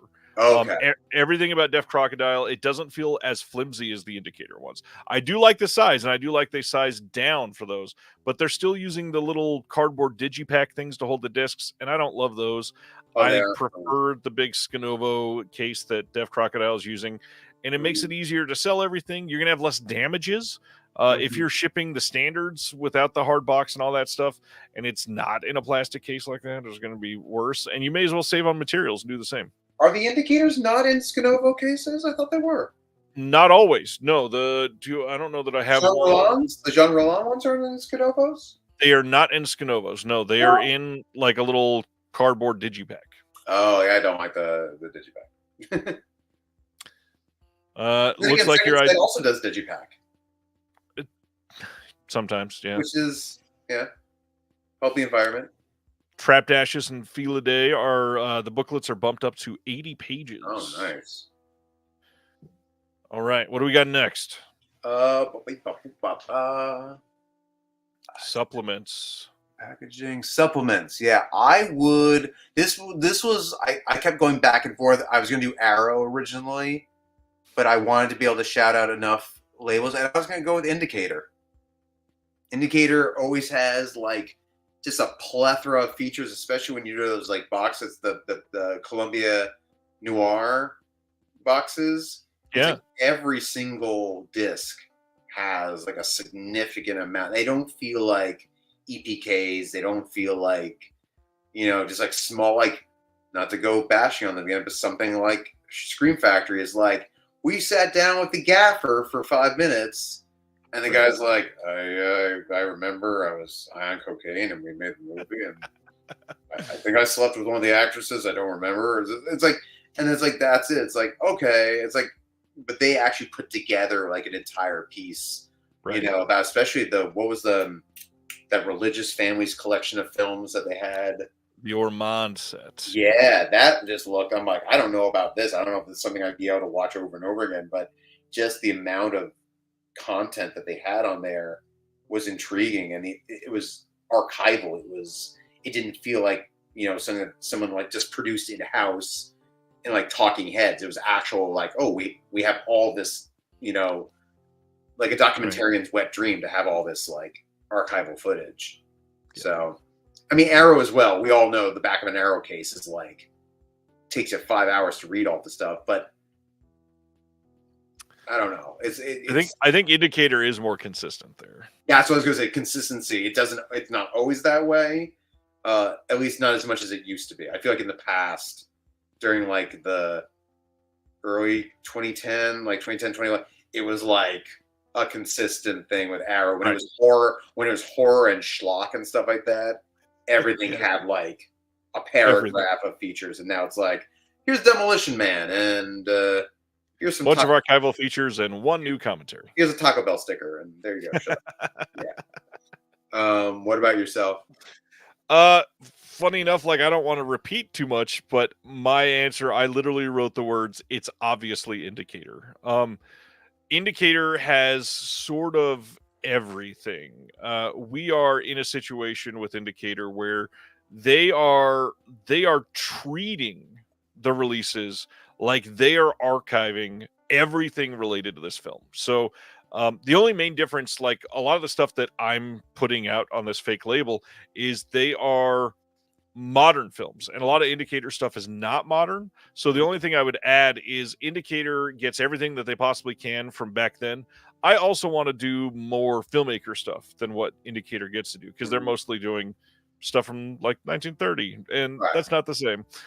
So obviously, like, I want a critic commentary. I also want a filmmaker commentary, if possible, if it's somebody that cares and is good and remembers.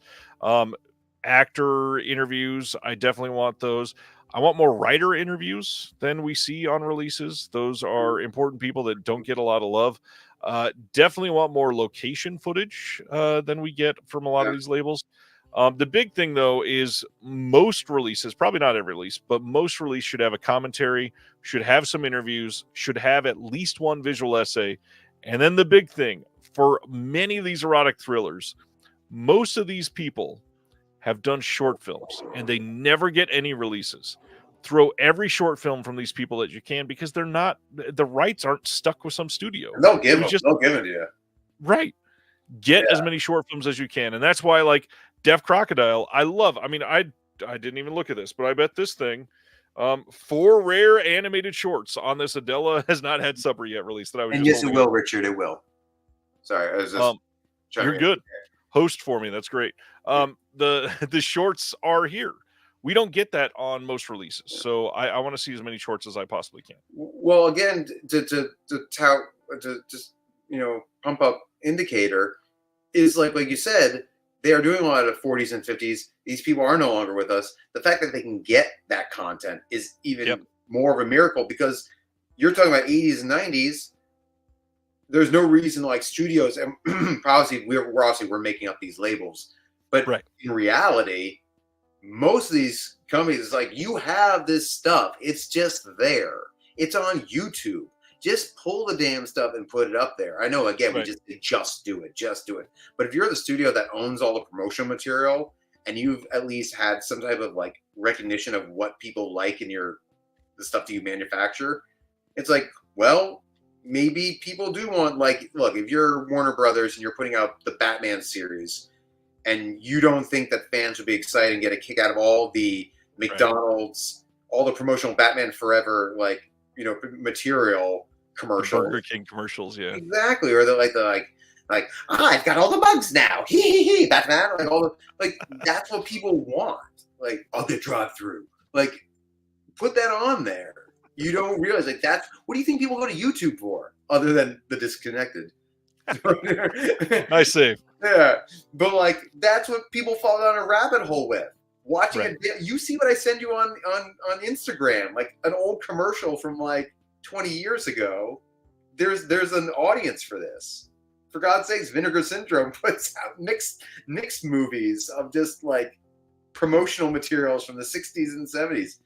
To be fair, that's AGFA, not Vinegar Syndrome. Sorry, AGFA. Yes. But again, there are labels that are doing this. There is an audience. Absolutely. I mean, trailer compilations historically have sold very well. So look, if it wasn't TBD, I would have ordered the damn thing from Fun City already. But I'm not, coming 2026. I don't want to. I mean, look at a label that we haven't talked about in years, because they're defunct now. But Garage House Pictures was huge, because they've done 4, I think it was, trailer compilations that all sold out very quickly. I don't even know who those people are. That's before my time. That was before I used to order all of my Garage House Pictures from the owner himself just by getting invoiced on PayPal. That sounds like some code red shit right there. It basically was.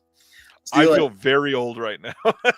You've just been in the game much longer than I. I mean, I remember going to Barnes & Nobles and looking at that oh, what's this coming called Arrow? And this Donnie Darko box. Yeah. Oh, it'll be here when I come back. Not thinking it's limited edition. I didn't understand what limited edition was. Apparently, I still don't. But yeah, absolutely. I mean, oh, I drew a blank. But go ahead.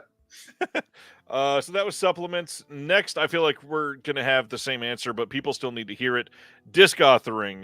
The right answer here is Fidelity Emotion. Yeah. It has to author every single disc. They're going to put everything that they can into QCing your work as they author it. They're going to get you. They do charge a little bit more than other people that author, but you get that value out of it. The David Mackenzies of the world do not get praised enough. Fidelity Emotion is the answer. Best encoding, best everything. Fidelity Emotion has That's what I to said. Then we're going to move on from there. What I was going to say, what I just remembered that I was going to say, is that I said in terms of like TBD and ordering something, well, those poor schmucks that ordered 7. 4K of 7? Yep. Like, are they going to get refunded? Or is this going to They already have, yeah. Oh, did he get refunded? They did. Oh, okay. I thought it was just going to sit as a charge and like, we'll ship it when it's out. It's like, No, but the studio doing that pisses me off so much. yeah, I was afraid that was going to happen with Nightmare on Elm Street. I really thought that's what was going to happen. Yeah. I mean, in a way, it kind of did because the artwork was TBD. It held pretty close to what it was. Sure, but the fact that you're putting up pre-orders and the art says TBD is not okay. Well, they had TBD on the features. We didn't know what you're ordering. It was just like Nightmare on Elm Street.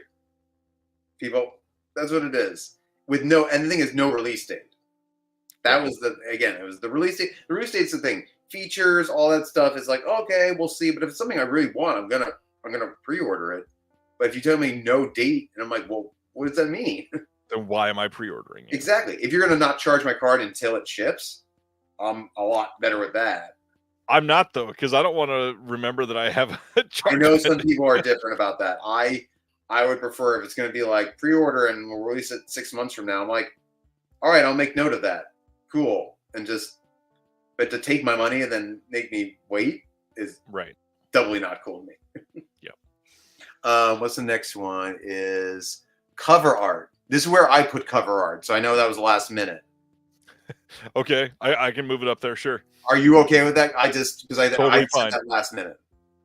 Go right ahead. I have Radiance. Oh, for just who you're mimicking. Got it. See, I went down to the specific artist that I want on most of mine. Is this Sister Hyde? Well, first off, I even did a little more detail. I want Haunt Love to do all of my books. Mm-hmm. I love what Haunt Love did with Erica's book, and I think it's amazing. I want Sister Hyde to do about half of them, and Haunt Love to do the other half. But the big thing is every single release, the original poster should be on the opposite side. Oh, absolutely. Always the original art should always be on a reverse. Every insert should be a reverse for everything. Yeah. But if we're literally just saying, let's mimic a company, I mean, for me, it's probably a pretty close tie between Radiance and Deaf Crocodile. Both are clearly focused on visual appealing art, and it's worked. I mean, the releases from Radiance that are just gorgeous are almost all of them. And then Deaf Crocodile stuff, it's always just this superbly unique style. I can't think of anything that I would want more than those two. I mean, I had that slip from. I'm trying to figure out how I can get a copy of Pied Piper because I have this beautiful slipcover that I won from Craig, and I need to get a copy of Pied Piper to put in it. But the thing about Radiance, the little extra oomph, because I do love Deaf Crocodile's art as well, is that the little jump that Radiance gets is that, I've said on multiple occasions, they don't put stuff out that I really want all that much. Right. I'm always enticed. Every time I see it, I want it. And this was a couple of years ago and I had more shelf space, I'd be like, you know what, maybe I'll give it a go. But like that box with the cross that they announced recently with the crucifix, I was like, the fact that it entices me to want it and I don't get it, right? To me is like the extra bonus. It's like, man, for a movie that I'm not interested in, you're making me want. That's pretty telling, yeah. And that's a pretty. And the only thing that really, like, I think the very first artwork from them that I was like, okay, I'm getting it. No question. Is Messiah of Evil? And I was just like, holy shit. And I saw that all black cover and the face with the tear going down. And I think that got announced around the same time as It Follows from Second Sight. And I was just somewhere like, around there. this is the age of side faces, of profiles that are just like, put a profile on there, make it a little artsy, and I will order that shit. Yeah. Yeah. All right. What about you? Oh, we agreed it was Radiance and Radiance. And I go with Deaf Crocodile in there as well. Gotcha. So next I said price point. Is that okay? Do you have price That's point? totally fine. Yeah. I had for like a standard limited editions, we're going with Arrow because I think Arrow's around a fair price. If it's just the slip limited edition, I went 30, and if it's a box set, I said 45. I think that's a good even ground. I'm never deterred. If it's something I want from Arrow, I will pre-order it. No, there's no question. It's not like, again, I'm not trying to throw anyone under the bus, but like Severin, they, for whatever reason, and I know you always say like the quality is there and you're getting your money's worth. There's something about certain numbers, and maybe I'm just my OCD or whatever it is, but certain numbers hit me the wrong way. I get it. And they just choose certain numbers. I'm like, God, that just sounds like a lot. I'm not going to stand up. Even Andrew has joked with me about the pricing. Like $60 for one release is a lot. That being said, like I do understand how they got there. Yeah. It doesn't mean I'm not going to look at it and go, oh God, like I still haven't bought Opera, and Opera is my favorite Argento. If you said 59, you might almost sway me just on that $1. There's something about it. And again, it's true. People, that's why people are like $9.99. You're like, ooh, only $9.99. Right. But it's like $59 is like $60. When you say 60, there's something about saying that number that goes, oh man. Yeah. I'd rather pay 70. The 70 sounds not as harsh as 60. I don't know. Certain numbers just hit the brain in a certain way, and I'm just like, you've hit my threshold. I can't do. And again, if it were and I think Opera is a box, right? It is a rigid box. I think so. I've never held one, so I'm not sure. Rigid. I've seen pictures of people holding. It's it's like this thick. Right. But there's something to say of like, well, like, look, Second Sight, how much was Hitcher? 65? 60, something like that, yeah.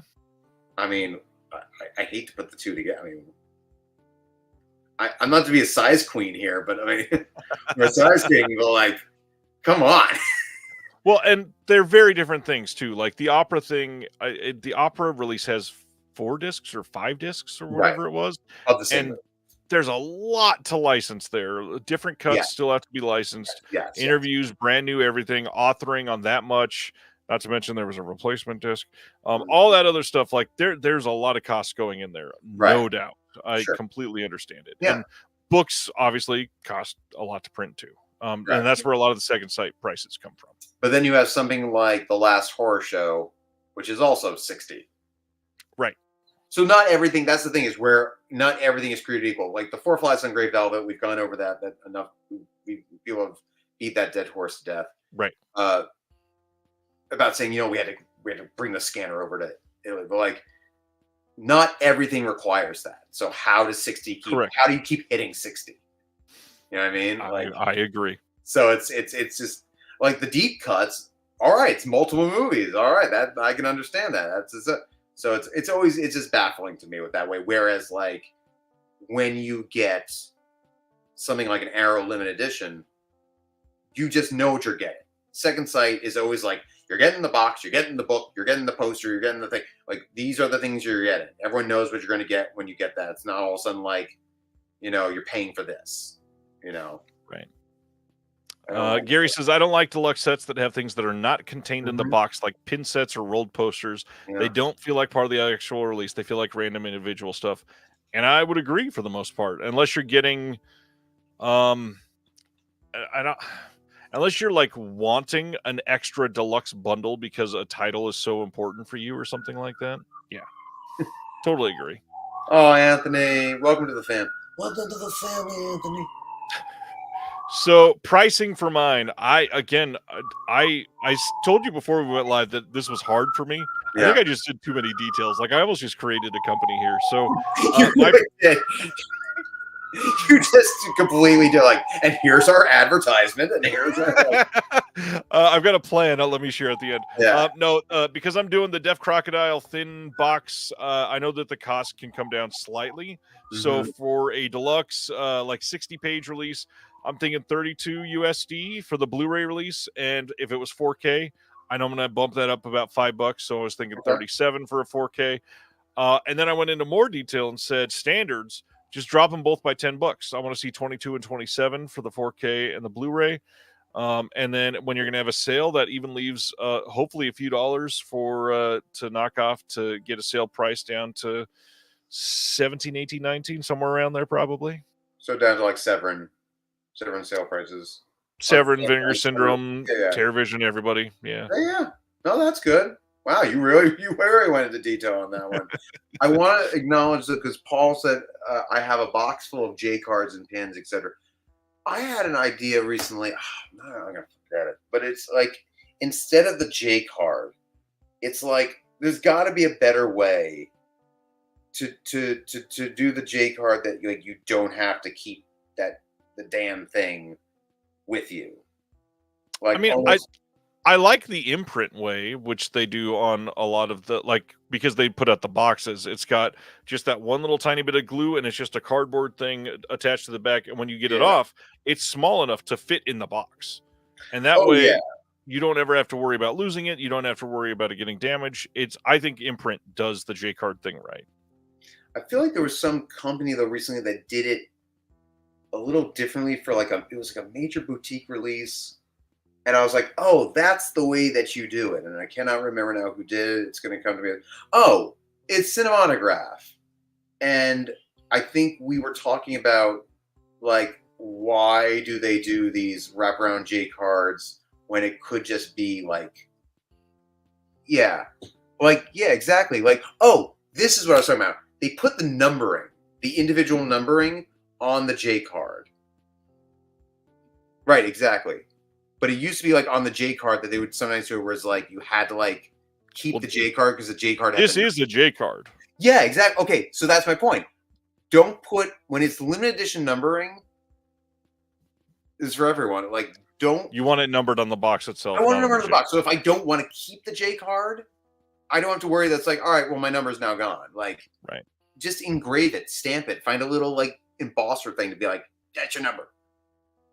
You know what I mean? I just realized it's 145 where you are.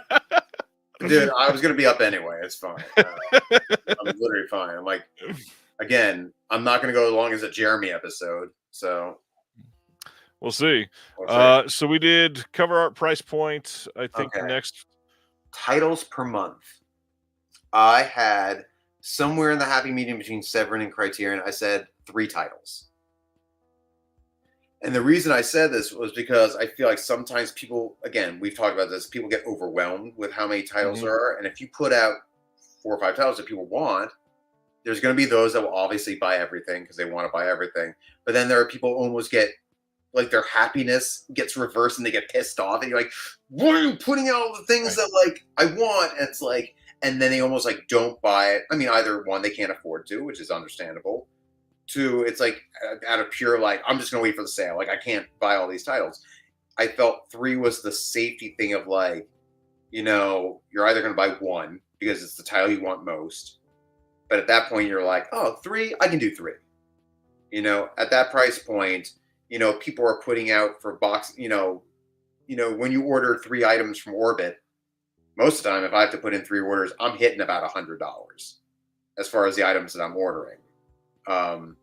So I feel like, you know, around that time, if you're to get a whole month's of release for under 100 or something like that, you know, I felt that that's reasonable. Someone can stomach buying 3 titles. Yeah, I would agree. It was like OCN. Like, look, I love waiting to see what's there, but like, fucking hell, like 36 titles is just 36 titles. like I don't want most of them, which is fine by me. I'm actually like, oh, cool, I saved money, but you know, the thing like when 1201 rolls around, I'm like, oh my god, what if there's 10 movies I want?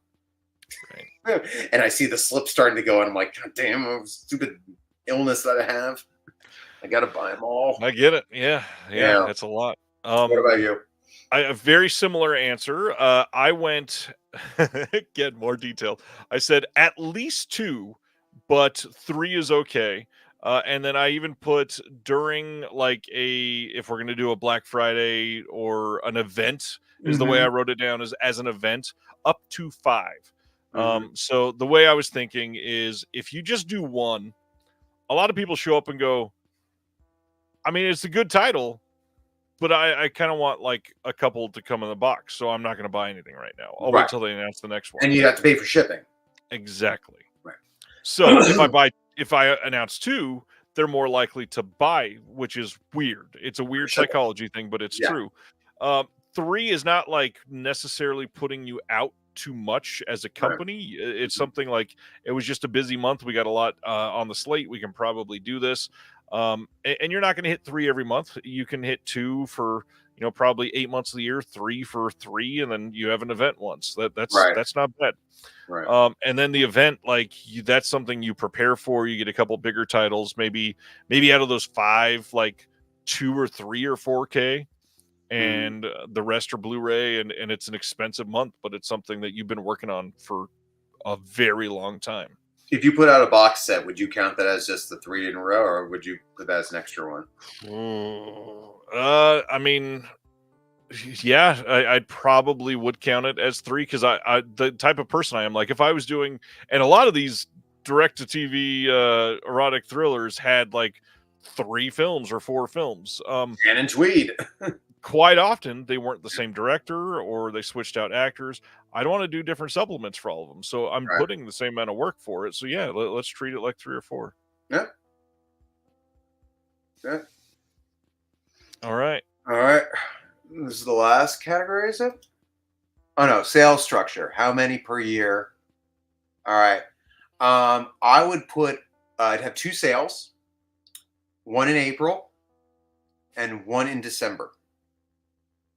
And the reason I structured it like this because April is tax month, and you're going to get a rebate, so it entices people to spend money that they just got back from the government. It's free money.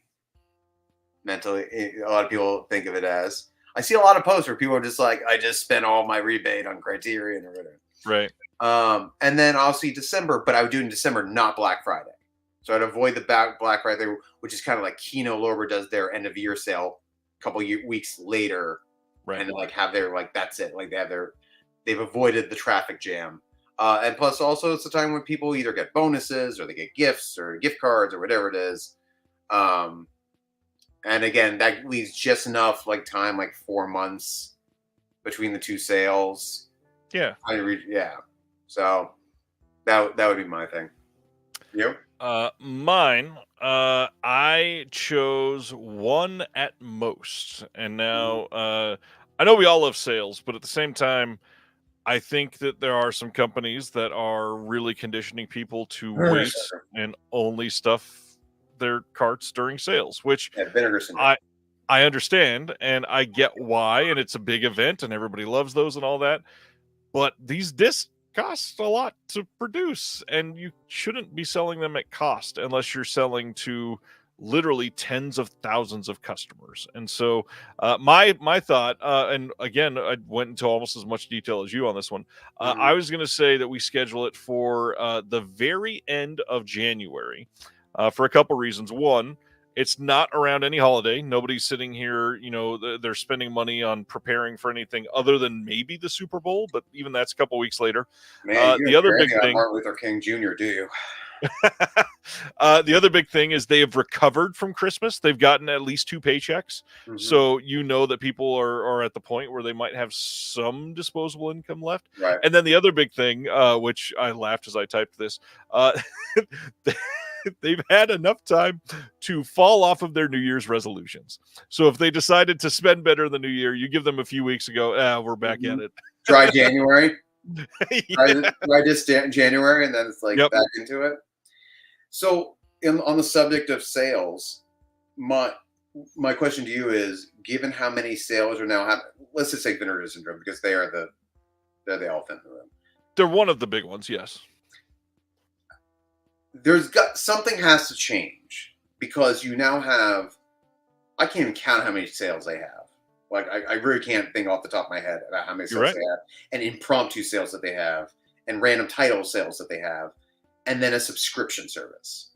And the we should point out too, the prices on the sales quite often are less than 50% off, which is what was like the whole enticing point to sign up for the Right. subscription.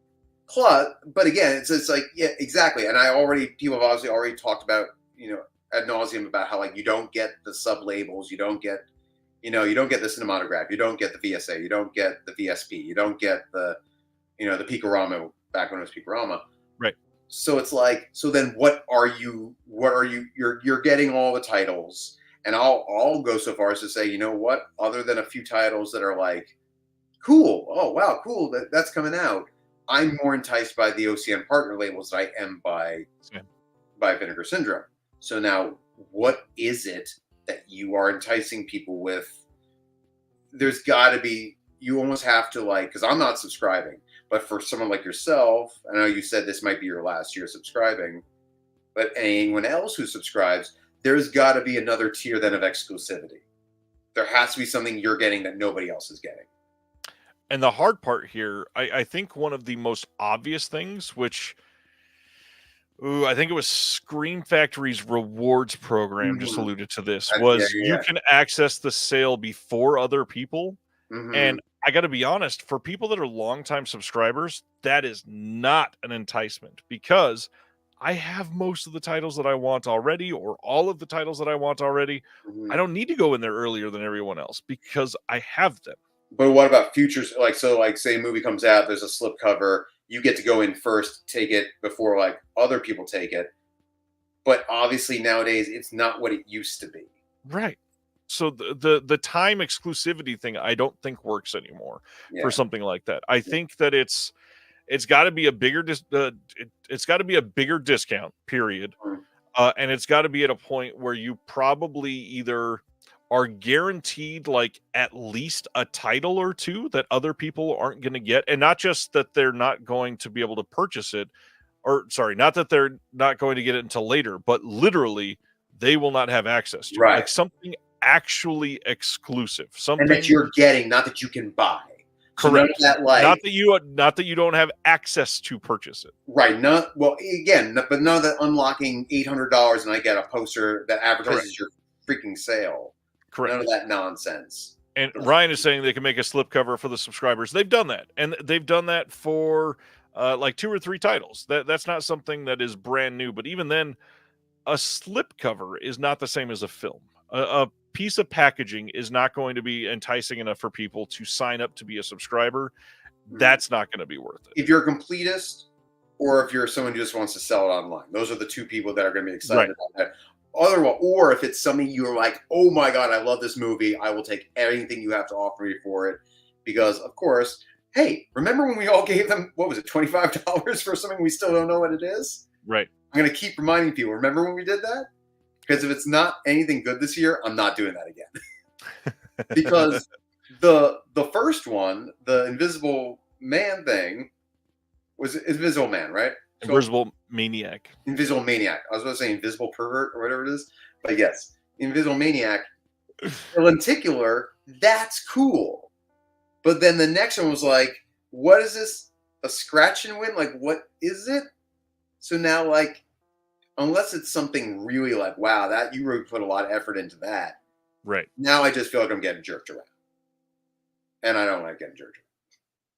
Although, now that I think about it, the Invisible Maniac and the Scratch and Sniff, that wasn't just subscriber. That was because you paid for the April Fool's thing. So right. That's the thing. BioZombie, is that the only subscriber-specific one that we've gotten, maybe? I think it is. Because I remember, obviously, everyone got upset because you were not guaranteed the Invisible Maniac as a subscriber, and they were told in the email when they subscribed, you will get every slip and every this and every that for every release.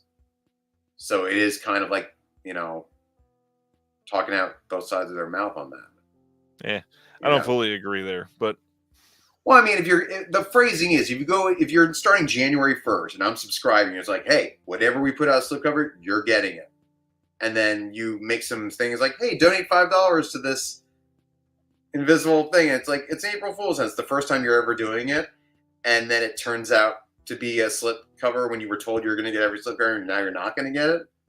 I can see. I'm not for everyone. The people that really bitch and gripe on Blu-ray.com, Right. But that I can understand. That's especially if you're dropping $1,000 up front for the year, not knowing what the titles are. Yeah. That's why I'm not.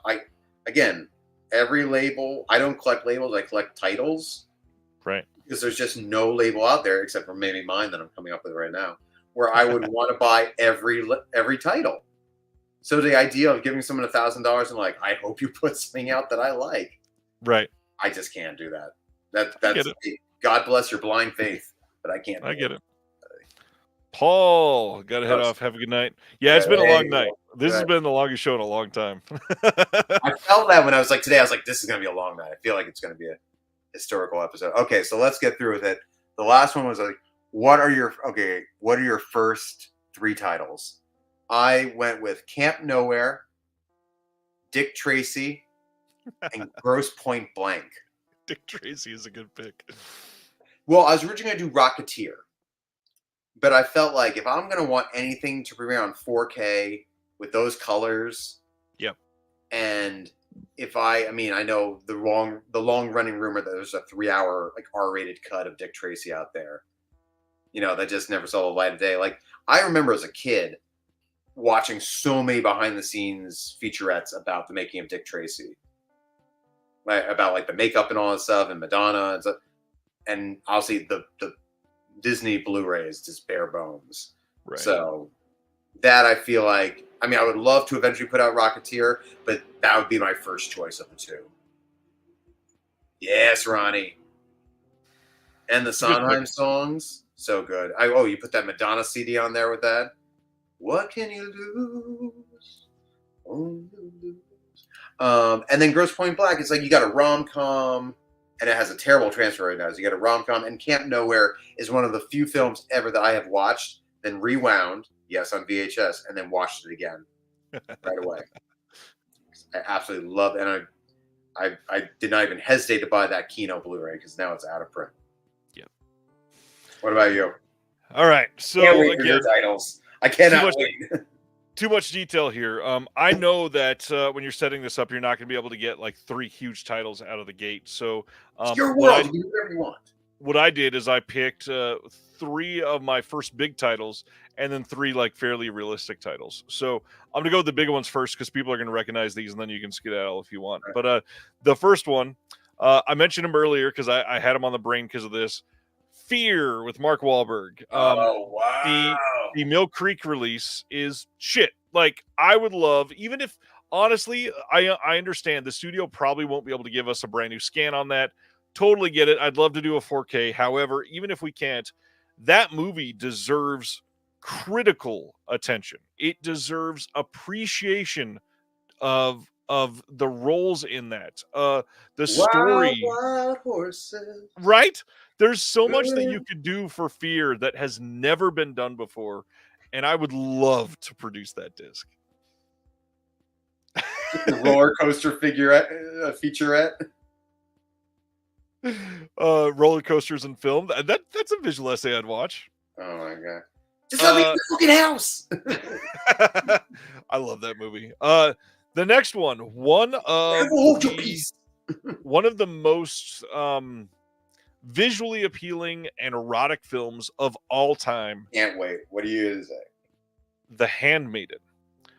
Not one that most people jump to when you think of erotic thrillers, but to show the diversity of the label here, this movie has an out-of-print Shout Factory Blu-ray. It had a Curzon Artificial Eye release that was 2 discs for 2 different cuts.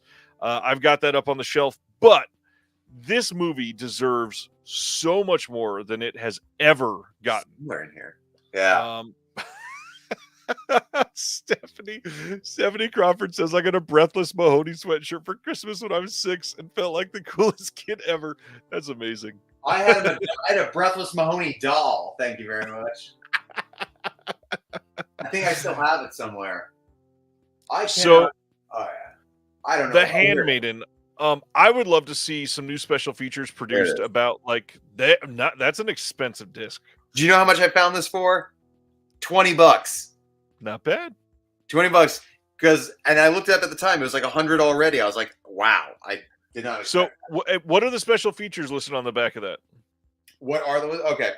Doesn't look like anything. I knew that. Yeah. So it's The Handmaiden, literally one of the greatest films of all time.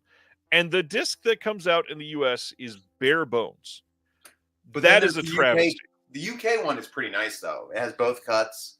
It's visually appealing, but it was when Curzon was really like they were more artificial eye than Curzon, and it sucked. There's a lot better that we could do. Artificial eyes. Yeah, this deserves a lot of critical appreciation. It deserves so many like scholars of modern Asian cinema that could speak on this. The colors in this alone deserves like 4 visual essays. This movie could be like a 3-disc set of crazy special features. Not to mention all the interviews that should be done on this. Looking back on it, I think we're almost at the 10-year anniversary somewhere. What year did that come out? I don't even remember. I want to say 2016? Something like that. That's what I was thinking the first time. Handmaiden is 2016. Bam. Yep. So yeah, that would be incredible. The next one, like this shouldn't need any explanation. But Secretary, like Imprint put it out, and there was a couple things on the disc, but to put out a gorgeous 4K of Secretary with triple the amount of special features and get updated interviews from Spader and Gyllenhaal, Which they would do. I would be thrilled to see like how people responded in that time to them pushing the envelope the way they did, because that type of film was fairly unpopular at the time, and even still is still seen as very taboo. And to put it out when it did, it was genuinely brave. Like, I hate to use that word, but it was something that a lot of people would not have taken part of in a film like that. And so just to hear them looking back on it would be a big deal. I was never really like, I'm pretty like, I see like a lot of extreme movies and stuff like that. I never felt that Secretary was a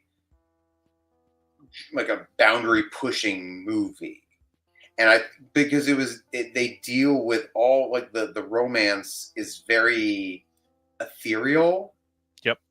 It's not kind of like done in a lusty, 50 Shades of Grey style type of way. You either are dealing with her own psychological transformation, and he's kind of like standoffish. So it almost felt more like a I hate to say it, like a watered down Todd Solondz film. I get that. Like a little bit like that, or maybe whoever, I know you don't like it, but whoever directed like Teeth. Like it just had that kind of like quirky indie feel, IFC. I'm curious as to how good it could look, because I don't know if it's never had a great transfer. But I don't know. And it's a pretty grainy film no matter what. Yeah. And it was pretty low budget. Yep. I believe. I could see a oscilloscope putting that out. Yeah. Yeah.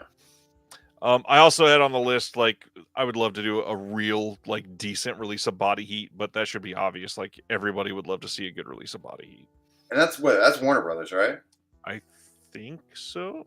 I'm pretty sure it's Warner Brothers. And I mean, you've got Lawrence Kasdan, who's still around. Right. What you busy doing?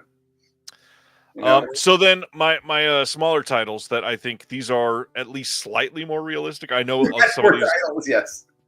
Some of these may not be very realistic, but I'll throw these out there quickly because this is a very long show.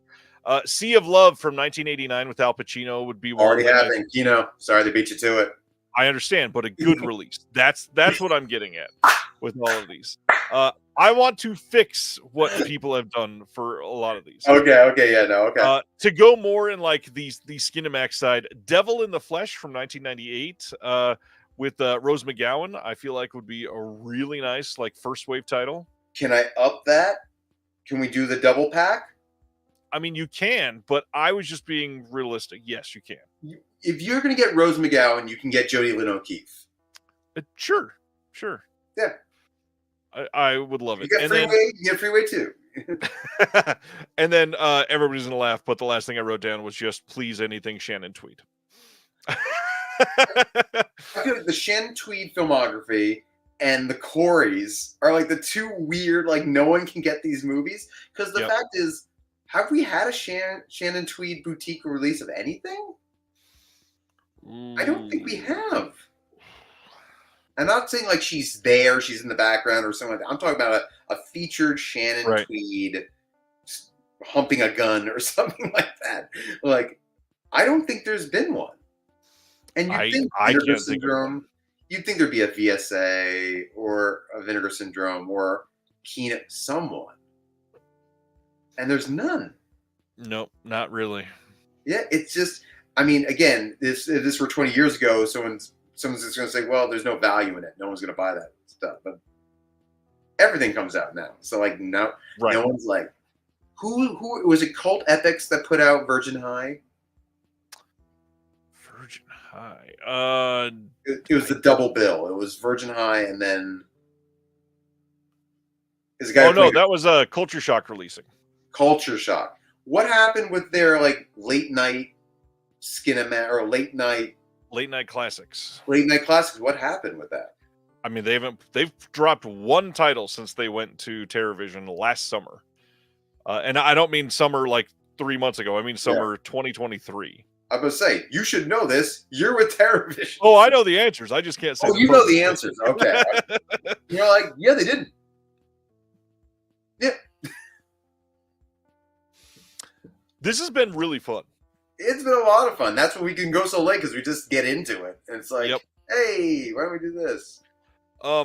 Anything you want to shout out before we call it a night? I mean, I'm so glad I got a chance to come back sooner rather than later, and I'm so flattered that people are still on this chat at this hour. I mean, God bless y'all. 4.5 hours. Yeah, seriously, that's and I like I said, I had a feeling this was going to be a long one, and I was like, wow, I'm going to be on a classic Disconnected. It's going to be like, this is like a Jeremy episode. We're going to keep going, but yeah, no, I had a lot of fun, and again, I'm glad we got to do this because I remember like kind of positioning this idea to you, and you were just like, if you come back with yeah, that sounds great. It's like, yeah, I did a good job. And this was like, well, maybe we could do it like this. Yeah, this has been truly fun. We've had a hell of a night. Tonight we had our first Disconnected Mad Libs. We had like 70 announcements.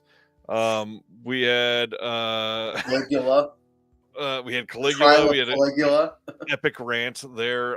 The big thing, I shouted out a lot of things. If you are wanting more that you would be seeking out, Oscilloscope interview went up today. The Toby Hooper video went out last Friday. That is literally a mini documentary. It has so many nuggets of information in it. Please go check that out. I've got the current issue of the Physical Media Advocate is out there for everybody to pick up. The all horror issue. Next issue comes out November 15th. Lots that we covered tonight. If you have any questions, please seek me out.